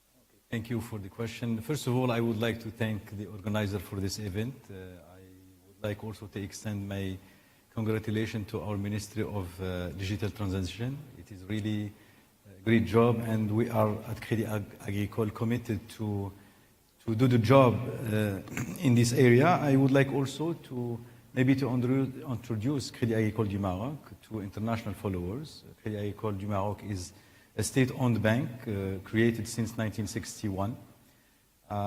The role or the mission of Crédit Agricole is to support farmers in rural areas. This support may take several or different forms. It can go from traditional financing to consultancy. Of course, the main objective is to enable farmers to generate growth as well as stabilize their standard of living. And we at Crédit Agricole strongly believe that digitization is a key element to succeed our mission. So this is why we launched a lot of digital initiatives. One of them, for instance, is imtiyazati. So what is it about? Is it like something made by Crédit Agricole du Maroc, or something that you adopted from another system, maybe? Actually, let's maybe precise that imtiyazati stands for My Advantage in local language. It is an application which was developed in-house by our teams. Of course, through cooperation with startups, Moroccan startups, but also local teams. It is really the first and the only banking application dedicated to farmers in Morocco and the MENA region. So this is really something that we are proud of. It is also something which is very innovative because we succeeded to integrate a lot of partners into it. For instance, we integrated OCP as a contributor to this application. We also integrated Sonacos, which is a public company who manages the distribution of seed. We also integrated Ornvag, which is a company that manages irrigation water in the Gharb region. And the experience or the advantage from integrating all these actors for the time being enable us to tell that imtiyazati is really a veritable platform, digital platform for the agriculture system in Morocco. And we will, of course, continue to integrate new players into it to serve the needs of our customers, especially agricultors. The current version also of MTZT offer other digital functions, allowing farmers, for instance, to optimize their trips to branches. They don't need to go to branches. They can pay a lot of utilities, etc., through this application. It helps them also to be autonomous in general in several day-to-day transactions, such as initiating, for instance, their requests for financing inputs related to their activities. We also provide them the ability to subscribe to certain agriculture-related insurance products. And of course, the application gives also our customers access to agriculture advice through daily broadcasts sponsored by our bank. When it comes also to farmers and rural areas, I must also mention the fact that we launched a mobile payment application, which is Bustami. I was about to ask about the mobile payment because it's one of the challenges that have been launched a couple of years ago in Morocco. So how do you mix both, like agri-tech and fintech? Yeah, you are right. The Crédit Agricole is really a key player in this issue because thanks to MTZT, for instance, today, our customers, agricultors, can pay the purchase of seeds. They can pay Sonacos when they buy their inputs. They can also pay water for Ormvag, and we will integrate other journey, if you can say that. In general, also. What we succeeded to do is, for Bustami, for instance, is to develop a flexible application which can be backed either by a current account but also a prepaid card. And this offers really a flexibility in use and meets the needs of youth people but also low-income population. Sure. Let me also tell you about something that we did at Crédit Agricole du Maroc in supporting the rural areas very quickly, is that we succeeded to double the mobile branches from 15 to 100 branches in less than a few months. And this, we consider that really as a real strike force because the rural mobile branches crisscross the kingdom in order to support isolated rural populations and intensify our role in facilitating financial inclusion. We were also the first and so far the only bank that launched a new concept in Morocco called Le Relais Digital, which is really a space offering financial services to rural areas through video conference. Where banks are not really available. Right. Absolutely right. So this is really something new in our bank, and we are really committed to develop this network of Relais Digital across the country. We are also proud to have launched recently Al-Filahi Cash, which is our payment institution for low-income population, and it's for us, Al-Filahi Cash constitutes a real link between the urban areas and rural areas. We are very proud because also the system, the information system of Al-Filahi Cash was developed in-house thanks to our teams, but also in cooperation with some startups. And of course, we are very keen to develop a lot of other initiatives, digital initiatives, in line with the national strategy. You know that very recently the new model of development in Morocco considered digital as a real lever for transformation for our society.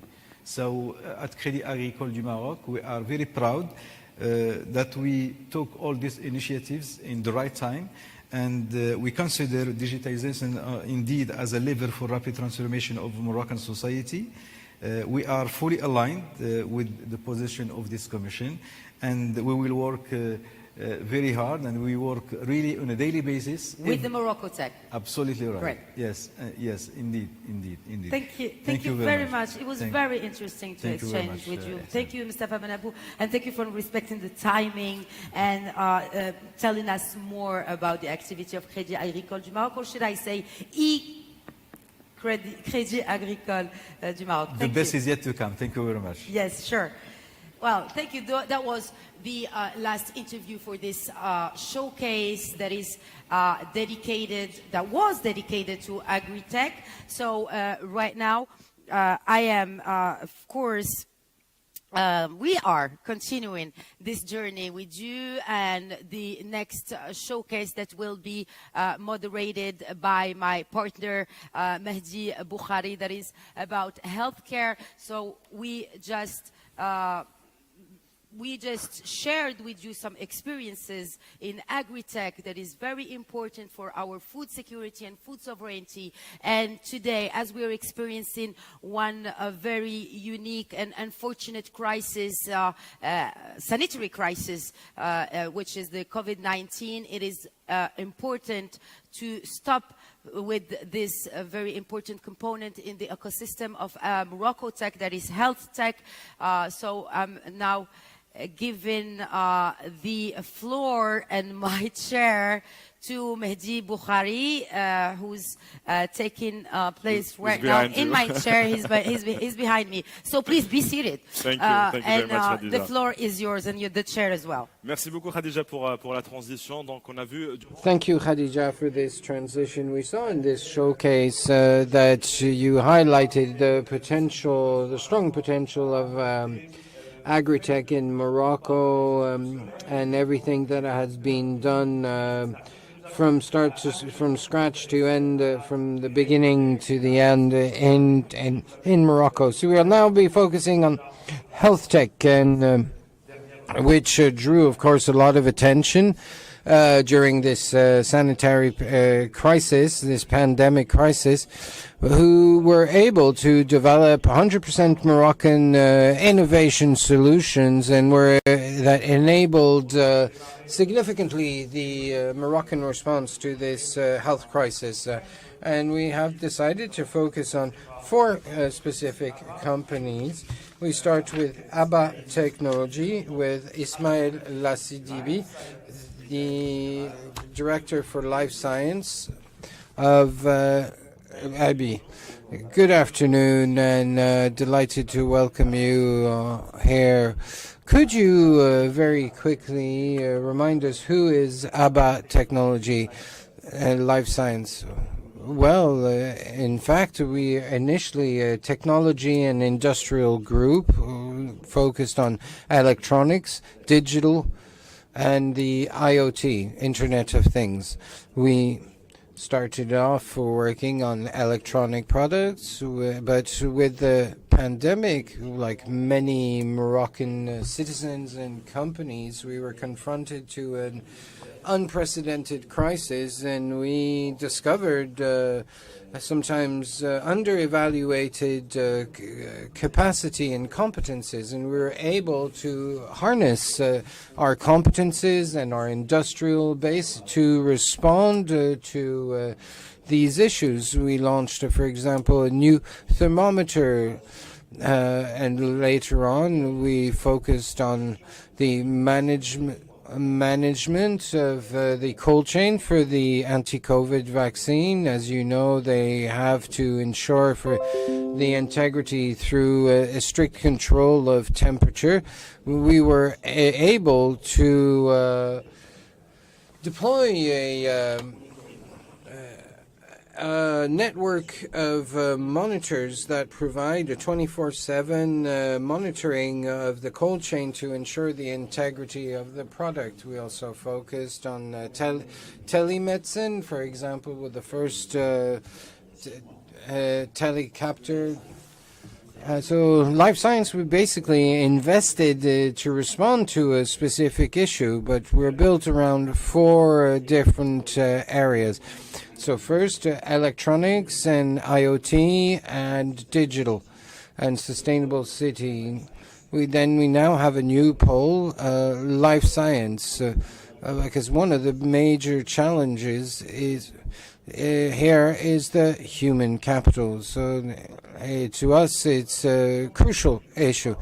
Well, the world was caught a bit with his trousers down here. You managed to provide practical solutions in a very short time. How were you able to bring forward so much innovation? I was asked very recently by a friend, how do you manage this? Well, if you only sleep 3 hours a night, you can do miracles, clearly. But I think today we can move very quickly because of 3 ingredients. First and foremost, a good understanding of the market. We are really invested in the field, which allows us to identify the problem, feedback the issue, to better understand our customer, to think alongside our customer. We never start with a product. We first start with our customers and their issues. We also have a strong capacity, which we actually built up to ensure an iterative process, and we were able to deploy an operational team that was very strong and was able to very quickly implement solutions. We were not afraid to try again. These are 100% Moroccan competences. Yes, absolutely. Very simply, because it's very difficult to import competences. Secondly, because we have this capacity, we've proven we have a good track record in other fields.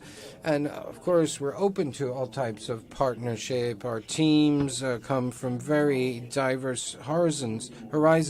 But we really strongly believe in the Made in Morocco. But one of the effects of the crisis was to build trust with both public actors and public buyers and private sectors. And today we are in the marketing of proof, not promise. We test and it works. This boosts trust and therefore strengthens the relationship with our customers. So Morocco has thrown the groundwork for a new medical industry, and the fact that there is a restricted local market, which could be a bit of a break for the industry, but having a local industry, could that provide you with an opportunity to accelerate development and provide new technological tools in health? Yes, absolutely. It's a question of perception. You could see it as a break and stop there, or see how you could benefit and what the opportunities actually are. Just 2 weeks ago, we signed a partnership with the Ministry of Trade, Industry and the Green Economy, with the objective was to provide the cluster with our industrial capacity and design capacity to create medical devices, connected medical devices, to federate and pool our resources, both for the local and international market. And from the beginning, we were focusing on an international approach. So we imposed ourselves a certain quality constraints. We have a regulation in Morocco, which is already very good to protect Moroccan consumers and patients, which in fact is an asset for us. And we have this ambition to be present abroad, to sell abroad. But first we have to start by succeeding in Morocco and then grow little by little. But I think that MoroccoTech will be able to play a role in this growth. Yes, I know you fell into the technology culture very early on, and you know the ecosystem quite well. How do you perceive MoroccoTech, and how will it create this emulation effect and provide hope with young people who are following this show today online? So we are quite optimistic because we work a lot. And we can only see as positive any kind of initiative that enables us to work together to promote the Moroccan brand, both internally and externally. We are absolutely convinced that it is possible, but we are also convinced that it is compulsory and unavoidable. This crisis has taught us that we must be able to rely on ourselves first. Our country obviously is open to the rest of the world. In our DNA, we are a melting pot country. We're connected to Europe, to Africa, to the whole world. But at one point, you have to be able to rely on yourself. You have to invest in a Moroccan brand, work on made in Morocco technology and products. And there are many, we have to start somewhere. And the constraint that we must not forget is the constraint of we need to focus on the capacity that Morocco has had to manage the health crisis, and that we were able to provide, we were able to support and launch local production, and this vision of local sovereignty supported by His Majesty the King Mohammed VI, may God assist him, is fantastic. Thank you for your optimism. I remind you that you're Vice President of Abad Technology, Life Science, and thank you very much. Thank you. Let's hope we like to hail all the entrepreneurs who've been committed to this program. Ladies and gentlemen, our showcase will now be continuing. We have heard from Abad Technology, and we will now have a conversation with Zineb Idrissi Zertouni, who is founder and CEO of Dabadoc. Bonjour Zineb. Ne vous inquiétez pas, vous pouvez retirer votre masque, comme vous l'avez remarqué. You can remove your mask as we respect social distancing. Respecté durant cet événement.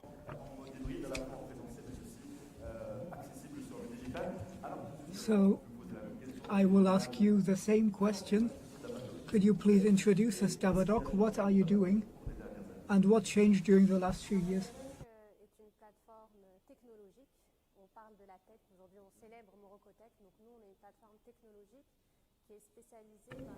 We're specialized in digitalization of the health sector. We are strategic partners, health centers, hospitals, medical cabinets to digitalize the patient's trajectory and also the client's data, electronic prescriptions, consult documents online. It makes it easier from taking an appointment online on Dabadoc to the time when the patient goes to his health professional. And so now we are working on many services,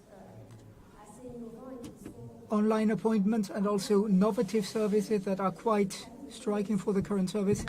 Telemedicine, which we launched around 3 years ago in 2018. So it was the starting point of the first teleconsultation services, which were really accelerated by the COVID crisis. Okay, so did this pandemic push Moroccans to try those services? Well, yes. During the confinement period, we had strong use of those services because for several months the citizens did not have the possibility of consulting their doctor because the medical cabinets were nearly all closed. And so this made service easier. Of course, it didn't replace service, but it became a practical contact point and also a secure contact point because it goes through a secure platform using all kind of possible technologies to encrypt messages. And also after confinement, we used those tools, which was constant. We had a constant use of those tools, so it became part of our habits not to necessarily consult a doctor physically, especially for people with chronic diseases who need to be followed by a doctor. Okay, so Dabadoc is now anchored in the Moroccan market and also present in other markets. What about your international development? Well, we started up in 2014 in Morocco, and today we are working in 5 African countries and starting up in sub-Saharan countries, especially Senegal and Ivory Coast. It'll be very soon. So we had this ambition from the beginning, from the birth of Dabadoc, where our vision was to go over the Moroccan borders, a 100% Moroccan product, to prove its capacity to offer those services in other countries outside its own country. So about your point of view on MoroccoTech, a personal question for you. I know you had a brilliant career in finance and in the US, but one day you had a declic that caused you to put this career aside and get interested in entrepreneurship. So what did push you to do this? Well, first, love for my country.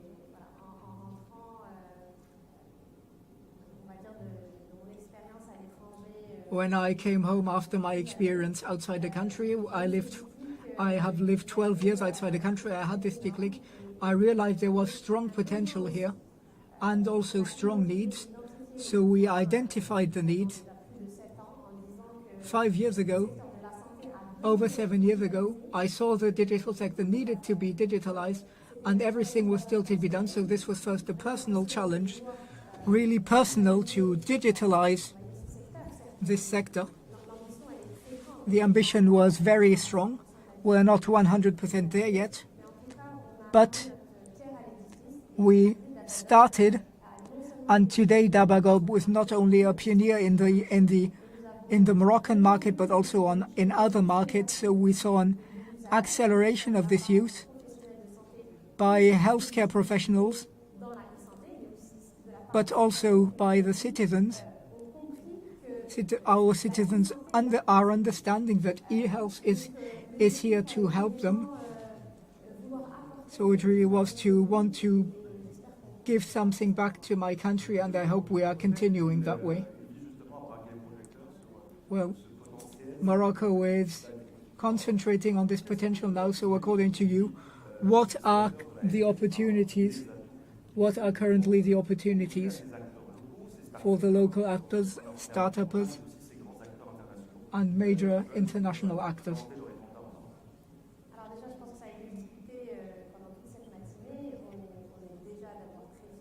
We are very proud of launching this brand, but even outside the brand, it's a mindset. It's a mindset we are celebrating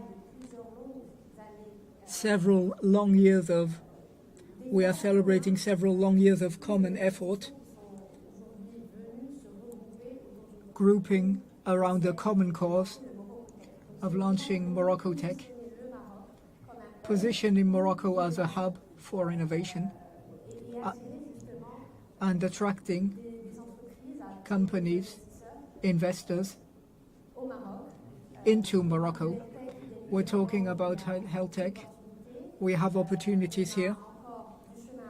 We still have a long way to go, but the sector is strong, promising.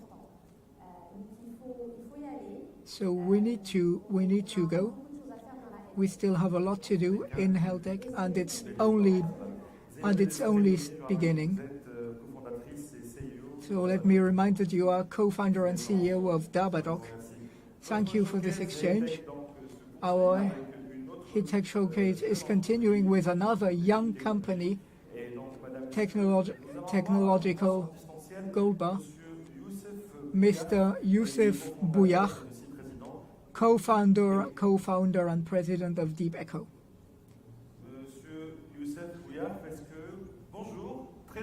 Mr. Bouillard, good afternoon. I'm very happy to have you here. We would be even happier if you could be here physically, but thank you for being here. Could you please introduce Deep Echo, and what are you doing, and what solutions do you offer to Moroccan clients and international clients? Well, I thank you too in the name of my whole team. I would love to be here physically, but as you know, the borders are currently closed. My whole team is Morocco. I am outside the country. Can you hear me well? So could you please introduce us your company, Deep Echo, and what products and solutions you are offering on the Moroccan market or on the international market? Okay, so Deep Echo is a startup company.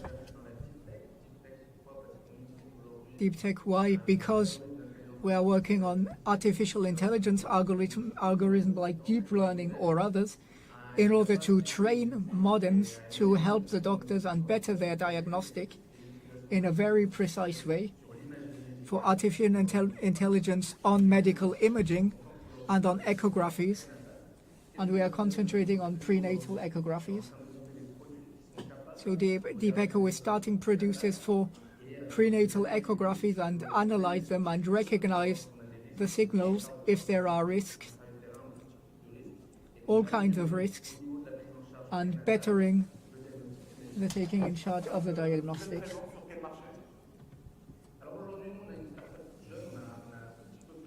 So we are a quite young startup. We have been here for about 1 year.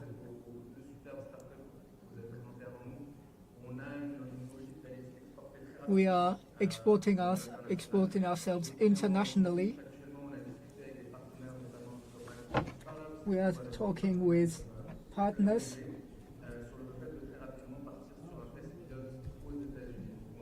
On pilot tests, and tomorrow we will be working on the American market too. We're working on fintech, agri-tech. Do you believe health tech requires more investment than other sectors? It's the same question, so I believe we shouldn't see it in size of investment, but in technological maturity. Deep Echo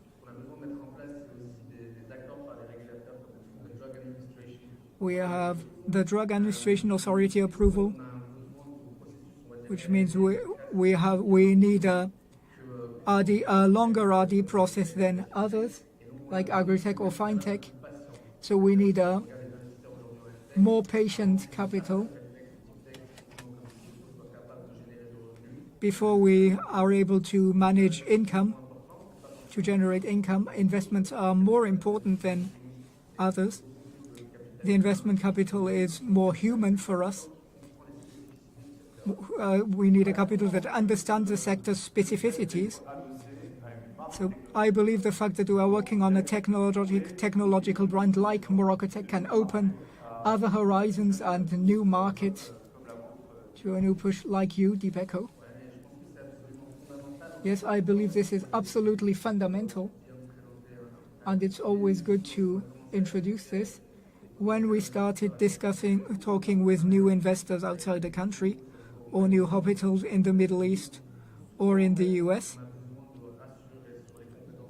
we needed to reassure on our country's competencies. And so then we need brands like MoroccoTech to carry outside the country. And it's that way that we will be able to reassure international partners on the partnership of our jobs. Last question, you talked about expansion in the international and Middle Eastern markets. What are your evolution perspectives, and what solutions are you offering for the years to come?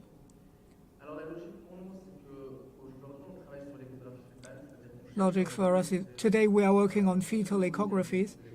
We are working on changing the diagnostic completely, so this can be an excellent platform for later on. As soon as we are able to automate the diagnostic, we will be able to do much more. So a whole new world will be open to us. On Deep Echo patients, we are currently amongst the most advanced startups around the world. We are not necessarily on a logic of being amongst the world leaders, but it would be amazing to create a Moroccan startup as a pioneer on the international market. Thank you, Mr. Youssef Bouar. Let me remind you are co-founder and CEO of Deep Echo, and we wish you a good session. Thank you. Okay, so our presentation is continuing.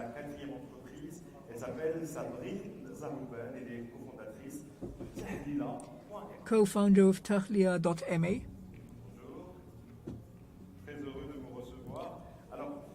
Good afternoon, very happy to meet you. When we look at Tahlia, we think about PCR. Do you do this?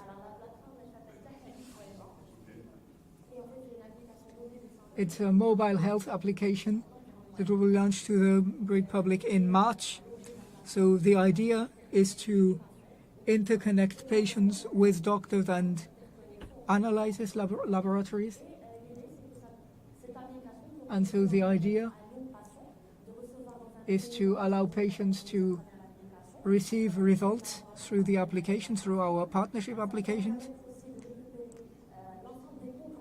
and take back all the accounts via our partners, our partner doctors, in order to avoid for the patient to go back to his doctor for a simple analysis, and also digitalizing the whole medical data in order to avoid those patients that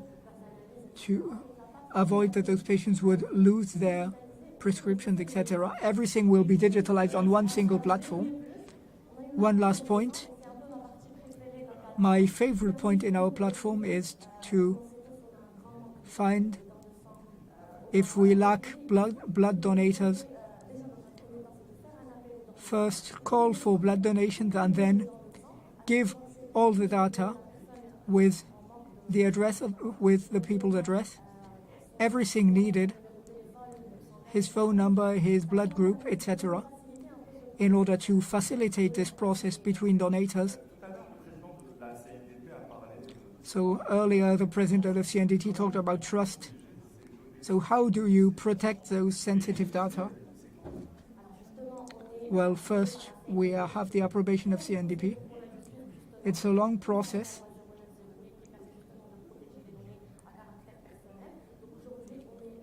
So today we are a platform that's only an intermediate between platforms, doctors, and laboratories. We don't have access to the data directly.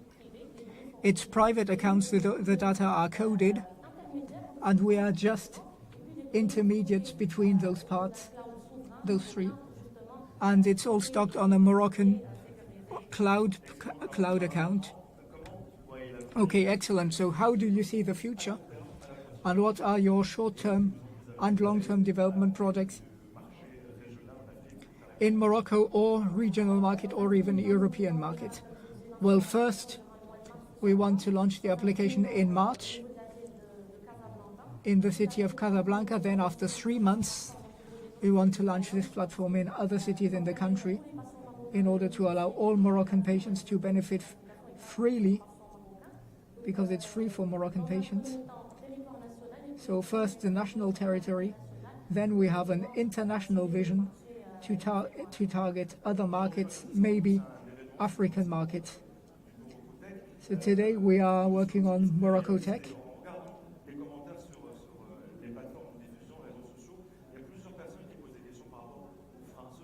Many people are asking questions for you. As a startup, what are the breaks you are facing that prevent you from liberating the whole potential of our creative youth? Well, I believe we need to push the Moroccan mindset. Everything is more and more digitalized. During the COVID period, we were digitalizing. And I believe there are many opportunities here and perspectives in the future. So I believe this is the mindset we are working on. Other Moroccan cities that are called to join this spirit, but that can only carry new opportunities. So do you believe your startup ecosystem has a role to play here? Yes, I believe so.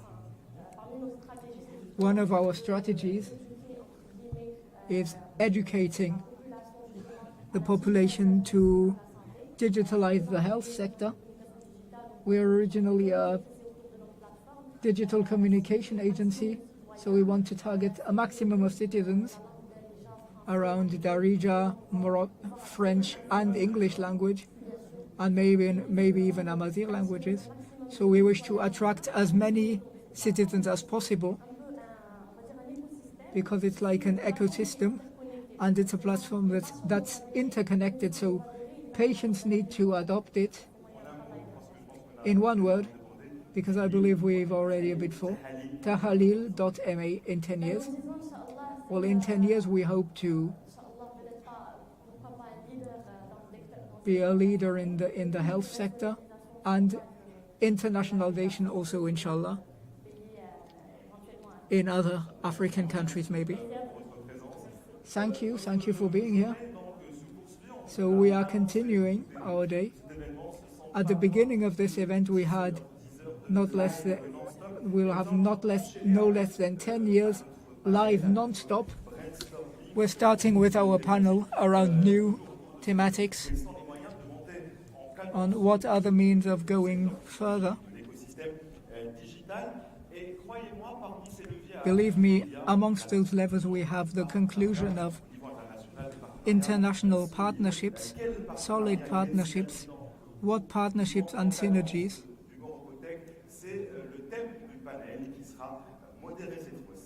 This panel will this time be moderated by Khadija Ihsan, and I will ask her to please join me here.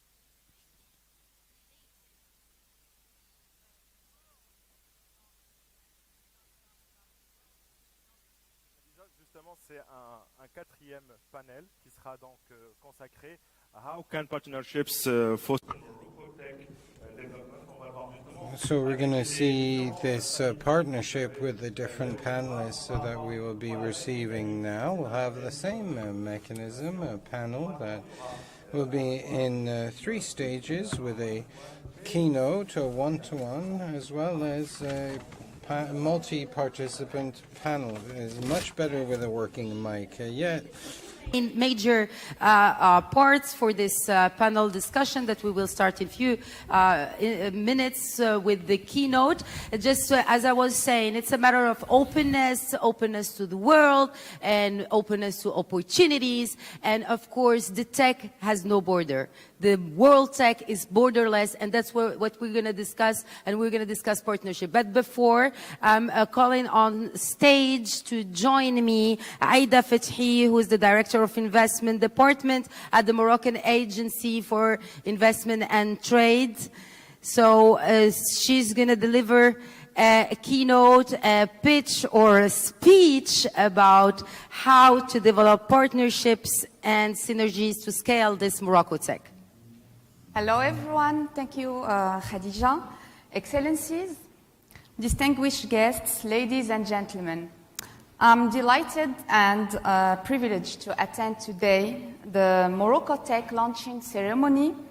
It's a brilliant event that brings together experts and operators in the field of innovation and technology.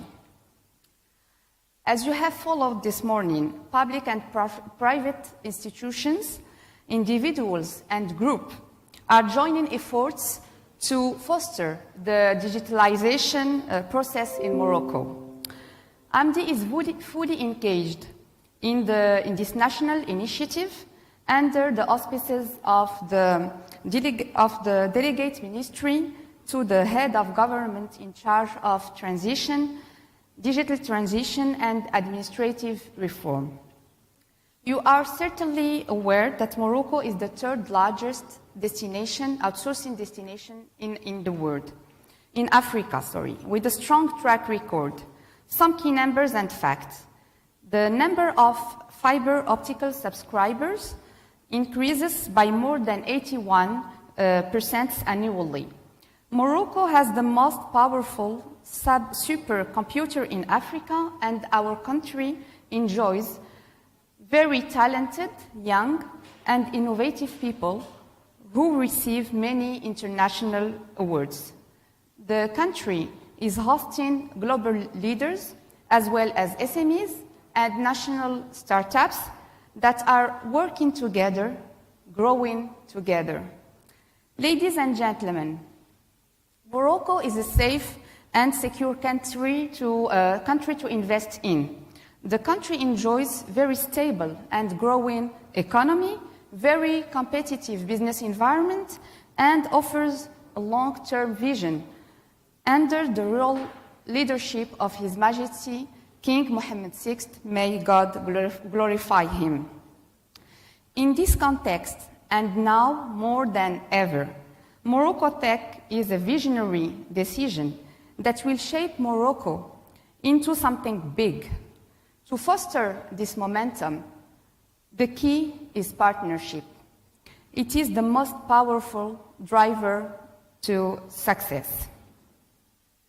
Indeed, the current sanitary crisis has proven that strong partnerships can overcome challenges and lead to collective achievements, especially in the digital field, where we have seen multiple initiatives flourish to overcome related difficulties.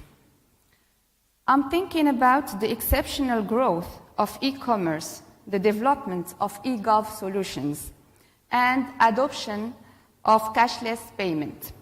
These are examples of public and private partnerships to shape the digital panorama in Morocco. My co-panelists will certainly share with you their insights concerning other levels of partnerships that will have an impact on fostering technology, innovation, and digitalization, whether on national or international levels. As far as AMDI is concerned, the agency is conducting regular actions in Morocco and overseas to promote Morocco for a platform for investment and export, and its assets, and on top of them, its digital capabilities. As an example to that, a roadshow that we recently organized in India in partnership with the Moroccan embassy at Delhi. I think that is a good example on a fruitful partnership, as we were joined our forces and networks to guarantee concrete results. We were able to confirm the consistency of Morocco value proposition, especially in the outsourcing sector. Important deals are about to be concluded. I can also mention the level of partnership we have with APB and Ministry of Digital Transition to coordinate and conduct common actions, the last one being the Moroccan showcase at GITEX. To conclude, and as my friend Mehdi Alaoui said earlier today, alone we go faster, together we go further. Thank you. I let the floor to Ms. Khadija. Thank you. Thank you, Aida Fathi. Welcome. So it was interesting to see how MoroccoTech is traveling around the world to give a better idea about the opportunities in investment here in Morocco in the technology industry. Thank you so much. So I'm joining my set right now.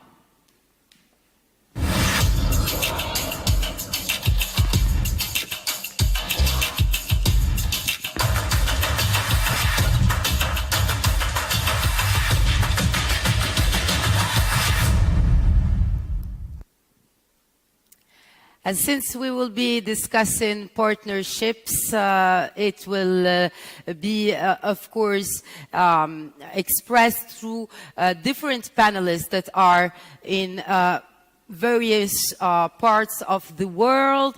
And first of all, let me introduce you my distinguished panelist who is with me on set, Shakir Farsakh. Hi. Hi. So, thank you. So you are Senior Commercial Officer for the U.S. and Foreign Commercial Service at the U.S. Consulate General. Thank you for being with us today. Thank you very much. It's a pleasure to be here.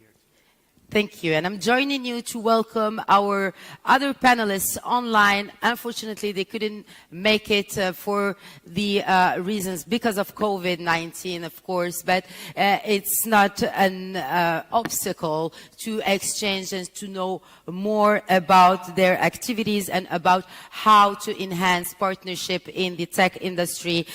First of all, I'm delighted to welcome Youssef Ubaidli, who is the president of ICT Arab Union, and as well as Mohamedou Diallo, founder and managing director of a magazine of IT, African IT, which is called SEO Mag, and as well as Alex Ntare, chief executive of Rwanda ICT Chamber.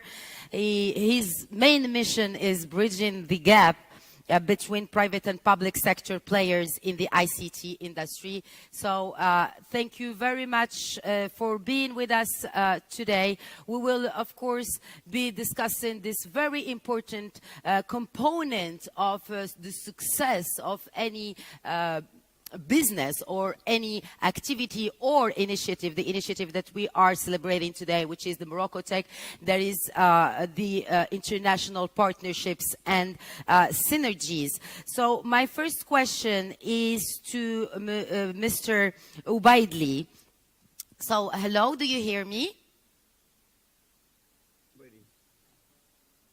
Can you hear me? Yes. So what are the potentials or the potential aspects of cooperation between Arab countries, between the ITC Arab Union and Morocco public and private sectors to give a hand to the MoroccoTech? First of all, let me congratulate you to be able to hold this, successful event, though all the circumstances, is against you, if you can say. And definitely this shows the dynamics and or the dynamism of the Moroccan people when it comes to, let's say, achievement. Second, I have to, I really pleasure that I see a lot of with very beautiful faces, rather than he, with mustaches, very thin. So this shows that the Moroccan ladies is really achieving and moving forward, which will take the Moroccan nation in their hands.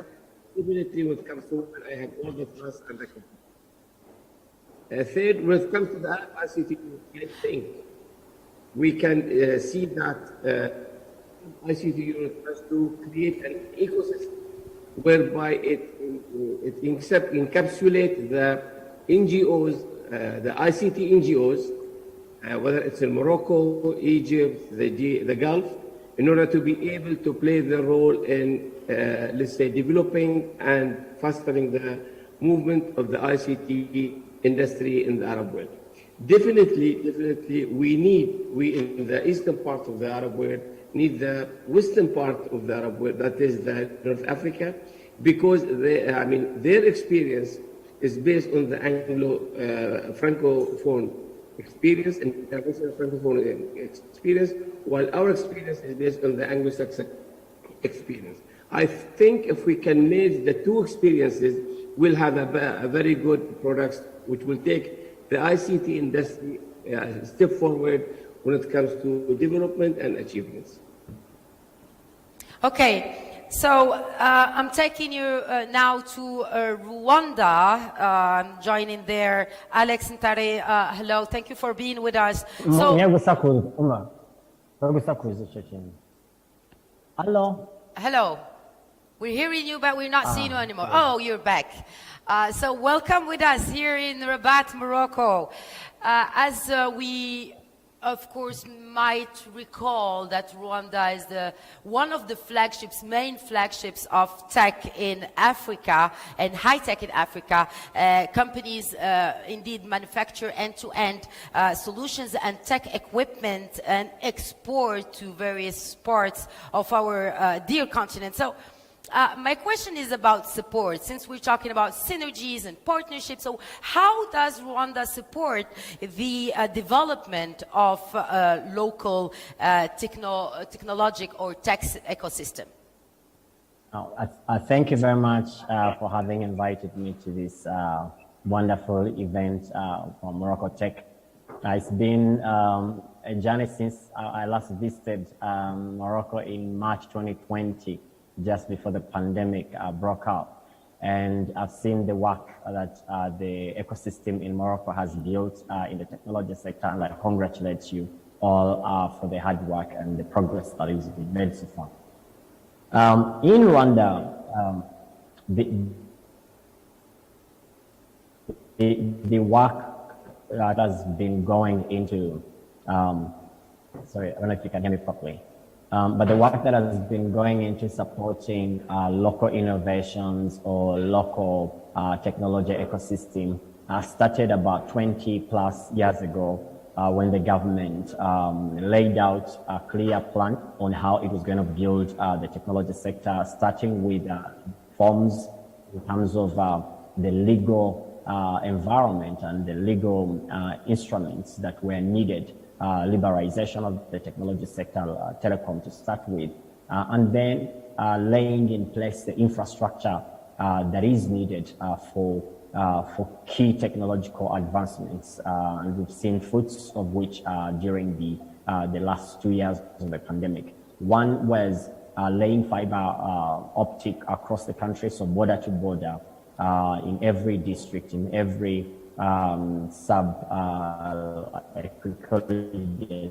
sub-district where local government actually have access to internet, and that in itself lays a foundation, or gives the infrastructure and puts the powers to innovators and to the technology ecosystem to build solutions with clear pathways of how they are going to get to customers. And so within the ICT chamber, again in partnership with the government and other agencies, we have a 5-pillar strategy that focuses on one, supporting creation of new technology companies. And there we have interventions that focus on talent development. I've had earlier in the conversations as well. How do we build a tech pools, really talent pools, where the new technology companies that are coming up are able to actually have the talent that they need. We have, within that, we have different hubs. Actually, I'm sitting at one of them that are involved from software development down to digital fabrication and digital manufacturing, and which are really working along with entrepreneurs. Okay. I'm so sorry, there seems to be an echo. Okay, it's interesting because the composition of this panel discussion is very various and from very different horizons. So I introduced him in the beginning of this panel, Shakir Farsakh. So it is very well known in the ecosystem of tech in Morocco that the US Consulate General has been a serious yet very efficient partner and with great help to tech companies in Morocco and Moroccan tech companies and innovative strategies. What about to maybe mention or just give us some major programs that have been launched by the U.S. Consulate General? Well, thank you very much, Khadija. For some time now, the U.S. mission has been supporting a number of programs to promote entrepreneurship, in particular to provide training and expertise so that young entrepreneurs can realize their dream of creating companies. In particular, the U.S. mission has had partnerships with such institutions as incubators. For example, La Startup Factory, for example, in Techno Park, has been a beneficiary of U.S. government support for quite some time now, and they've been providing a very robust program to train entrepreneurs.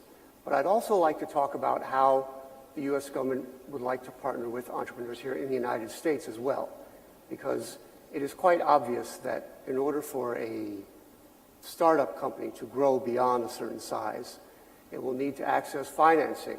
It will need to access a larger market. And we would propose that the United States be a consideration for those companies. The United States market is a $20 trillion market. There are 1,000 venture capital firms that provided $244 billion worth of funding last year. 15 of the 20 major universities that provide R&D are based in the United States.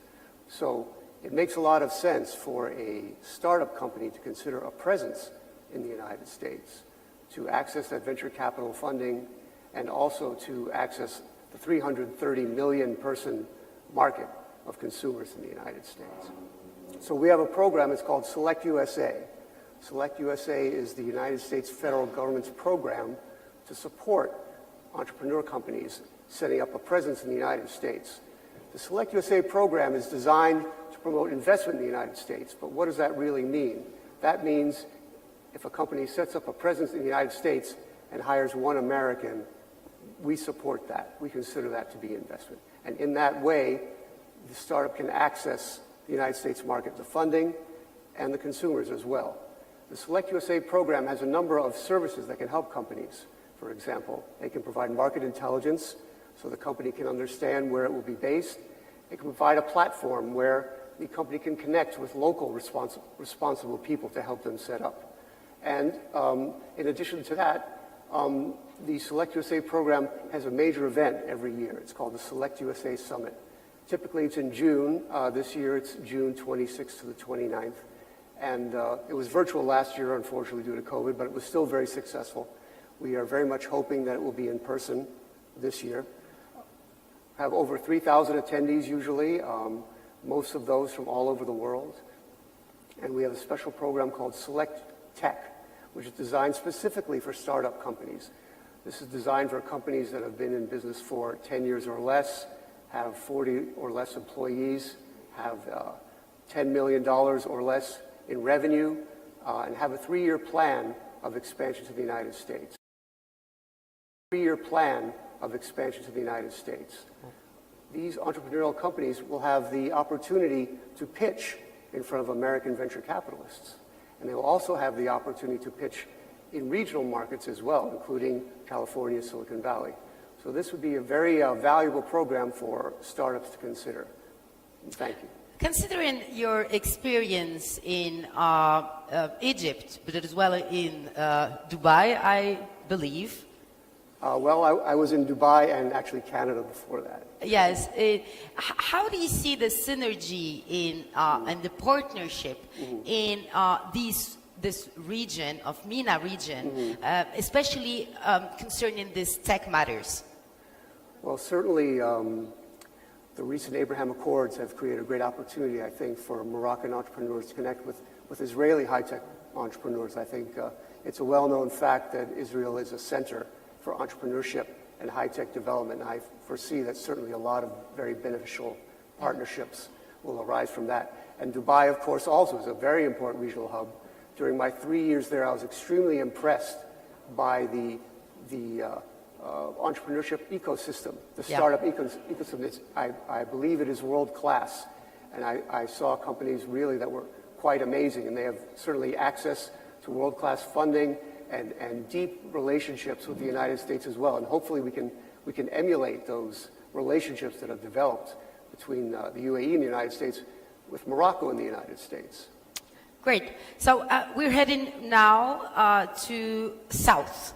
not west and not east to south to Senegal, and we join in there. And I'm switching to French language because this is an event that is international. There is many languages are spoken. Je m'adresse à vous, Mamadou Diallo, confrère. Mr. Mamadou Diallo, dear colleague, you are also a journalist and you are working for a magazine that specializes in ICT. So you are pushing our continent to innovate and captivate investment. So how do you see the partnership, the privileged partnership model in order to create a continental synergy?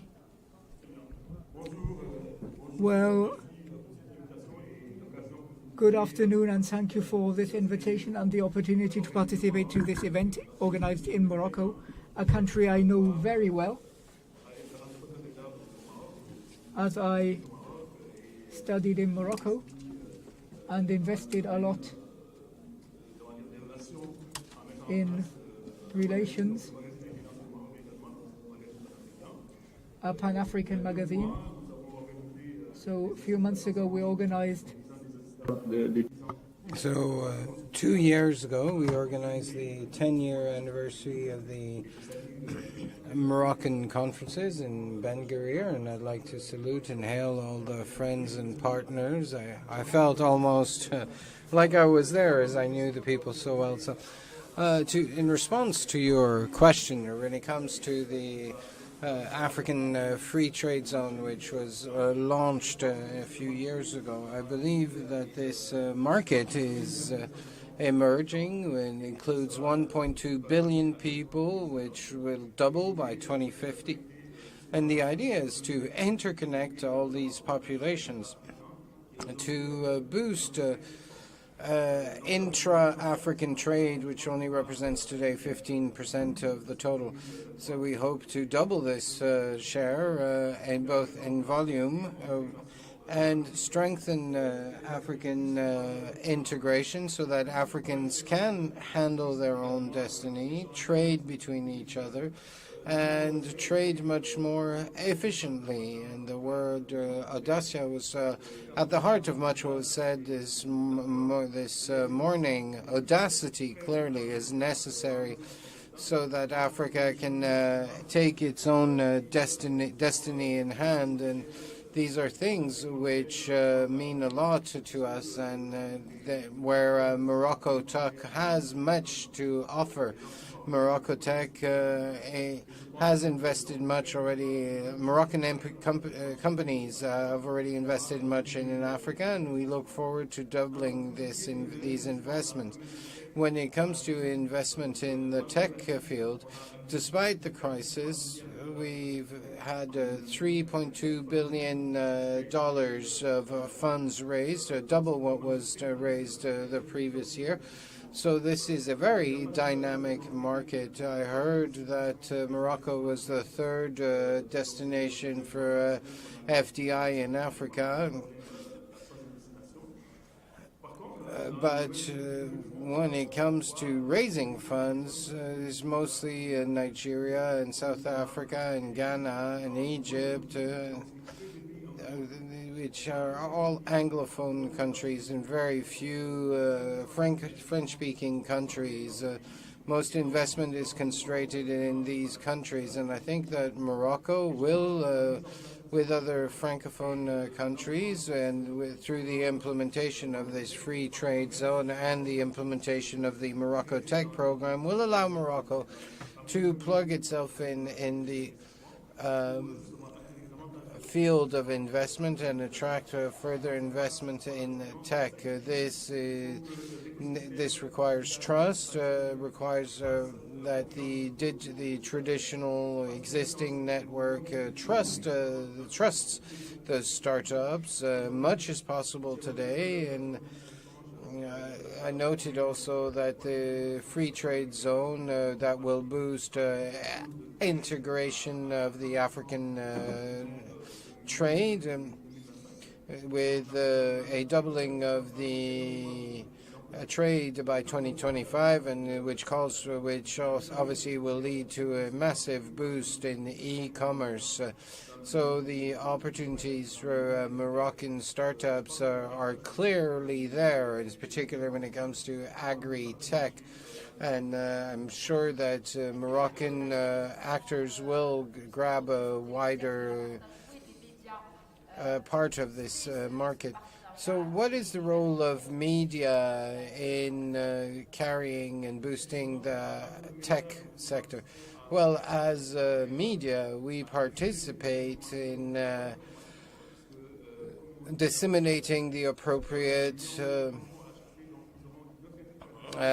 interpreting the provide information across the continent, and I think that as media, as journalists, we have the capacity to spread the good word by insisting on success stories, by focusing on the African role models, be they young people with transformative projects.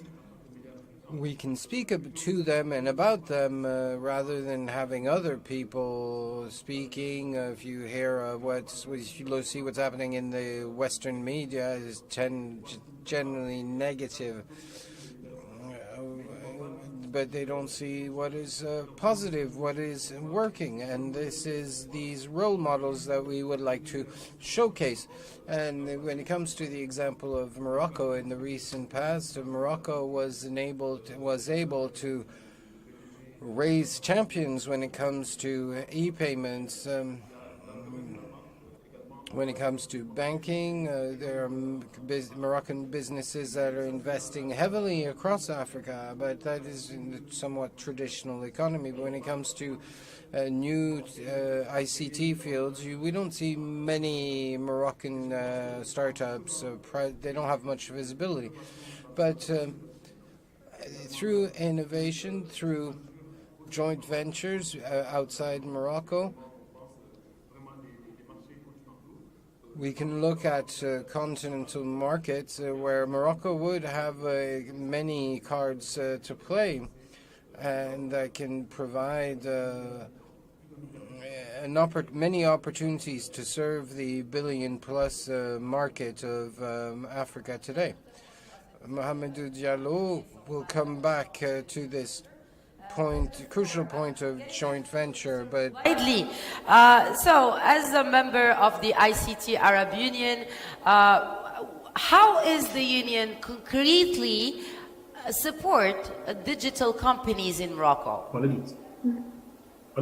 Actually, one of your speakers mentioned JITEX, and the Arab ICT Union called for a common stand which encapsulates all the Arab ICT societies. One of them was the Moroccan, and the Moroccan company, as far as I remember, was able to pitch for a startup competition in JITEX. I don't know whether they succeeded or not for capital reason, but they had the chance to show and compete against other companies. Here I'd like to say something. It is very important that we go through the Moroccan experience when it comes to partnership. I know Morocco has a very successful, rich experience in this dimension, and both the European as well as the American, this is most of their testimonial, let's say, and I'd rather, for example, if you go to any of the well-known or reputed university like Harvard in the US, like Cambridge in the UK, or Sorbonne in France, people will talk about Moroccan digital market and will talk about the Moroccan digital experience. Now, the Arab ICT Union would like to enlarge this experience and, let's say, spread it over the other Arab countries, especially in the Gulf region, because we really need to see or to be exposed to the, let's say, the Arab North African experiences, as well as be able to partner with them. And there are 3 successful, let's say, events where 3 Moroccan companies, and one of my colleagues mentioned that the Moroccan are very, very successful when it comes to e-payment and fintech. We have 3 successful Moroccan companies in Bahrain, which is a very small island, very small. But we're able to penetrate them and competing successfully and of course proudly against the giants. And Bahrain, being the financial hub for the GCC, welcome these because they saw value in the services and the products the Moroccan has developed. We would like to spread this experience when it comes to content. The Moroccan has got a very rich content. When it comes to fintech, they have very good, deep experience. And when it comes to, let's say, bridging the gap between the advanced world or the advanced market and the emerging market, I think Morocco will have a very... Fortunately, 3 years back, I was in Morocco, and I was really amazed with the advancement, especially the tech park.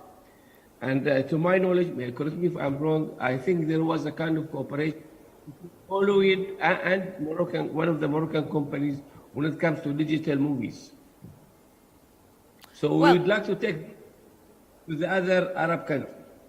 That is our role as Arab ICT Union. Great. Thank you. Let's go back to Kigali, Rwanda. Alex, you're back. It's good to see you back with us. Well, we are talking about partnership. What are, in your opinion, what are the partnerships to privilege, to privilege between African countries? Let's say an African partnership or a Rwanda-Morocco partnership in tech. What are your options? I think that the options are there, and where we see one, I think conversations regarding fundraising and funding startups and funding innovation. That is one area. In the past, one of our institutions, subsidiaries, KLab, has been working very closely with institutions in Morocco, organizing pitching events and exchange. Actually, I think even just last year, we had a team from Rwanda that was in Morocco for an incubation event. So there's one technology transfer. I'm really very sorry. There seems to be an echo. So if we can mute so that I don't hear myself back, it would be very helpful. Okay. We're trying to fix it. Is that better now? Yes, it is better. Thank you. Please proceed. Thank you. So there is technology transfer on, there's fundraising, that's one, technology transfer, specifically in the area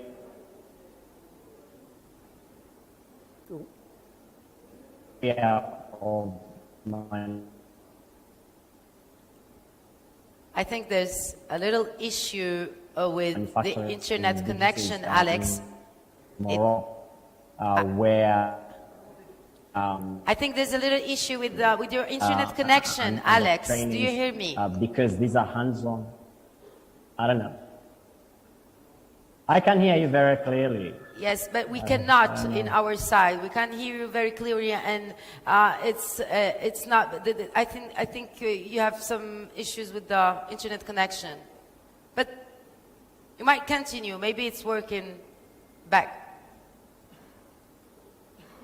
Okay. Okay. You can hear me? Yes. Yes. Go on. Yeah. So technology transfer, that was one. And then there's knowledge. Morocco has several years of advancement in tech. I think I was speaking about digital manufacturing and digital production. So that's one area that I saw. But also, in Casablanca, I noticed there's quite a lot of companies in the software development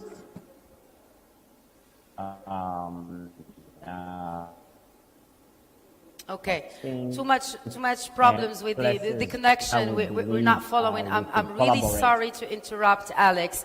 We cannot hear you very well, and it's actually we're trying to fix that. Okay, no problems of connection since you're here, Shakir.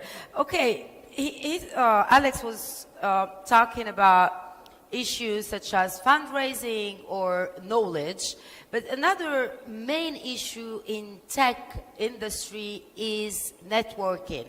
So what is your role as a U.S. General Consulate here to connect the digital ecosystem, the Moroccan digital ecosystem, to the Silicon Valley? Sure. Well, every year the United States mission supports a delegation from Morocco to the Consumer Electronics Show in the United States in Las Vegas, Nevada, one of the biggest electronics shows in the world, which provides abundant networking opportunities for Moroccan technology companies to interface with American technology companies. In addition, I'd like to put in a plug for the domestic network of my organization, the Commercial Services. We have offices throughout the United States, several offices in California, including one in Silicon Valley. So it is easy for us to facilitate linkages between startups that wish to connect with American technology companies via our local office there. They have a deep relationship with the companies that are operating there. Okay.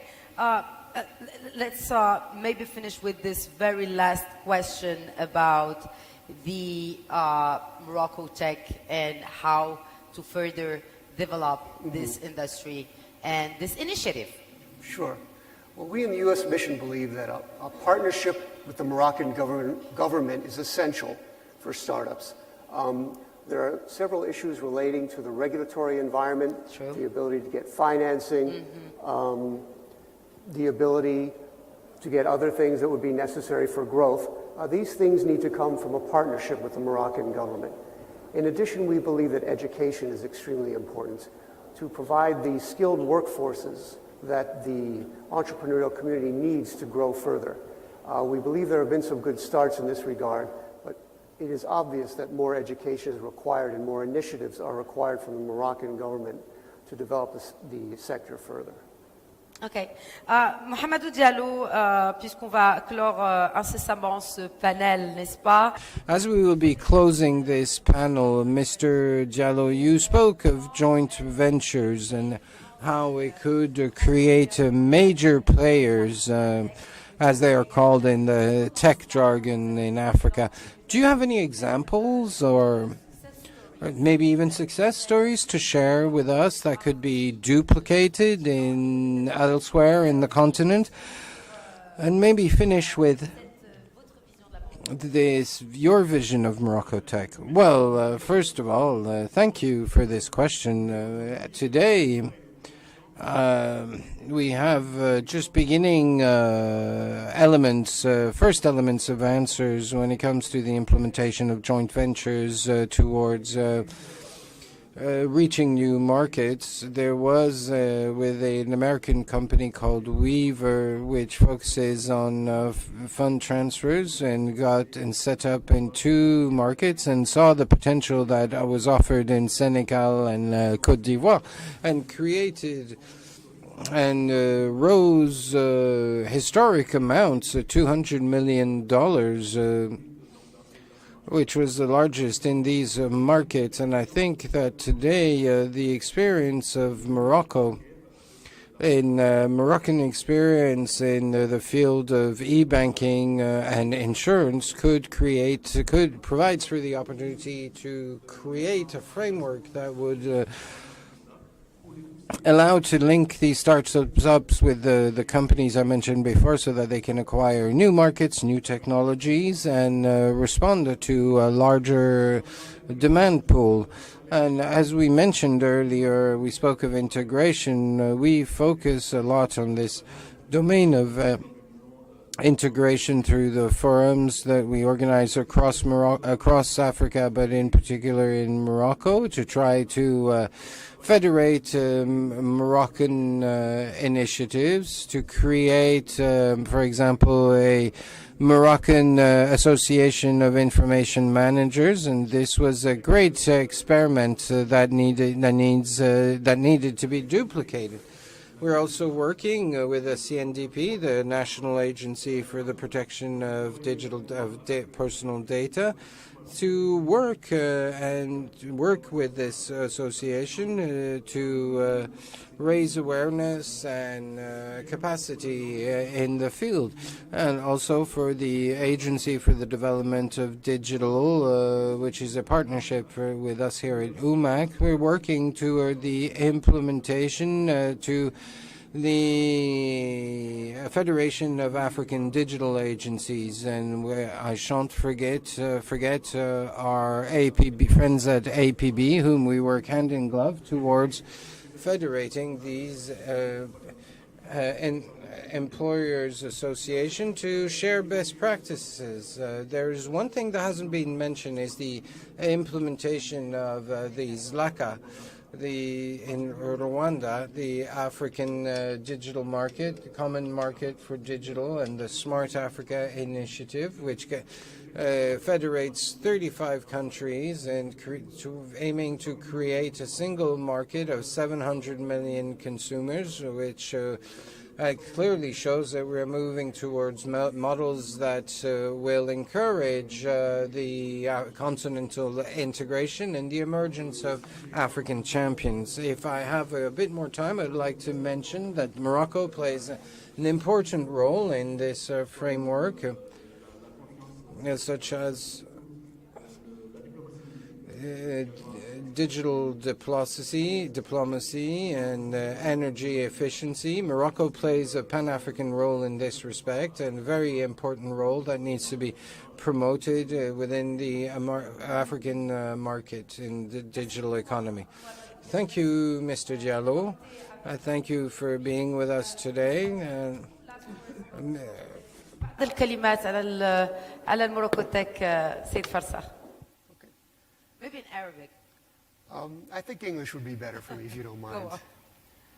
Yeah, so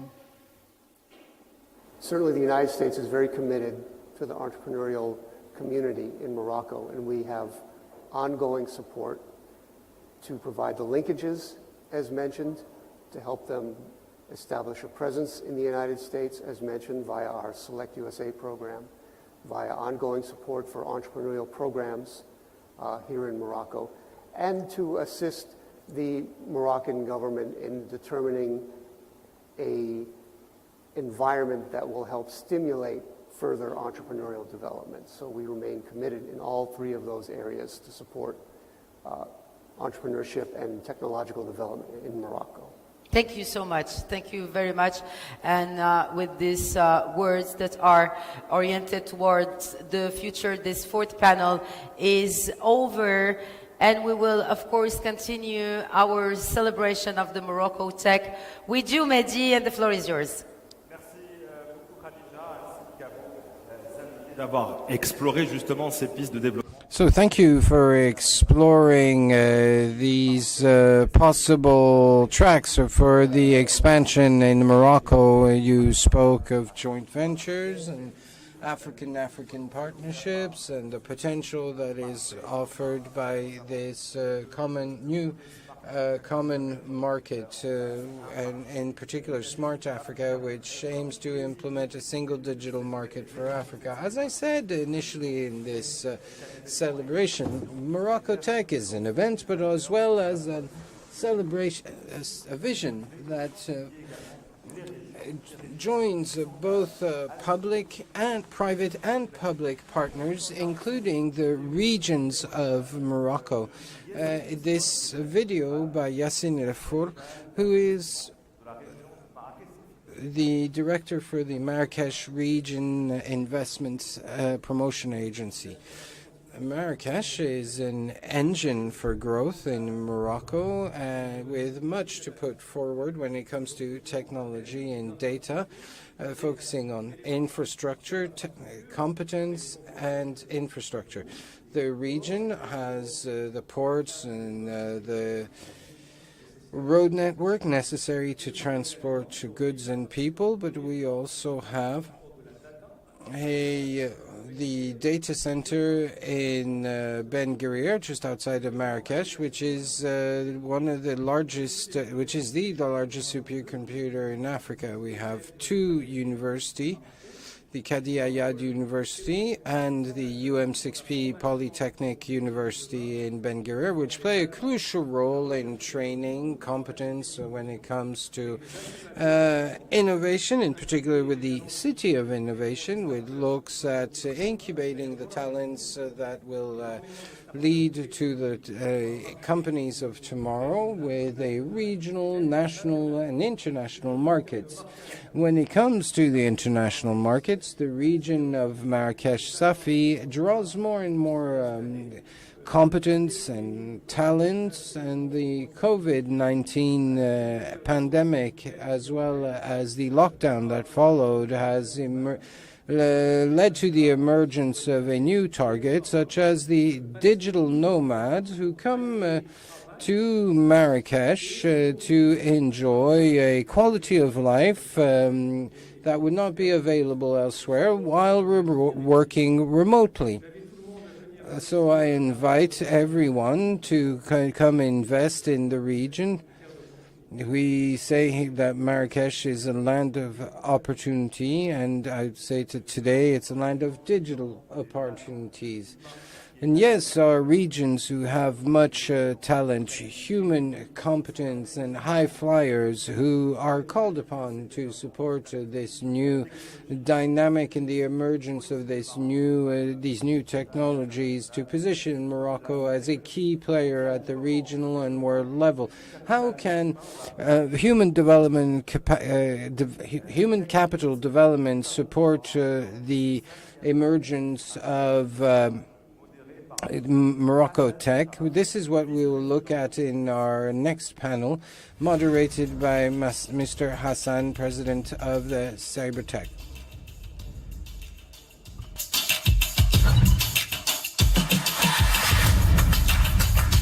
Bonjour à toutes et à tous. Good afternoon, everyone. This is an extraordinary time, an event where we will talk about competencies. You certainly know the development of the whole sector is based mostly on developing human capital. Let me tell you as an introduction and to plant the decorum, it will be a pleasure for me to have with me the brilliant Lamia Husni, who is Director of Executive Education at EM6P, who will talk about competence development and talent development. The floor is yours.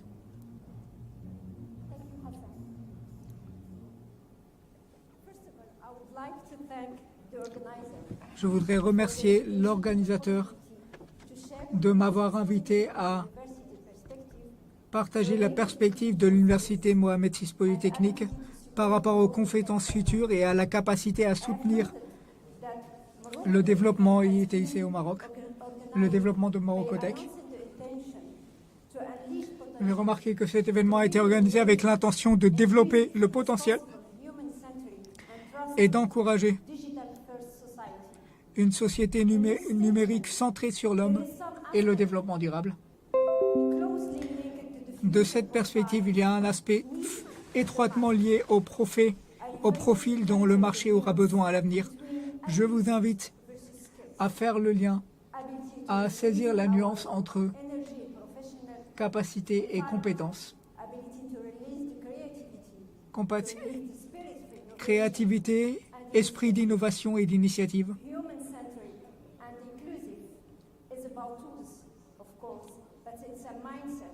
Centré sur l'homme et durable, et évidemment lié au comportement.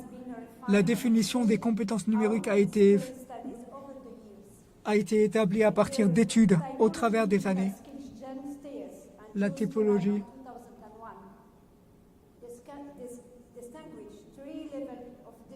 Trois niveaux de compétences numériques ont été distingués. Les compétences numériques, qui dénotent les compétences techniques de base pour se servir d'outils technologiques. Les compétences informatiques, liées à la dimension cognitive plutôt que technique, à la sélection et au traitement des informations, mais aussi à la compréhension, à l'interprétation et à l'évaluation de ces informations. Les compétences stratégiques, qui font référence à la capacité à se servir de ces informations d'une manière proactive afin d'affecter notre développement personnel et professionnel.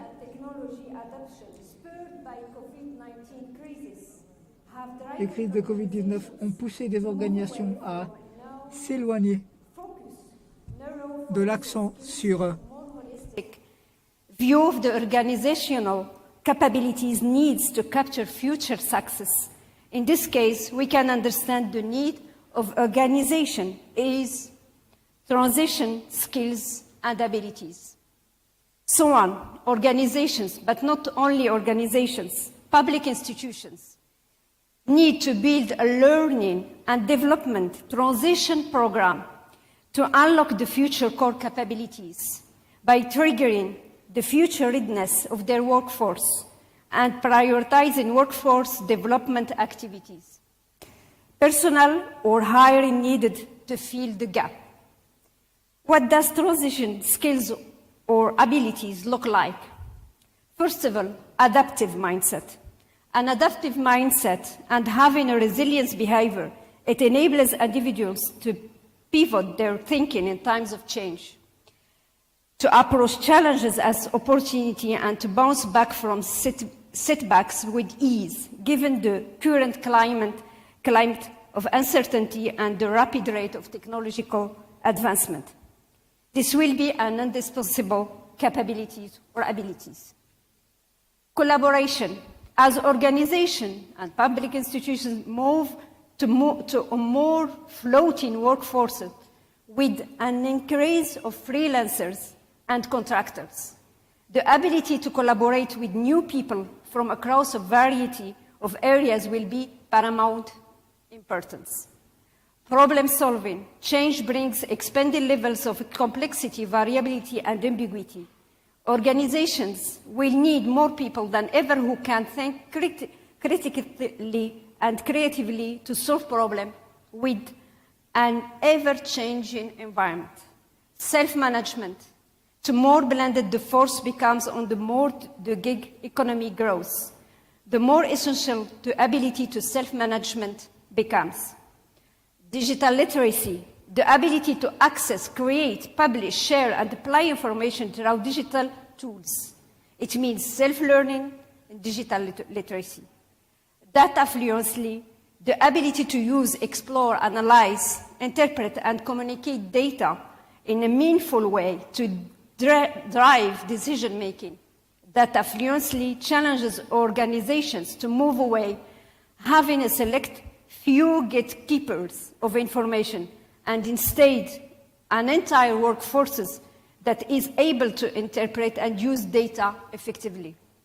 Taking into account all this insight, Mohammed VI Polytechnic University is developing training and learning programs for graduate degree and undergraduate degrees, but also executive education, which will allow both the development of digital skills but also, above all, of the abilities necessary for the digital transition and growth.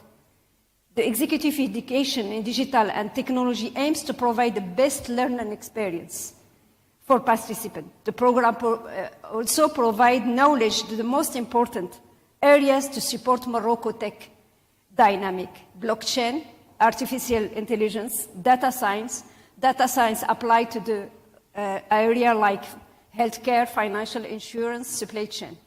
Thank you for your attention. Merci beaucoup, Lamia Hosni, pour ton éclairage et surtout pour avoir planté le décor. Thank you very much, Lamia Hosni, for reminding us of those main competences. Thank you very much again, and we are continuing with the one-to-one session.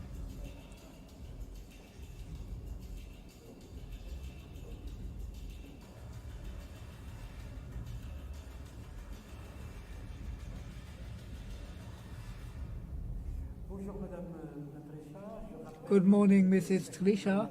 Let me remind you, OFPPT CEO, an institution we no longer need to introduce, as it is very well known and very useful. You have certainly seen our goal at this panel is to talk about competences in Morocco. So, what is your experience in this field, competence development? Okay, well, let me first congratulate the organizers of this event. Congratulations for this important initiative, and thank you also for writing talents on the program. I believe this is another strong proof of our strong conviction that our human capital and richness is those young people who have creativity that only needs to be explored. And so to me, creating a competence pool is a must. So for MoroccoTech to be successful and also for Morocco to emerge, we need to create a competence pool. It's a two-part process. We first need to cultivate competences through training, starting at the establishment and continuing all through life. It's the role of street providers, which we are part of, but also a second phase, identifying, recognizing, valuing, and fidelizing talents to be able to preserve them. And this is where specific companies will intervene, and the society globally. As for training, as you know, we are in an era of job transformation induced by technological evolution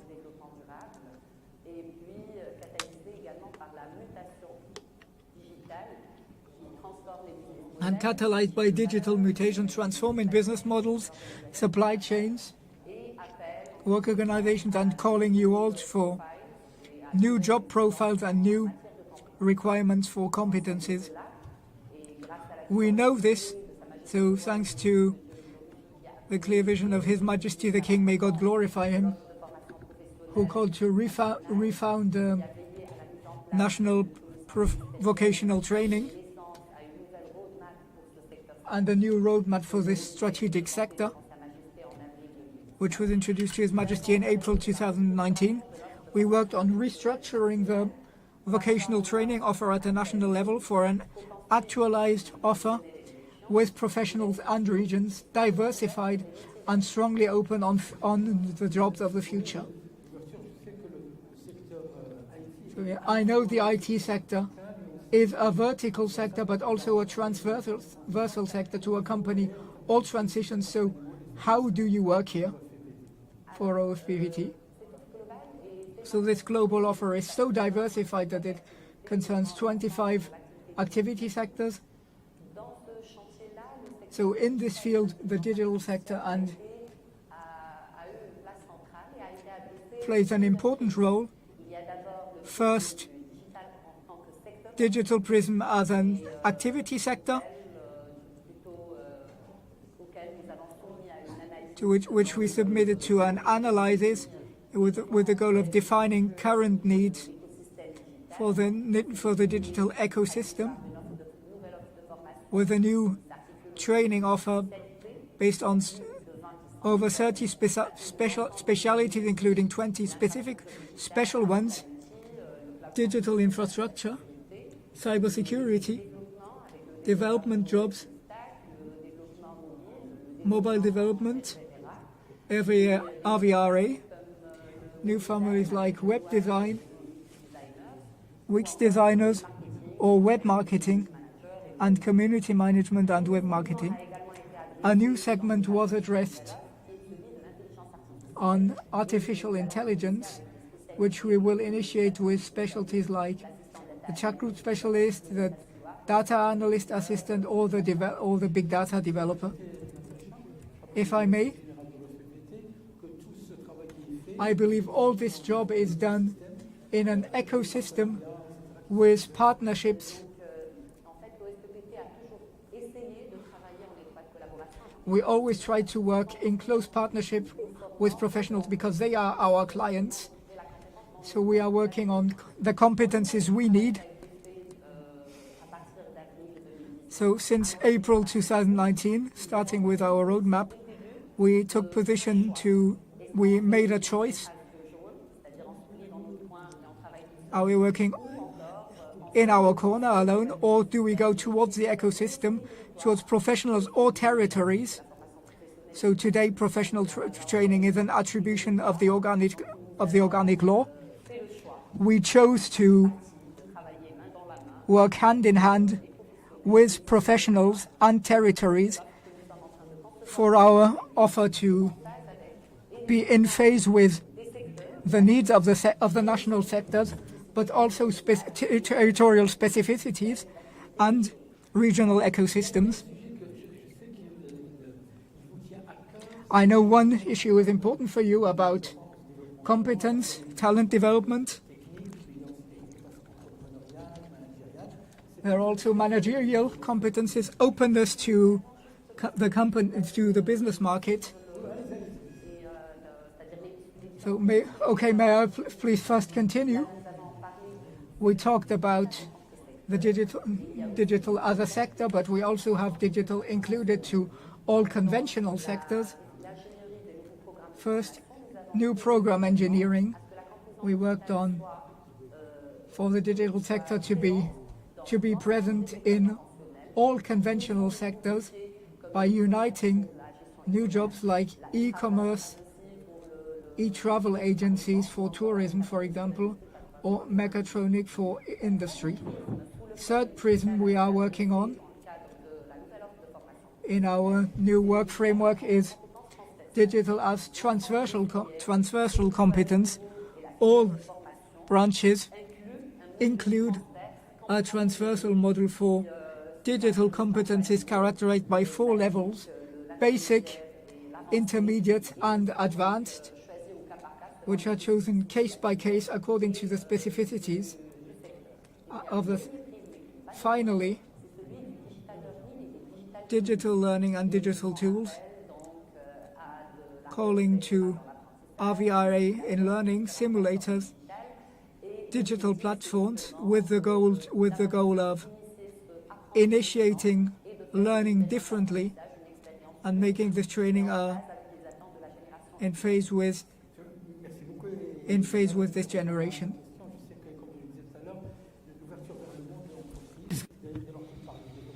When we talk about competencies development and talents, there are those who would like to boost their companies. How do you provide support to these young businesses? At OFFPPT, we are convinced that entrepreneurship is the right solution to youth employability, given a number of characteristics of our national economy and Moroccan society.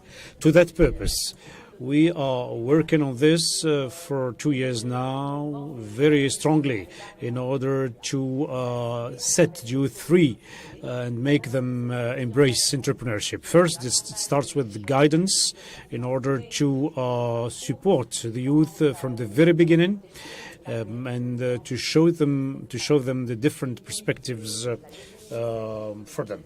Second, and this is the most important aspect, this is about the launches of entrepreneurship projects on which we have worked along with the Ibn Grir Polytechnic University with Mrs. Hosni. This is a program that has been conceived of in an innovative way in order to have some impact on the entrepreneurship culture, do awareness raising for those who are in their first year regarding the relationship between employability and entrepreneurship, and also another program which will help us identify the potential project owners and help them from the idea of the project till its implementation. education. This is on the first and second years. The aim is to sensitize everybody, identify the good promises, the good projects, and guide them towards entrepreneurship. I would like to mention here that we have already launched this kind of program in 3 regions: the Saq al-Hamra, Gnun wal-Dhahab, and also Susmesa and the eastern part of Morocco, and also the Ibn Gri region, in which it has been incepted. I know how much support is provided by the universities and by those who work in training and competencies development. In 1 minute, if you have a message to convey regarding MoroccoTech, how could we see to it that this event gathers the different energies? I will start with a first recommendation: entrepreneurship. First, we want this entrepreneurship to be sustainable and to achieve growth. And based on the feedback we are receiving, and compared to other activities, we do need to guide entrepreneurship towards new niches, towards the underexploited opportunities, so that these young people have a business plan, and to democratize also competitiveness regarding some segments which are rich in value. This should also be structured to strengthen the ecosystems in order to have sustainable purchase orders, and this will enable us to boost the socioeconomic fabric and prepare an attractive environment. This is for regarding entrepreneurship. Now, regarding the talents pool. These talents should be able to live on, and we through guarantees, updated engineering, quality monitoring. But I would like to say this occasion also to say that we cannot achieve such objective through these efforts if we do not at the same time conduct synchronized work where we're harmonized or based on participation all along the different parts of the chain, starting with the needs for training before deploying the such program, and ending with the assessment of the needs adequacy, and also regarding the provision of those services as such. You know, the business has a lot to do. First, she needs to be in control of the needs, working in harmony with the others in order to provide them with the best competencies possible, help in training, internship, and also providing kind of pool for specific trades. We need also to secure quality jobs for operators and technicians and for talents as a whole in order to keep them in Morocco. Thank you very much. I'd like to recall that you are the General Director of FPT, and you've come to tell us with a lot of enthusiasm and commitment. You talked about ecosystems, and that's a good transition to our next panel on the talents and competencies development. Thank you.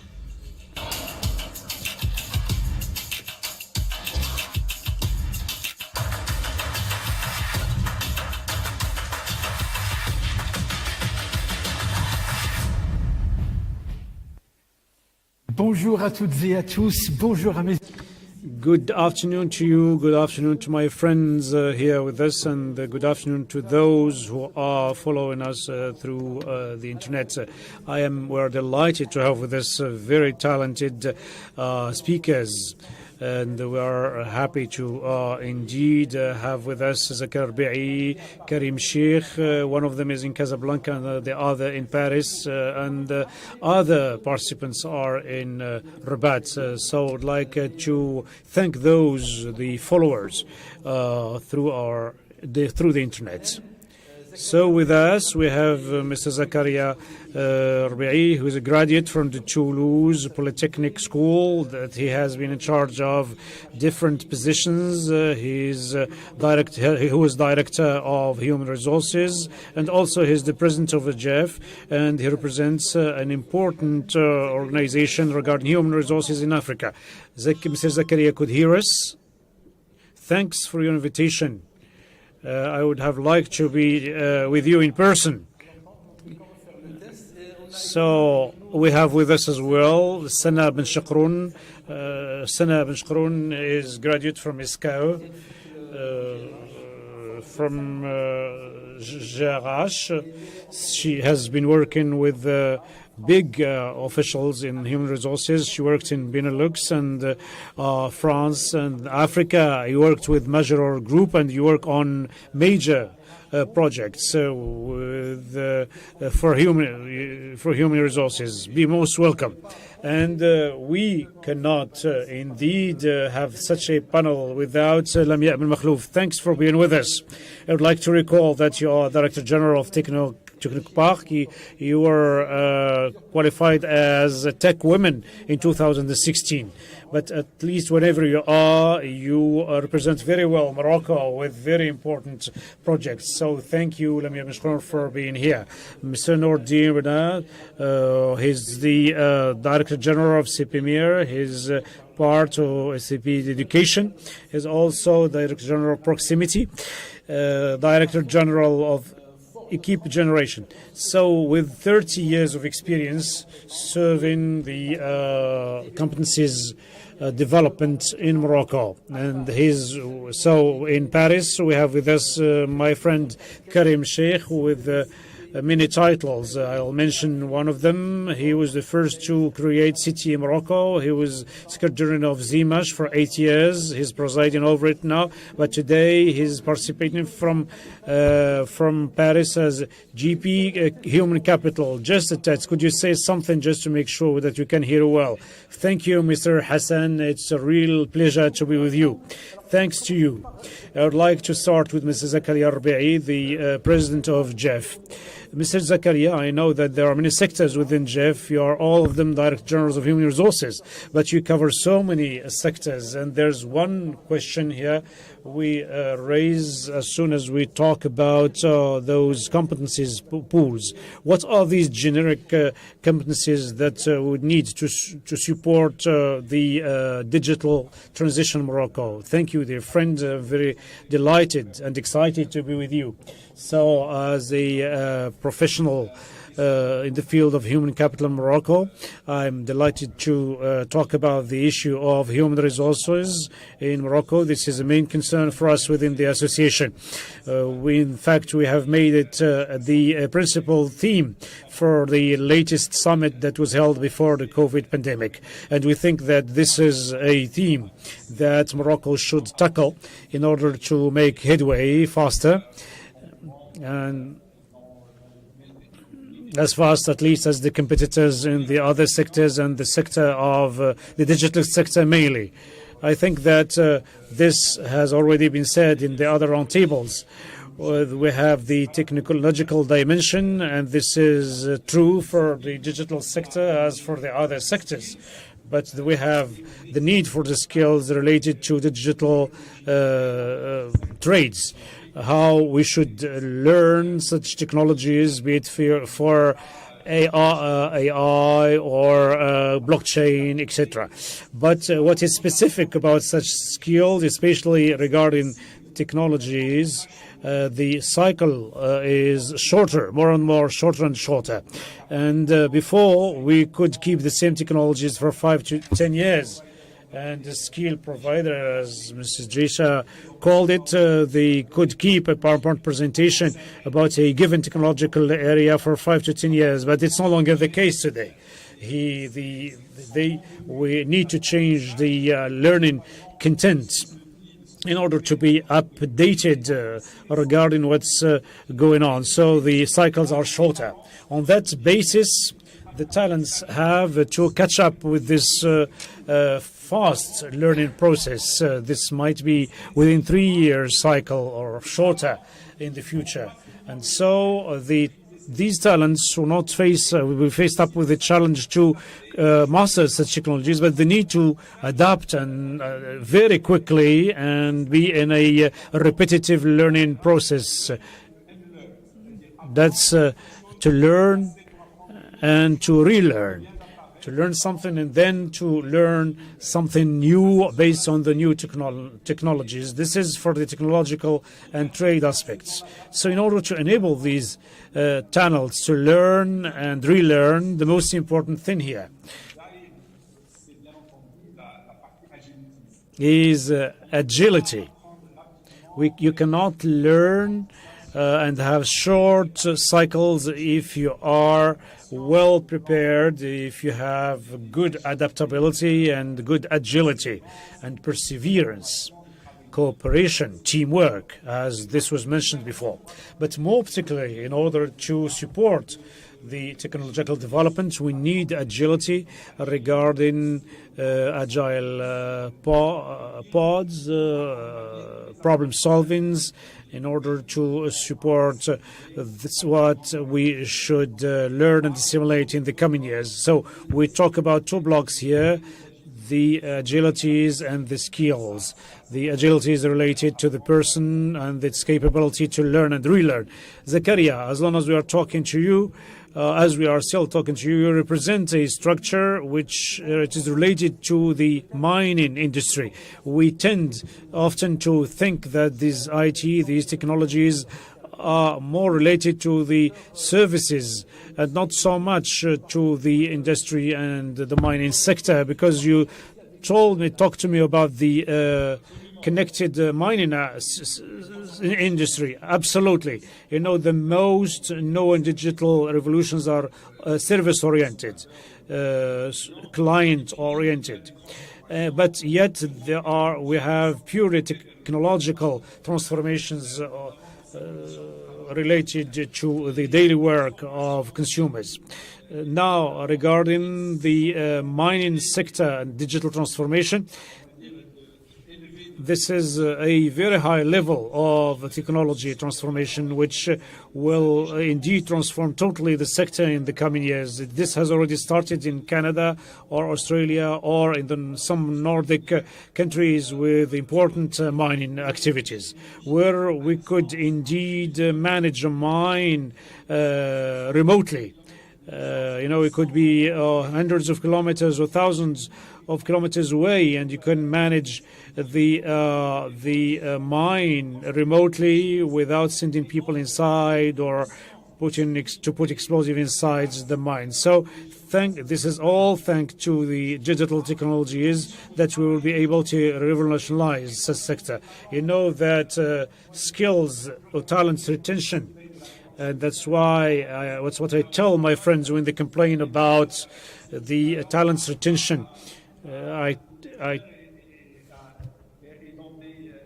I tell them that we should take into consideration the remote areas of Morocco, because this will be indeed favored by the introduction of new technologies. Somebody who is obliged to work deep inside the mine could do that work remotely while being in Casablanca, and could manage a mine in the south of Morocco.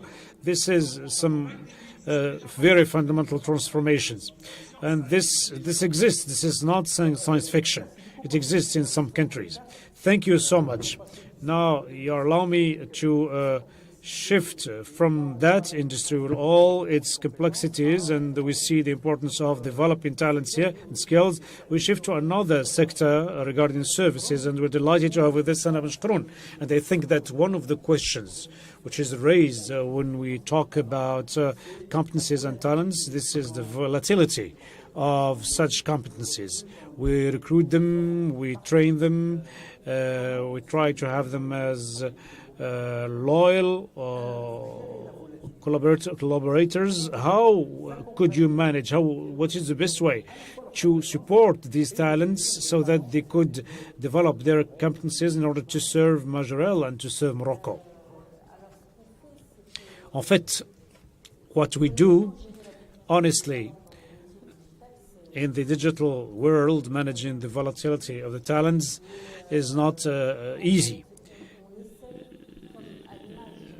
And as it is the case for the Majorel human resources policy, we try to have a proximity policy. We try to see what are the ambitions, what are the expectations of these young talents, and we try to adapt. I think that in the human resources sector, we are over the the conventional way, which is based which applies to the total population. No, I think that there are specificities to be taken into consideration based on the population at hand. We have already adopted listening aptitudes in order to understand where the unmet expectations lie. We have different ways to do that, be it in a direct way or conduct through some surveys. What we do is that we discuss a lot with these young talents in order to bring maximum transparency regarding different parts of our system. Second, we try to provide well-being as a whole. When these young people are within a business, there are important elements here, and we call it one chin. And that means, and the way we approach life within the business is that when we have somebody working within the business, he should feel at home, with the same degree of openness, the same degree of freedom of speech, of expression, and we should be listening to this youth and show solidarity, even when this has to do with personal issues. There's another aspect which is related to talent management, and I think this is quite significant, is that these young people need visibility. They need to know how their career is going to develop, and that when they belong to a business which is going through strong growth, they should know that they are there as a link between that business and the rest of the world. So we do recruit only from outside only when we no longer have any resources available domestically. I think that this is supported also by strong training schemes. We have talked a lot about soft skills, and this is all the more true that we should not expect the soft skills to get developed spontaneously. We should provide support and training on 12, 24, or even 36 months. We are in partnership with the Paris Central School, other important schools. This is our personal development oriented and managerial oriented, with innovative training, very strongly based on experience, not much theory, a lot of practice, and we try to focus on innovation. The idea is to provide them with the opportunity to get trained and to develop themselves. Thank you very much for shedding that interesting light, and because you talked about the individual dimension and the collective one. You talked about transparency and the clarity of objectives, so that people, you're trying to make them loyal, and you develop talents on that basis. Here I will shift to another theme. I was talking about it with Lubna Trishi regarding entrepreneurship. We talked about entrepreneurship, and we said in Casablanca for some time now, when through a number of regions in Morocco, we have technoparks. And for 20 years now, there are nurseries to develop competencies and talents. We have the advantage to have with us Mrs. Makhlouf, the the General Director of the Technopark. We take avail here of having Technotech people with us. We are talking where a lot of things have been carried out. Could you tell us about the 20 years experience of Technopark? So what has been achieved and what are the lessons drawn? Thank you, Hassan. I am really delighted and very happy to see this MoroccoTech launched, 2 decades, to support innovation. I'd like to recall that Technopark comes to implement the vision of His Majesty Mohammed VI when he launched in 2001 the first big Technopark. And that vision then aimed at making the digital sector as a transversal one in order to support the digital transition in our country. As you said, Hassan, some days ago we've celebrated the 20th anniversary.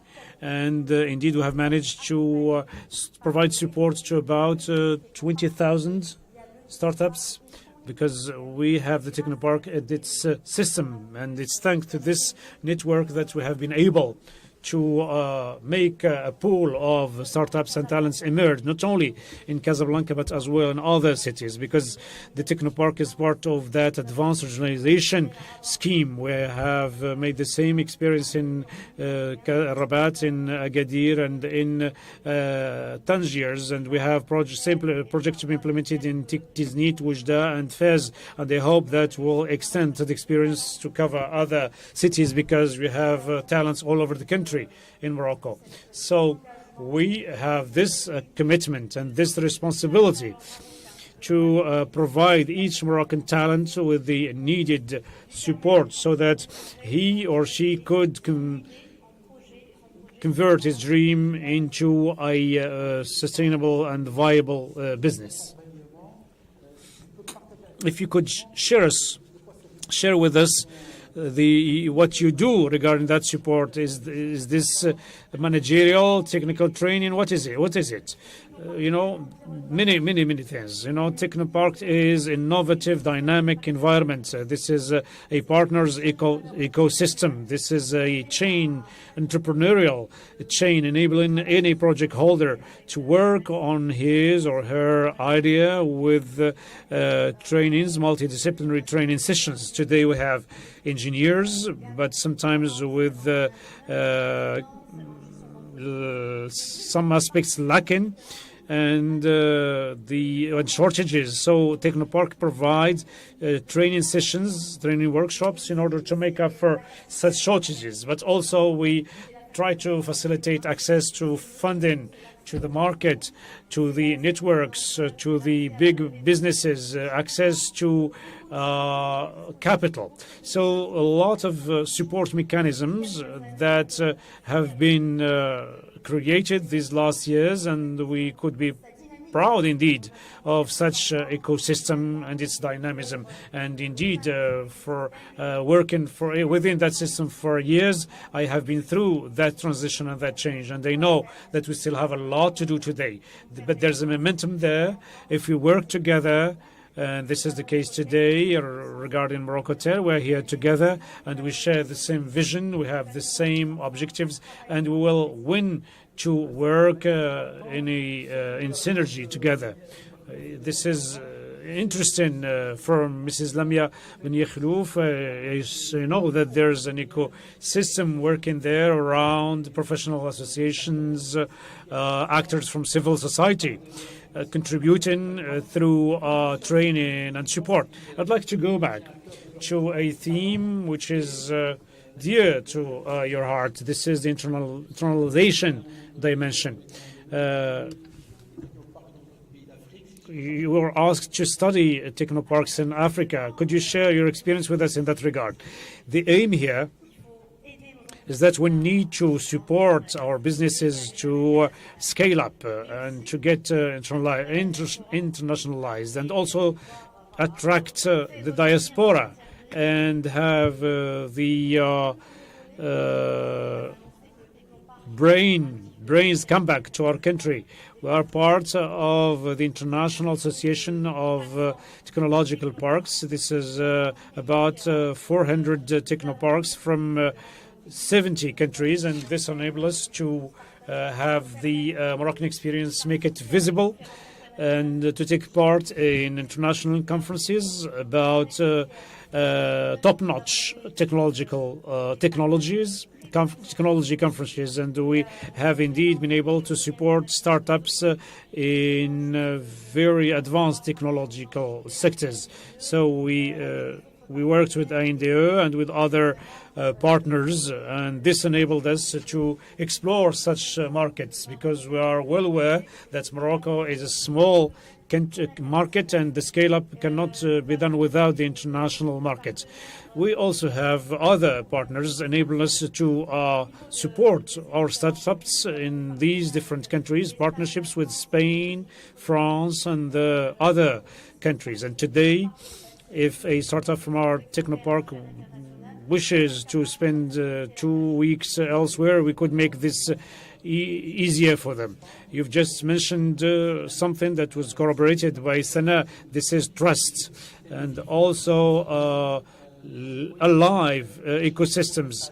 You talked about cashing on the pool of talents. This is to create a pool of technoparks and ecosystem. There's a subject which is very dear to the heart of my friend Rudan. As soon as we talk about talents and competencies, we need to seek osmosis between the world of businesses and the educational world, between different experts here and there. Why am I talking about osmosis or harmony? There's some work which has been done between Ozim and Sipomin. This is about competencies development. Mr. Nordin, you have been one of the main actors in this regard. Could you share with us the main recommendations? I think the main recommendations have already mentioned by Mrs. Bai and the other speaker. I think that there's something very important regarding competencies, especially in the digital world. What we did is that we contacted the businesses, especially to get in touch with those businesses and ask them a number of questions. First, want to know if there are growth relays in order to assess the impact of this on the needs later on. Second, there's the recruitment, training, and support provided. What is their system in this regard? And what is the connections with other systems, as Mrs. Makhtouf has just said? If the ecosystems work together, they could contribute indeed to develop competencies. Now, our conclusion here is as follows. There's some pressure on competencies, and there are needs quantitatively and quantitatively. And also, so we have a recruiter who has been through more than 3,000 CVs in order to recruit 300 people. So there's the quantitative part, because we have not reached yet the target of 10,000 engineers, but also should not lose sight of the qualitative part.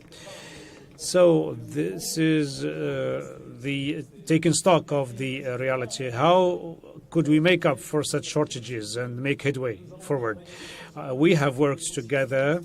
You know, the ecosystem is represented as a whole by three main actors. First, the socio-economic sector that should contribute to that process, and second, quote-unquote, talent production or talent creation, but at all levels. So at the recruitment level, we should also provide the engineering part, taking into consideration the needs to be in the training program. They come from their schools already trained, but as we are talking about current today needs, we should also anticipate regarding the needs for tomorrow, and we are talking about should work for the jobs of tomorrow, and this cannot be achieved without teamwork and focusing on practical work. This should indeed be the basis for the definition of the programs. But I think this is kind of a white book, the white book edited by Ozim, and I think it is available, and we need that kind of contribution in order to disseminate so that there's feedback, mutual feedback. I think there's another issue, which is regionalization. Everybody talked about it. Madam talked about development occurring in the south, and you talked also about technoparks in all over Morocco. You talked about internalization also. I think you explored the region of Jarada, and you are really positively surprised about what's going on over there. I think that when we are talking about competencies are not universal. They are and they are not. Of course, there are aspects which are universal and the others territory specific. If I am a young leader in the world of education, I joined the higher education for 4 years now, and the first decision I took is to go to Africa, to travel through Africa, to see what's going on in Africa, because Morocco has made some choices, but we need individually to make sure that these strategic choices are implemented tangibly. And I found in Burkina Faso that there is an African world organized. There are 20 countries who have pooled their efforts together within the Malgache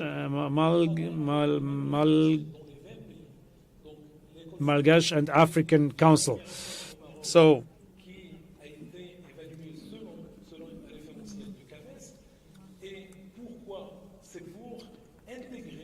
there has been an evolution regarding a given school. Why? It's because we want to have close relations with Africa. Second, we also went to Europe to seek other partners, and we shared with them some basic values. And there's a group we belong to, and which encompasses a number of schools in Europe: HEP, education, humanism, entrepreneurship, and professionalism. HEP. You might have said H is happiness. Yes, to have happy people working in that sector. Yes, we contribute to such development. In order to create these skills, this is based on one mission: to have women and men benefiting from support, and Majorel is doing that within its business.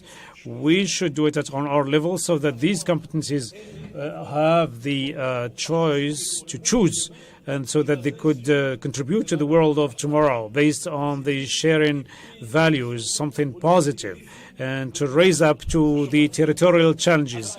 So this is Africa, Europe, and they'll come back to Morocco in order to face up to the territorial challenge. We could set up a school somewhere, but the mission is to create an offer meeting the needs of businesses, but in cooperation with the regulation system.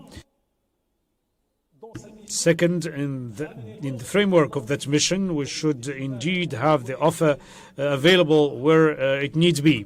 We should connect the territories. And regarding the experience we want to share for the Jarada region, Jarada needed competencies, and instead of bringing the youth from Jarada to Casablanca to train them, which will be costly, the school will go to Jarada for 1 year, and there we worked with benchmarking, based on European benchmarking, because our system for the education, we are usually based on the degree approach, not competencies approach.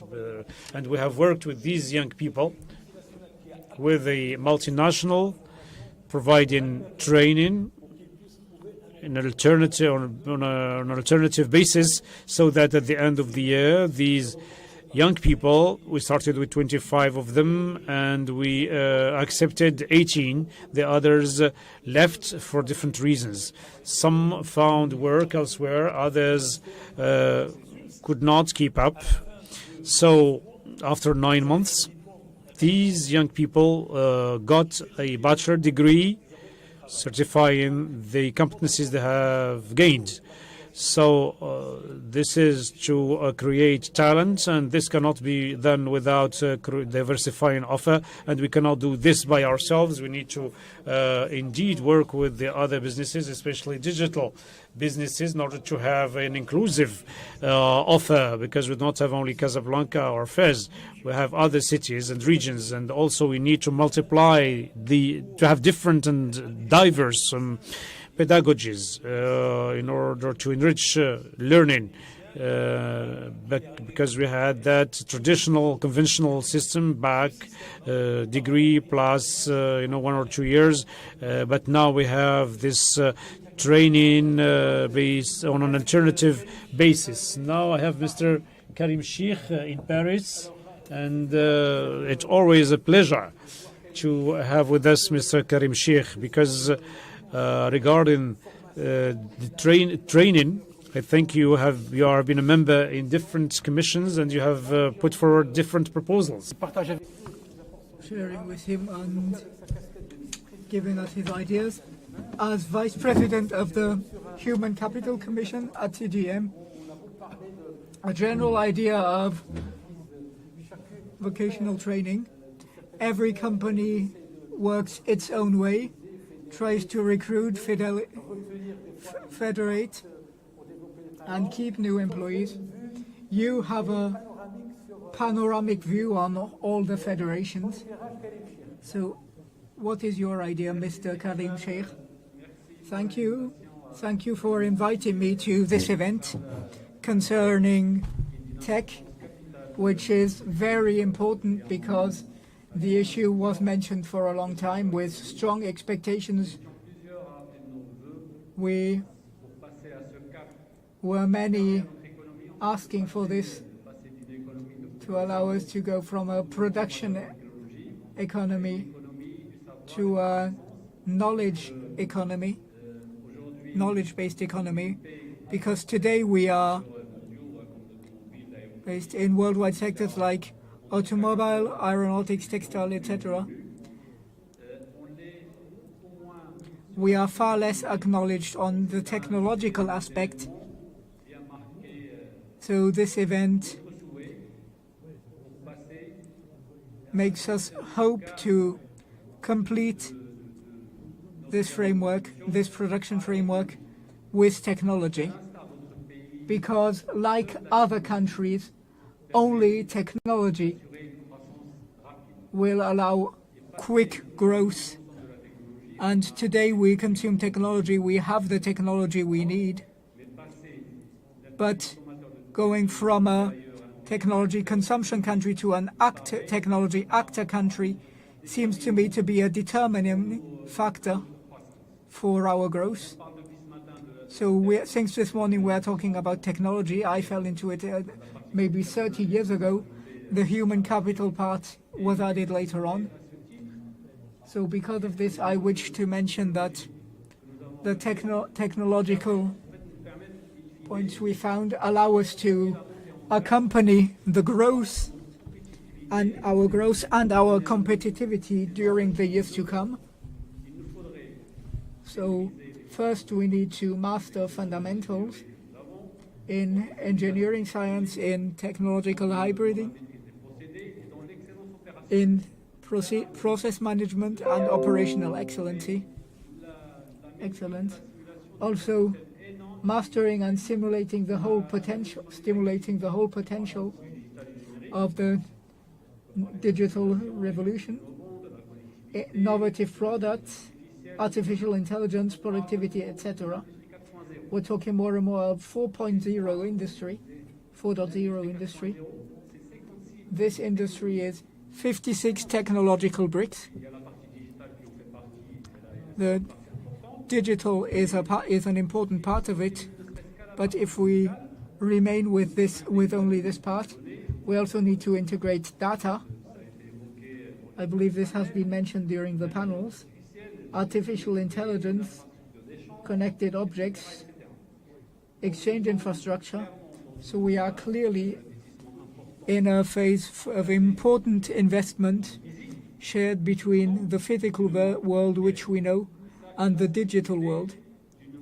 So this is a key of competitivity for tomorrow's product, which our country will give. We're also talking about talents. I'm always afraid, Mr. Zakaria knows this better, banality. Even when we have the best technological ideas, if we don't have the talent for it, we will be in difficulty that will finally become obstacles and prevent us from moving forward. So I just want to give you an idea of the priority fields we are working on. So we hope Zakaria will come back. He was with us in the past. And I also wish to congratulate the members of the Commission because this is important. We are working on 3 priority fields. First, training. And when I say training, I mean initial training, professional training. We are working on expressing certain needs of our companies with managing competencies and talents sectorially and territorially. The word territorial was mentioned before. Another priority is employment.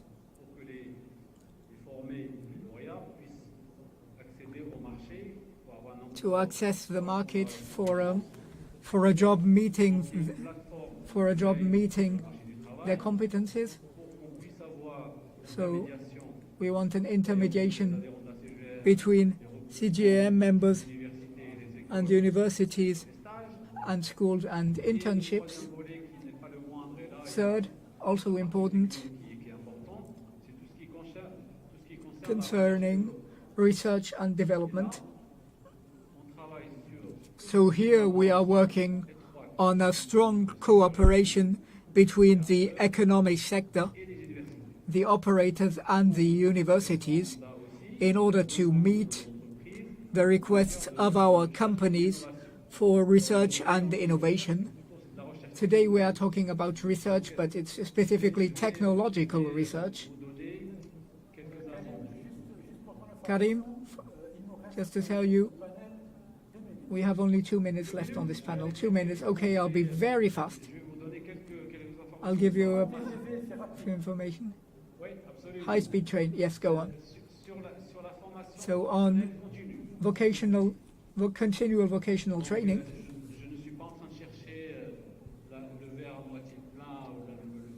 I'm not looking optimistically or pessimistically. This is just a presentation. Our ambitions were explained before.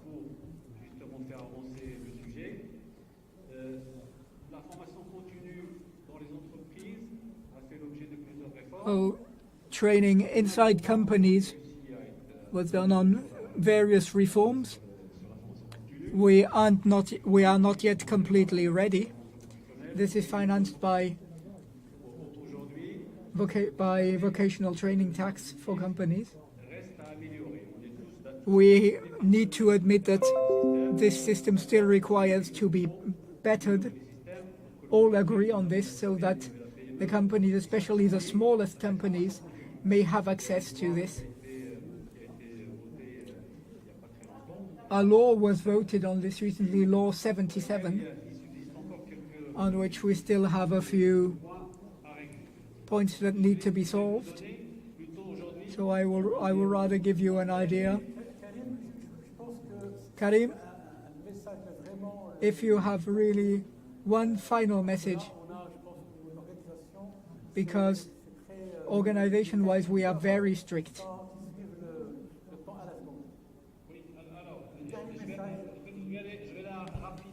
very quickly. The vision is,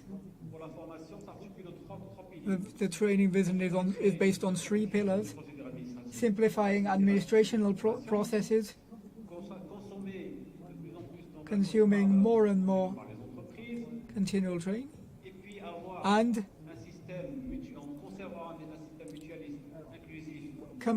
conserving a mutualist system that meets the needs of the regions,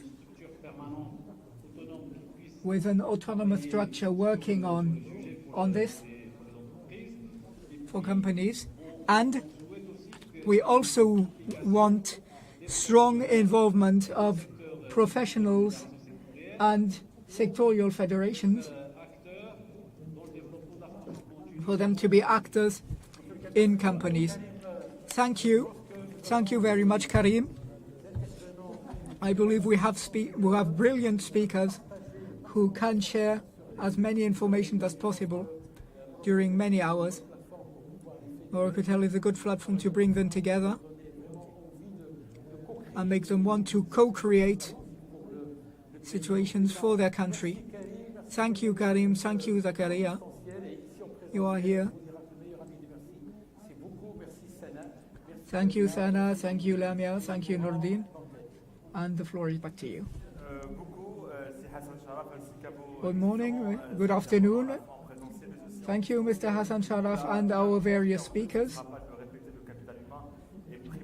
Human capital is so important for MoroccoTech.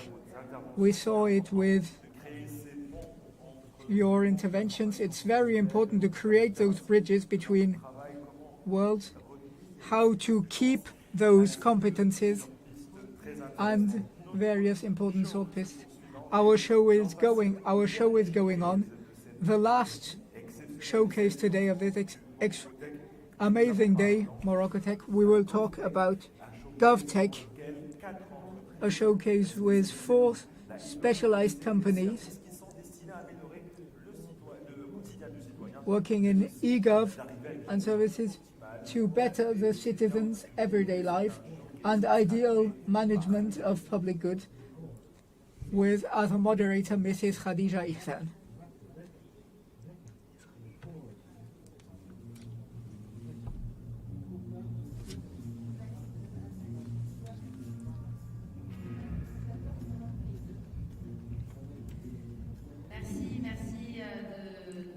Thank you for joining us.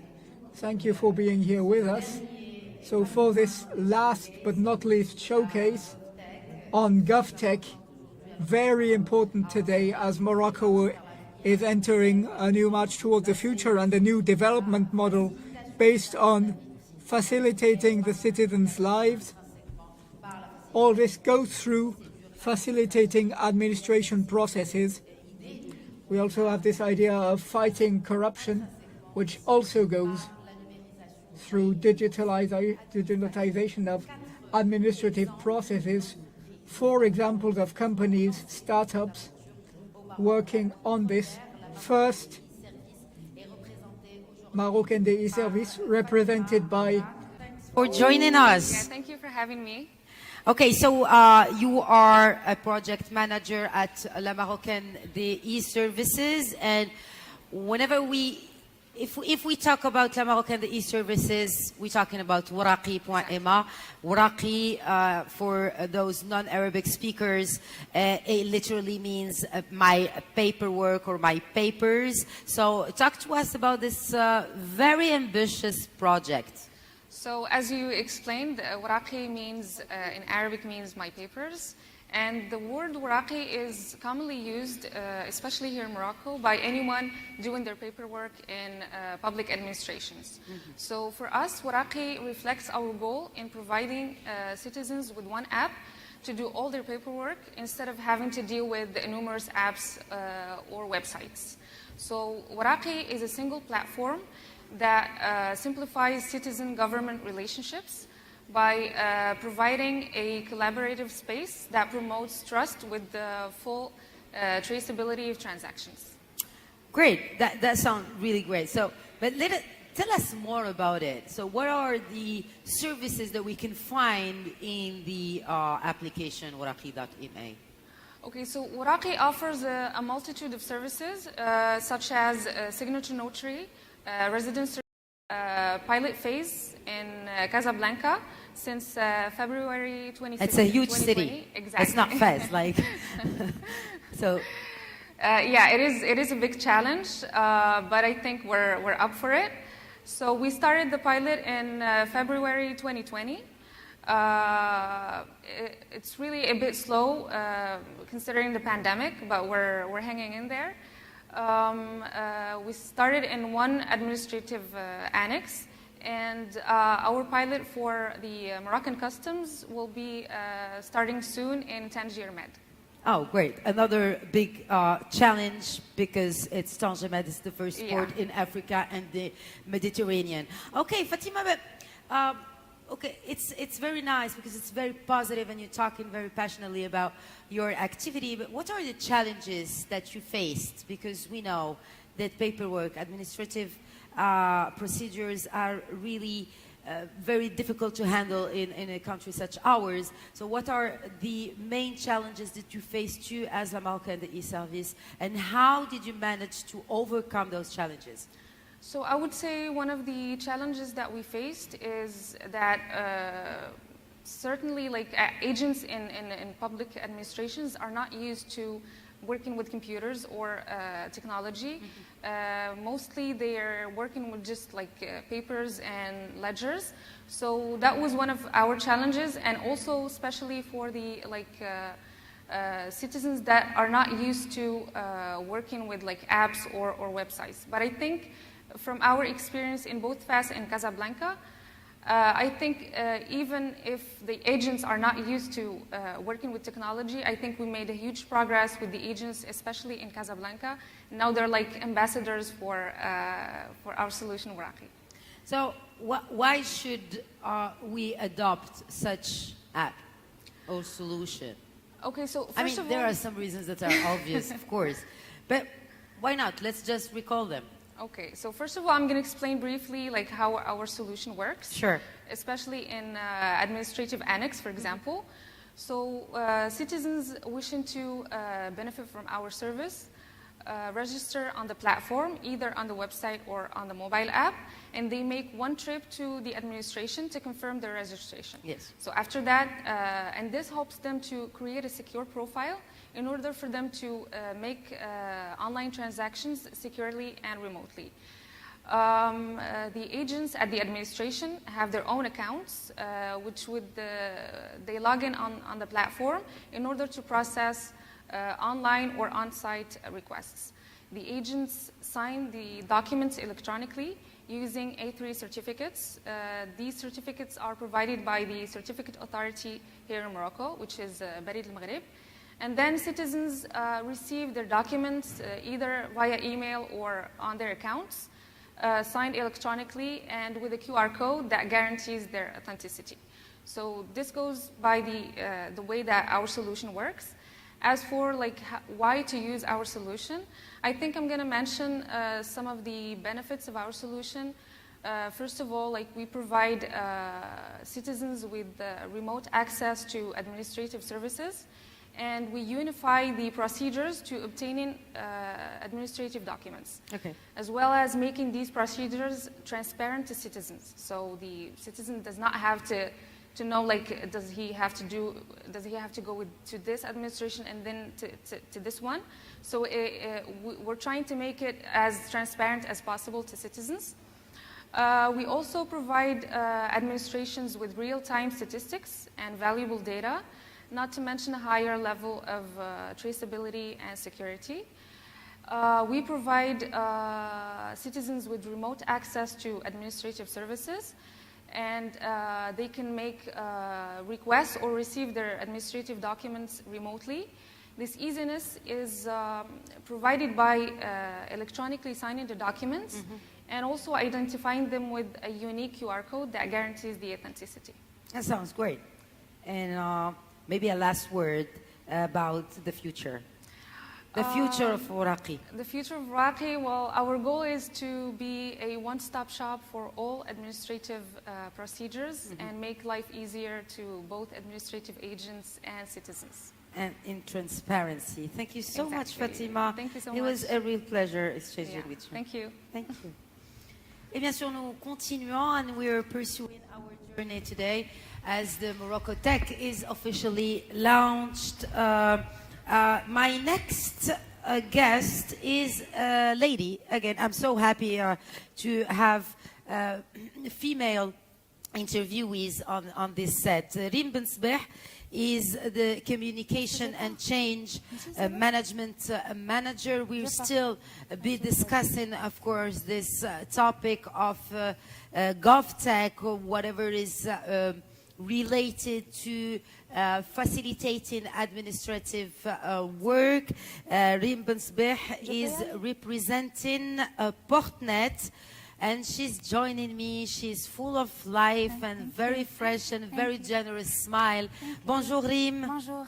Alors, bon, tout d'abord, bien sûr, on va commencer. Good afternoon, Rim. So we will first start by defining what is Portnet, for what it is and for whom it is. Well, Portnet SA is a company created here in 2018 by the National Ports Agency in order to implement several sectorial strategies. We can mention a few like Maroc Numérique 2013, the National Plan of Process Simplification of Commercial Exchange. So all this without forgetting innovation in our services. So all this was born via the technological acceleration of our kingdom. So Portnet is a good thing. May we talk about examples and solutions offered via this platform? Well, as I said, we have strategies, and this led to the creation of the unique Portnet guichet to make outside commerce easier, thanks to an AMP initiative and a public-private partnership between various partners and actors of our process, banks, transitories, forwarders, various actors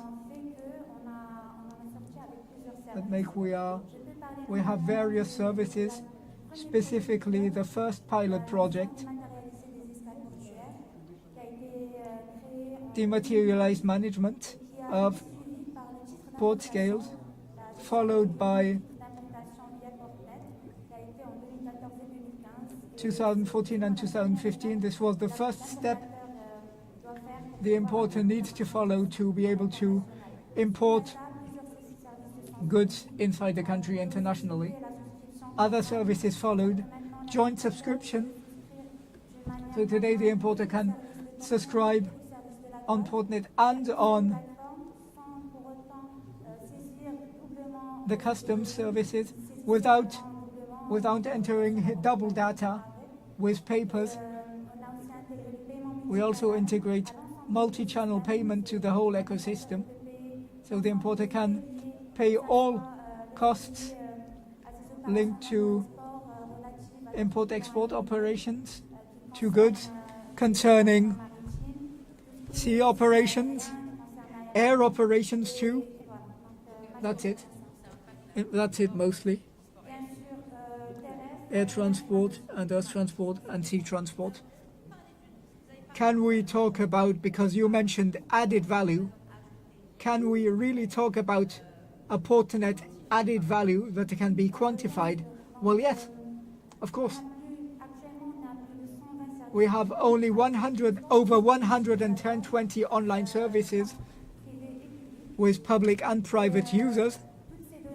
All those data on Portnet can be used by importers to follow all its operations and take decisions later on. Also, better fluidity of import-export, cost and delay optimization, and better traceability. and better anticipation capacity for import-export operations and flows. Okay, so today we talked a lot about the ecosystem. What's the role of Portnet in tech ecosystem in Morocco? Well, I believe the role is quite important because through the years we became a model and an international reference in the implementation of unique guichets, because via this inclusive cooperation and the involvement of various partners, we could digitalize an important part of our logistic chain. We are over 80%, so Portnet has an important role to play in the digital ecosystem in Morocco and to create even more added value in cooperation with other stakeholders. Finally, what's the role of women in the digital industry today in a mostly male field like import-export and freight? Well, I would say the role of women is quite important in this field because we are bringing a more open vision. We have a different way of analyzing and perceiving things, and this makes us an important asset, and I hope we will remain on this line. Yes, especially as MoroccoTech was launched by a woman. A woman is leading this department, this transitional department. Thank you very much, Ronim. It was very good to talk to you, and good luck for what follows. So now another example of success, of an idea that was born and gave birth to a startup, Odo Maroc, represented by Ibrahim El Moussaoui.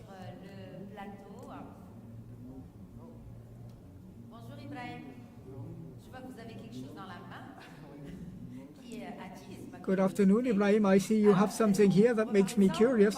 So will we talk about this? Well, could you please talk to us about this product, Al Khadim? Well, Al Khadim is a Moroccan ERP developed by C2M company in order to facilitate the role for companies, public or private companies, or municipalities or offices. We already experienced this for Civil Life. It was already implemented by the Saleh municipality, by the Khirat municipality, by the Agadir municipality. So this program is an ERP, we could say, managing various solutions like commerce, archives, achieving the Popular Bank autonomously while using technologies.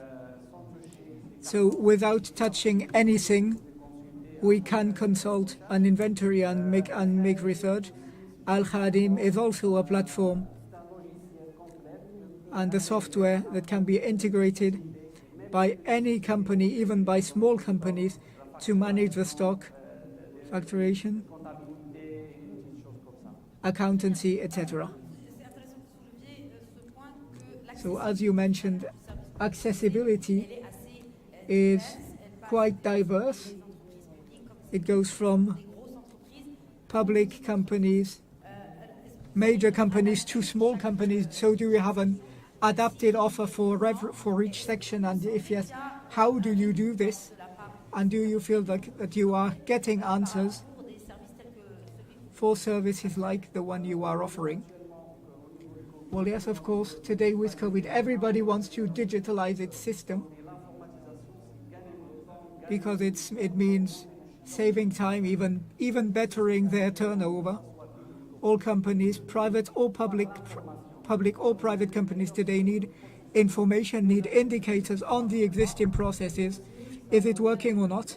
And it also helps you, even small companies, to to create invoices, manage the stocks, also for public establishments,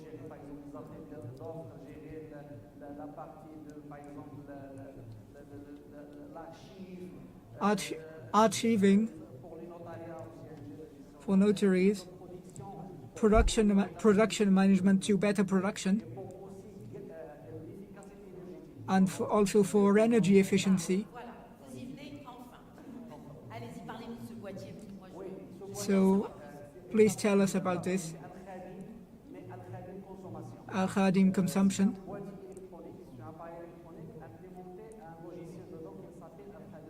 Al-Khadim consumption allows us to reduce electricity at the municipality level. Public lighting lamp, have an impact statistically. Millions of dirham loss. So according to the use and to our references, we are working on solving this problem and on inventing this material. So this allows us to manage and stabilize electric current for lamps. And we detected 20 or 30% less electricity use on public lighting. That's amazing. So this is part of the solutions you are offering for the moment at Audio Morocco. How many are you working there? 5 engineers and technicians. So may we talk about the future with you, about the future, Brahim al-Mouthawi, about the future and about the future of technology in Morocco via solutions like this. How do you see the future? What is your idea of MoroccoTech tomorrow? MoroccoTech tomorrow is digital Morocco. Everyone, society, companies and public establishments want to digitalize their information system. So this digitalization is strongly required. Well, are there challenges? Are there obstacles? Which ones and how do you overcome them? Well, according to my experience as an engineer and a businessman, there are obstacles for certain persons who don't want to integrate the system because they want things to remain what they are used to. But usually, with MoroccoTech, inshallah, it will be possible to continue Al-Khadim or other solutions. So we will finish with you. You talked about the future of Al-Khadim, and you talked about craft. You as an engineer, why did you choose remaining in Morocco? Because we certainly have engineers watching us. Well, quite frankly, I received quite a lot of offers outside the country, in France or elsewhere, but I chose to stay because I love my country. I want to stay here. There is a Moroccan intelligence here, which is not artificial, it's true. It's a real intelligence. We have nearly 10,000 Moroccan engineers, 10,000 engineers from other countries. We are engineers who are coming back to Morocco. We have engineers who are returning to Morocco to develop it. We are proud of being exported. Today we have the right to postulate in the French market, in the African market. So we have everything we need. Why should we migrate somewhere else and develop our country? Thank you very much, Brahim Mouthari, for sharing your experience with us at this showcase. Last but by no means least, le dernier invité. Last but not least, the last speaker, our last guest, our last idea that gave birth to a project that's called Fikra Lab, idea in Arabic. represented by its founder and CEO. It is my pleasure to welcome here Mr. Younes Afaris. And once again, bilingualism, I am going back to English. How are you doing? I'm doing just great, Younes, and you? Thank you. You came from very far, I believe. From Agadir. From Agadir. You're from Agadir? Yeah, I am from Agadir. Fikra Labs is made by Agadir? Founded and have a perspective in Agadir. Really? And we are from Agadir. And we need to make Agadir a better place in the world. And why not next Silicon Valley in Agadir? Make Agadir great again. Yeah. Okay, so tell us more. How did it start? How Fikra Labs? What is Fikra Labs, by the way? So that the people who are listening and watching just know more about your project. Firstly, let me to congratulate you for the good job you did, guys. Sincerely, you did a good job. Thank you. MoroccoTech is proud for us. So congratulations to you. Fikra Labs is a company based in Agadir, started 6 years ago.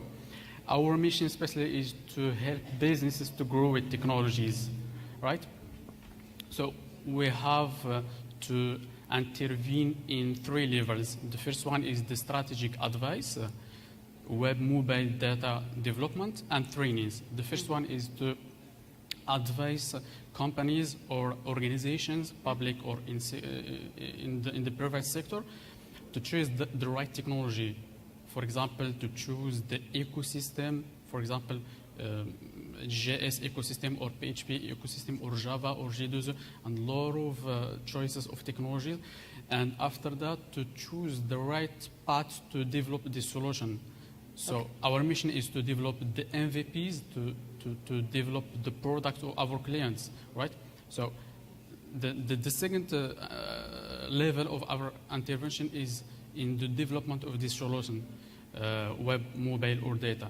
So we make the roadmap for our customers from the specifications to the development by our staffs, of course, internally or externally, right? So by choosing these technologies and by making the production faster, and why not to make these MVPs a success story in the future.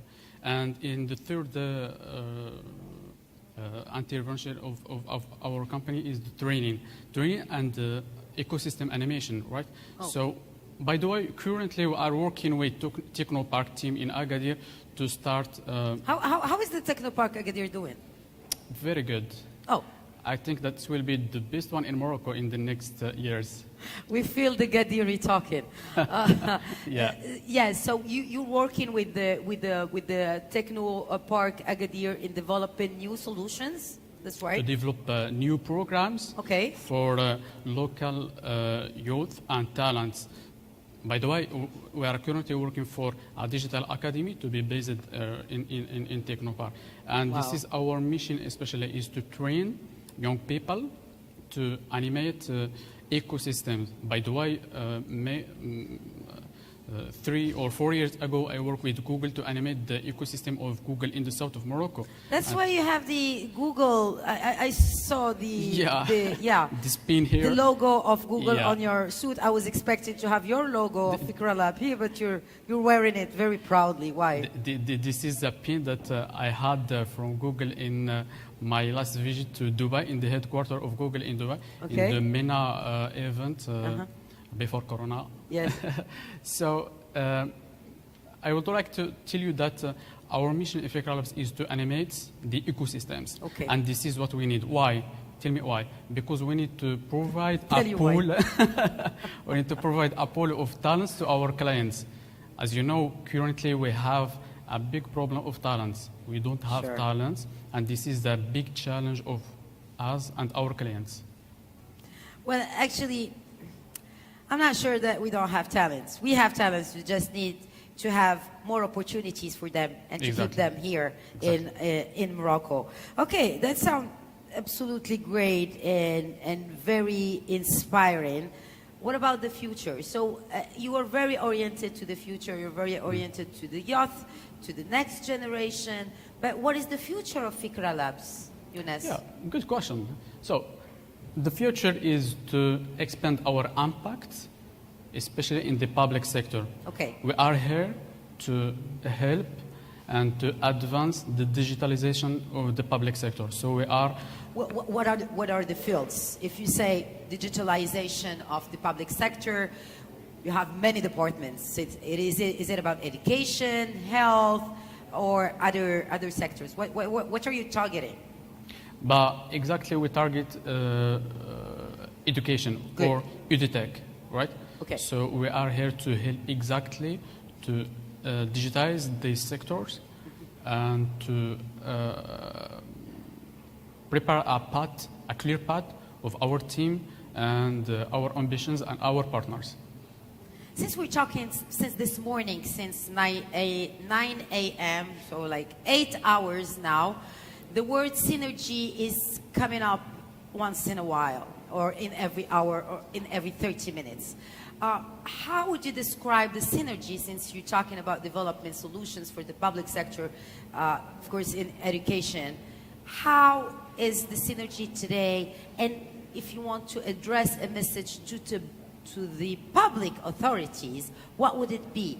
How this synergy should be developed, because it is development, wow, to be efficient and to get to the goals you set. And we all set for a better Morocco at the end of the day. But in my opinion, I think to create a strong ecosystem with local and outside partners, and we need always to think globally and act locally.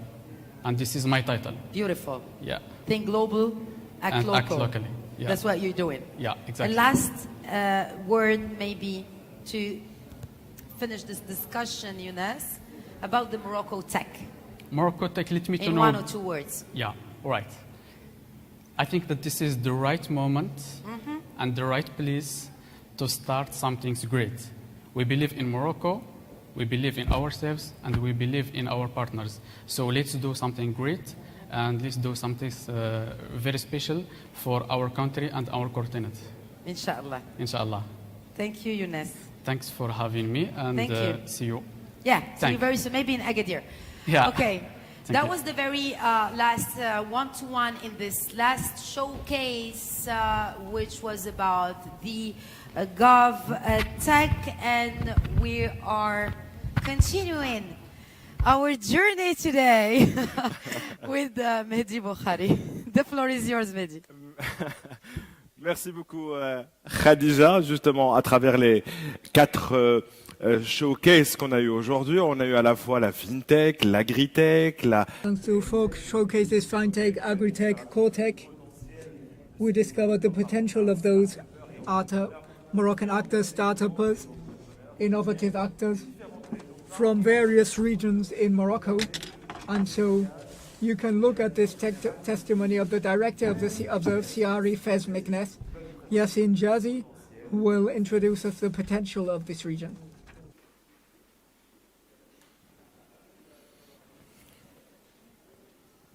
We can unfortunately not hear the speaker.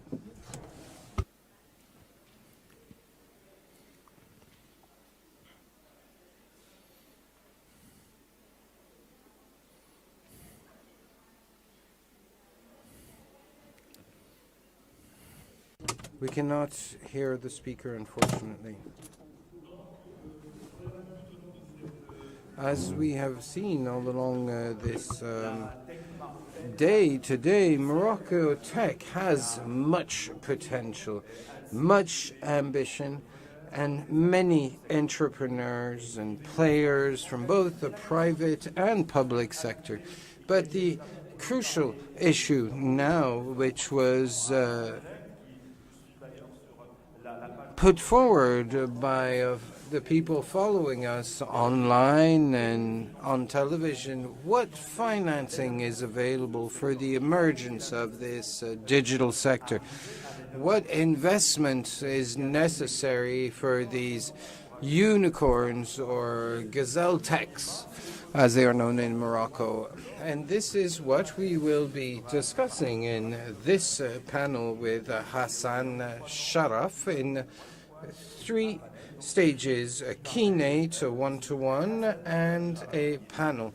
Hassan Sharaf from the CDEC, VP of CDEC.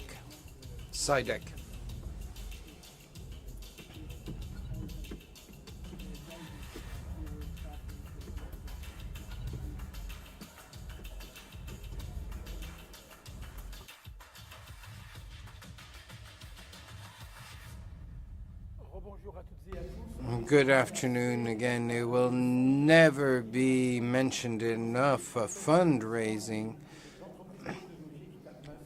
is crucial, and in this day, this superb event, we will be speaking now to the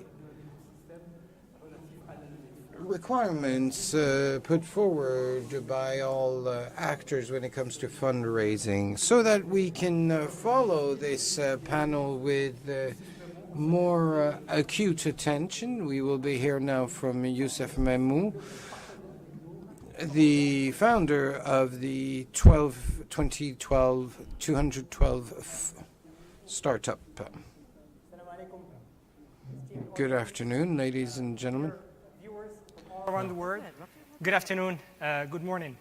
So my name is Youssef Mamou, but first of all, I just want to ask you to join me and congratulate the committee for the excellent work that has been done so far, and also to thank them for this opportunity to be part of the launching event of MoroccoTech. So I'm Youssef Mamou, I'm a tech enthusiast, tech entrepreneur, and I'm currently in CDG Invest, managing 212 Founders, which is an incubation and acceleration program providing coaching and tailor-made mentoring, as well as investment that is entrepreneur-friendly. So we heard in the previous panels how important the human resources are, how talents are in the heart of the MoroccoTech strategy. But what about the financial resources? So we'll deep dive on the Moroccan landscape. And for the sake of time, we'll mainly focus on funding startups and early-stage startups. So Morocco is tailored for success. This is because we already have a comprehensive value chain of financing actors that are striving to best serve the local ecosystem. This actually is making that Morocco is a great base for fund, build, and operate a proof of concept that will actually later on scale in the region and globally. And third, in order to scale, we have also very strong partnerships with a regional financial institution. So now if we deep dive on the fundraising landscape, we already see that we have a very well-developed ecosystem made of complementary actors that are really taking the whole value chain from funding and from the ideation to scale. And this is extremely important because it will unlock a strong investment dynamic, not only locally in Morocco, but also in Africa. So, as I said, we'll talk about early startups, and then if we take the funding, and we divide it in 3 main buckets. So mainly the pre-seed, seed, and Series A. So we see that first of all we have a seamless funding journey for a startup. So from the ideation to scale. So we take, for example, in the pre-seed, we have a lot of actors, and then mainly when we take CCG with their InnovID and InnovInvest, they're providing great set of tools for entrepreneurs to structure their idea and then move from an ideation phase to a production phase. So once the product is on the market, and then we have a minimum viable product, an MVP, we have a set of different actors in the seed phase, and then it can be, roughly in a couple of millions of MAD, that will actually take over and then provide the right funds to take the MVP, the minimum viable product, towards a much larger scale and then looking for a product market fit. This is also supported, as you can see below, by a stream of business angels that is getting more and more structured, and then we can see amazing initiatives both locally and then regionally. And of course, once the product is launched, the product is getting scaled, This is where we move to slightly more advanced in Series A, for example, where the tickets can be actually in a couple of millions of dollars. And this is where we have actors that will help not only create local champions, but at the same time, take them regionally and globally. So talking about the region, talking about expanding, yes, I mean, the startups will have access to Moroccan funds, but they will also have access to amazing network that is composed, I mean, with several funds. Some of them are mainly focusing on Africa, others focusing on Middle East. But the importance is that they will actually provide them with the right tools and resources to operate. And by the way, we have amazing and great success stories that successfully attracted some foreign funds. And this is a real token of trust that local capability and local champions are able to not only master the local market, but also expand regionally. And then we will not stop here. Basically, we still aspire actually to keep expanding the fundraising landscape.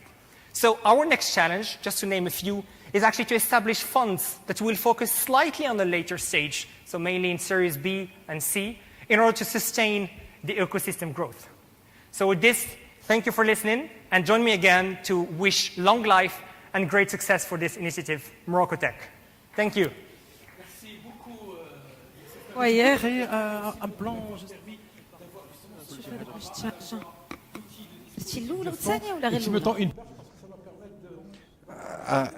I will allow me to move forward, and we can move now to the one-to-one sequence. C'est vrai, c'est vrai. Tu as raison.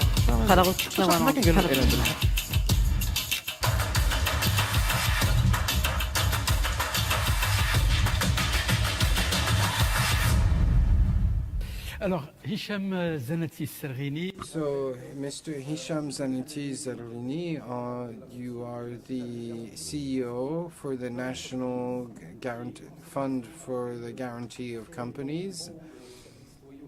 And after a long, successful career, when it came to, for example, when it came to the privatization of the government fund, you have worked on many crucial financial infrastructure projects, and we are delighted to have you with us in this panel, which will focus on the fundraising. My first question, what stock can be taken of the transformation of CCG to Terwilcom? Well, thank you for using that word, that name, because after 70 years as the stately fund CCG, I think you'll agree with me that the name is a bit heavy, so we've made it a bit easier for everybody to have Terwilcom, which can be Tenwilcom, or like Temwilcom in Arabic. As I mentioned, it was quite a change, actually, because we moved from a 70-year track record, and we are now in an institutional transformation. Tenwilcom is now an LC, limited company, so instead of a public entity. And we're also a bank, but we're a different bank. We're not the N+1 bank. We're not in competition with other banks. We aim to provide additional value and be partnership for to fulfill the government objectives and provide access where traditional banks do not provide access in support of government objectives. So we had our 2 board meetings. Governance has been nominated, the board has all been nominated, and one of the things we are working on is the vision for the next few years and having an even more vision, which will be even more ambition in the future.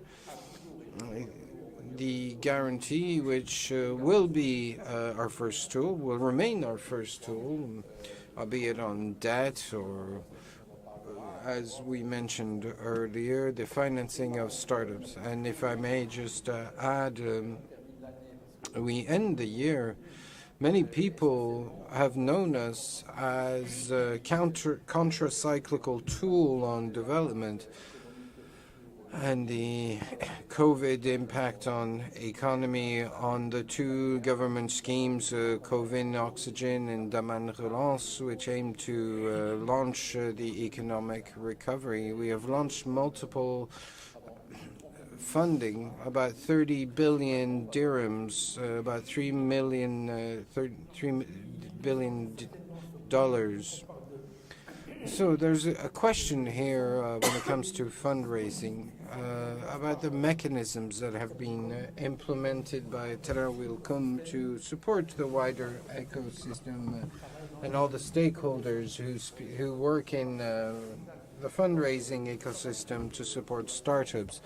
Well, when it comes to startups, I think about 10 years ago, we started off from the point of view that the issue was one of incentives.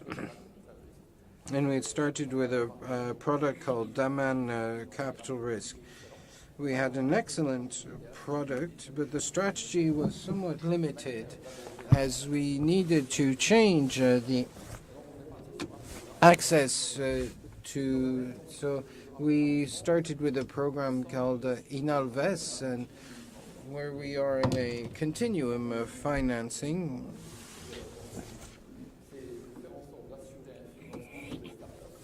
Our objective is to provide financing from the first proof of concept to the scaling up with honorary loans.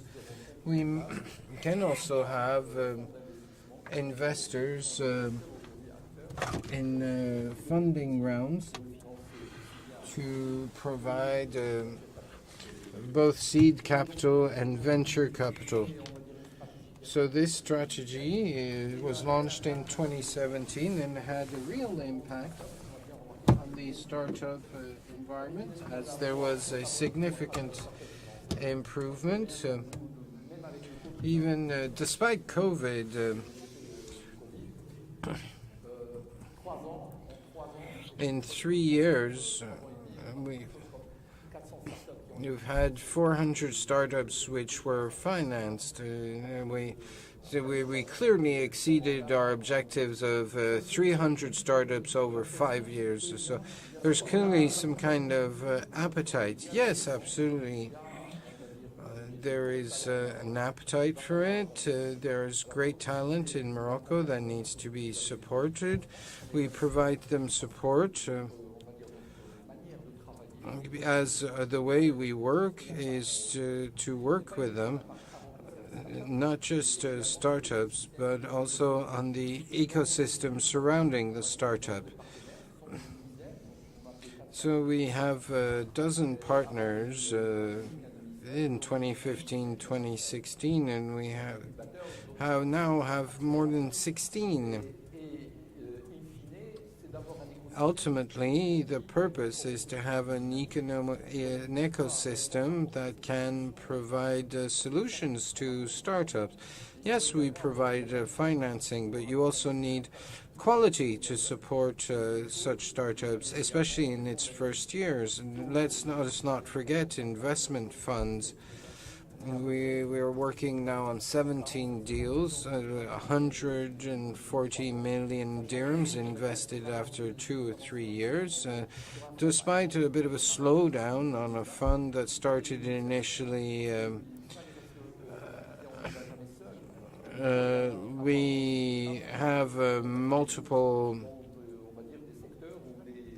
partners across different population, and we needed to provide more different partners.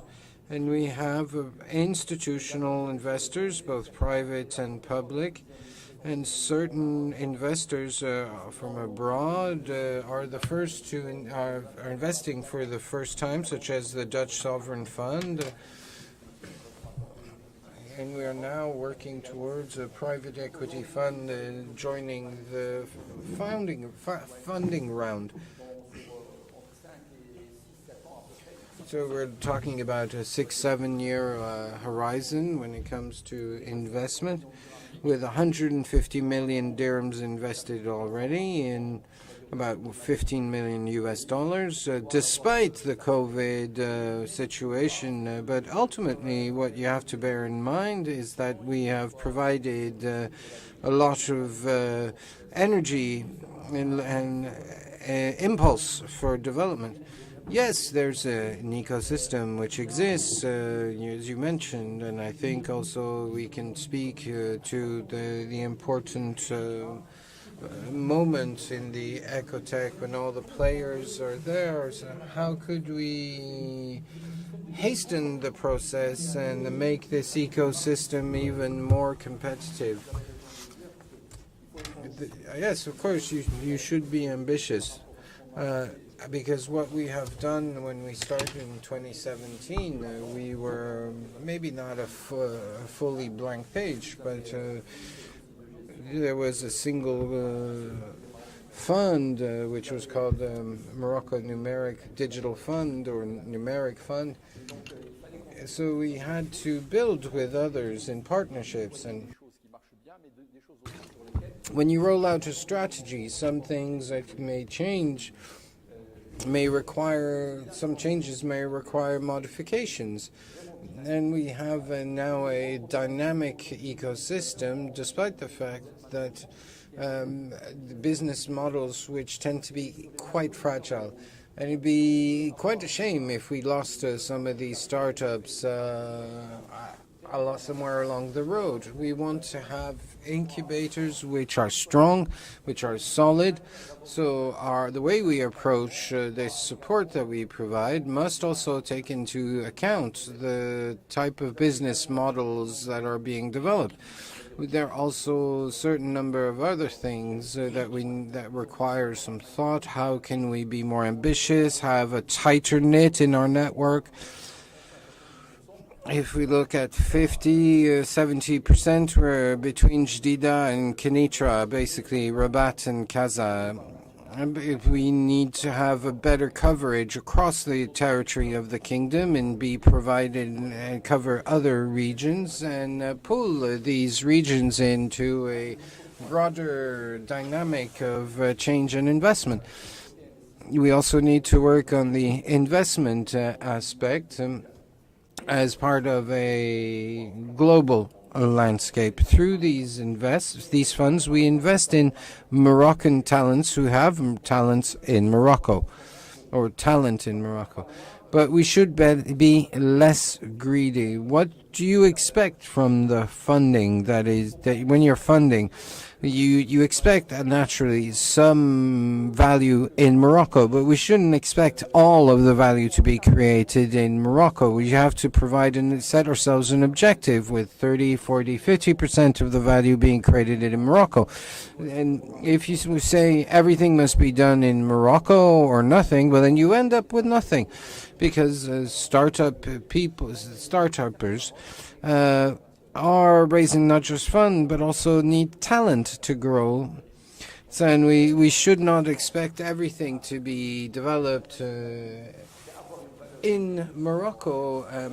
And we should accept the fact that we will get some value will be created outside of Morocco.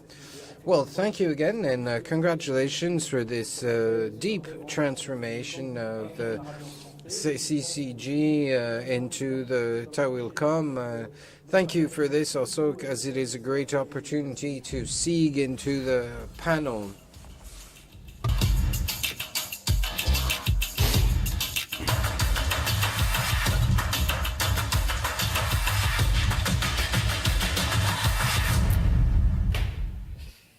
Bonjour à toutes et à tous.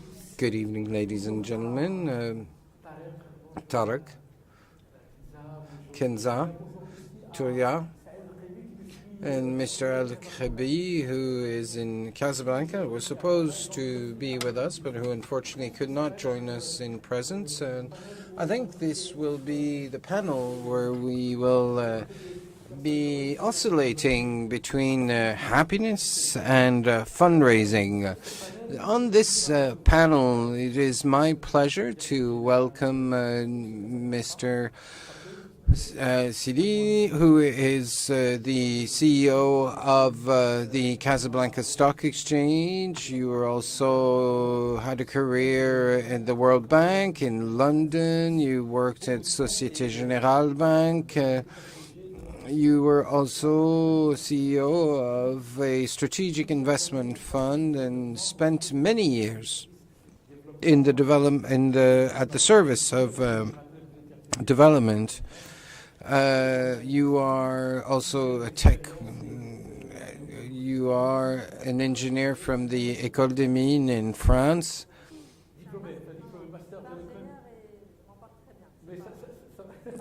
I'm not an engineer, but I'm fine with it. But you also are a mentor, member of Women Technical Tech Challenge, which provides you plurality that allows you to support youth in technology.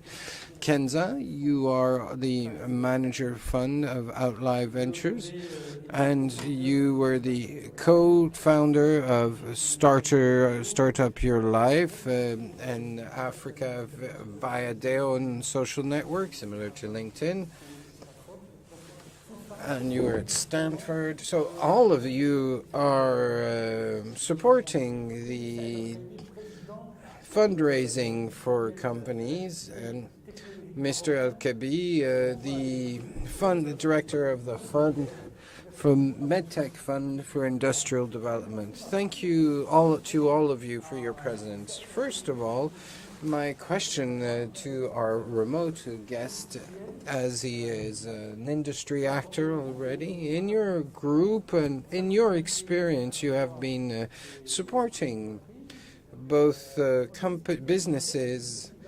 You were telling me that you have support that is not just financial, as this would allow us then to have a more interesting conversation with the investment funds. The floor is yours. Thank you, Mr. Hassan. I am delighted to be here and participate in this panel to speak of fundraising. And we are actually an industrial group which provides somewhat different support to startups. We provide investment funds for capital risk companies or through markets and stock markets, and we have had the opportunity to use the stock market for certain companies, and our support for startups includes industrial support to help them to adjust their ideas and evaluate the relevancy of their understanding of the problem they're trying to address, and adjust their approach. And we also provide them with help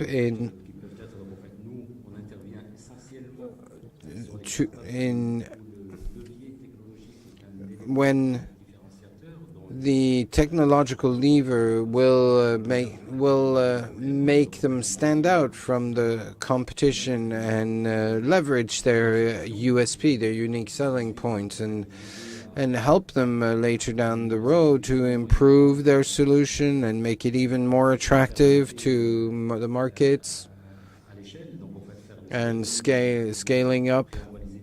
We also help them to taking it to the market, how to present their offer, how to get their first orders, and for their products or services, and then we help them either to grow in a market or abroad. For example, As incubators and accelerators, we provide our experience and know-how and resources, but we also provide some funding to roll up our sleeves with them and actually have some skin in the game and not just an outside advisor. I know so that through your experience you have participated to the IPOs of many companies. Could you tell us more about how you did it at the time? Well, the first was this way, which was called Industrie before, and then merged with other structures. And some of the first structures that were introduced to the stock market. So we started off with an investment fund to scale up these initiatives and reach a size that was large enough for the market before going to a full IPO.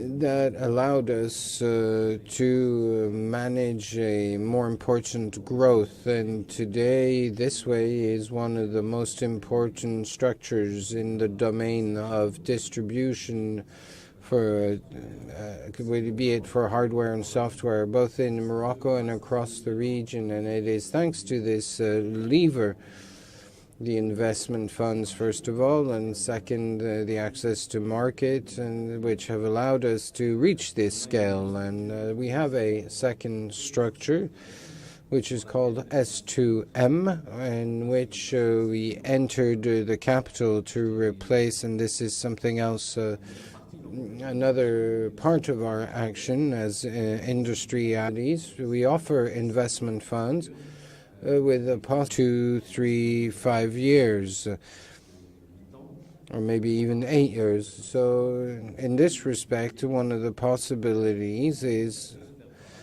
to provide an exit through an IPO or through an industrial, which is what we did with S2M, where we provided with an opportunity for a fund to leave and accelerate the development of this company.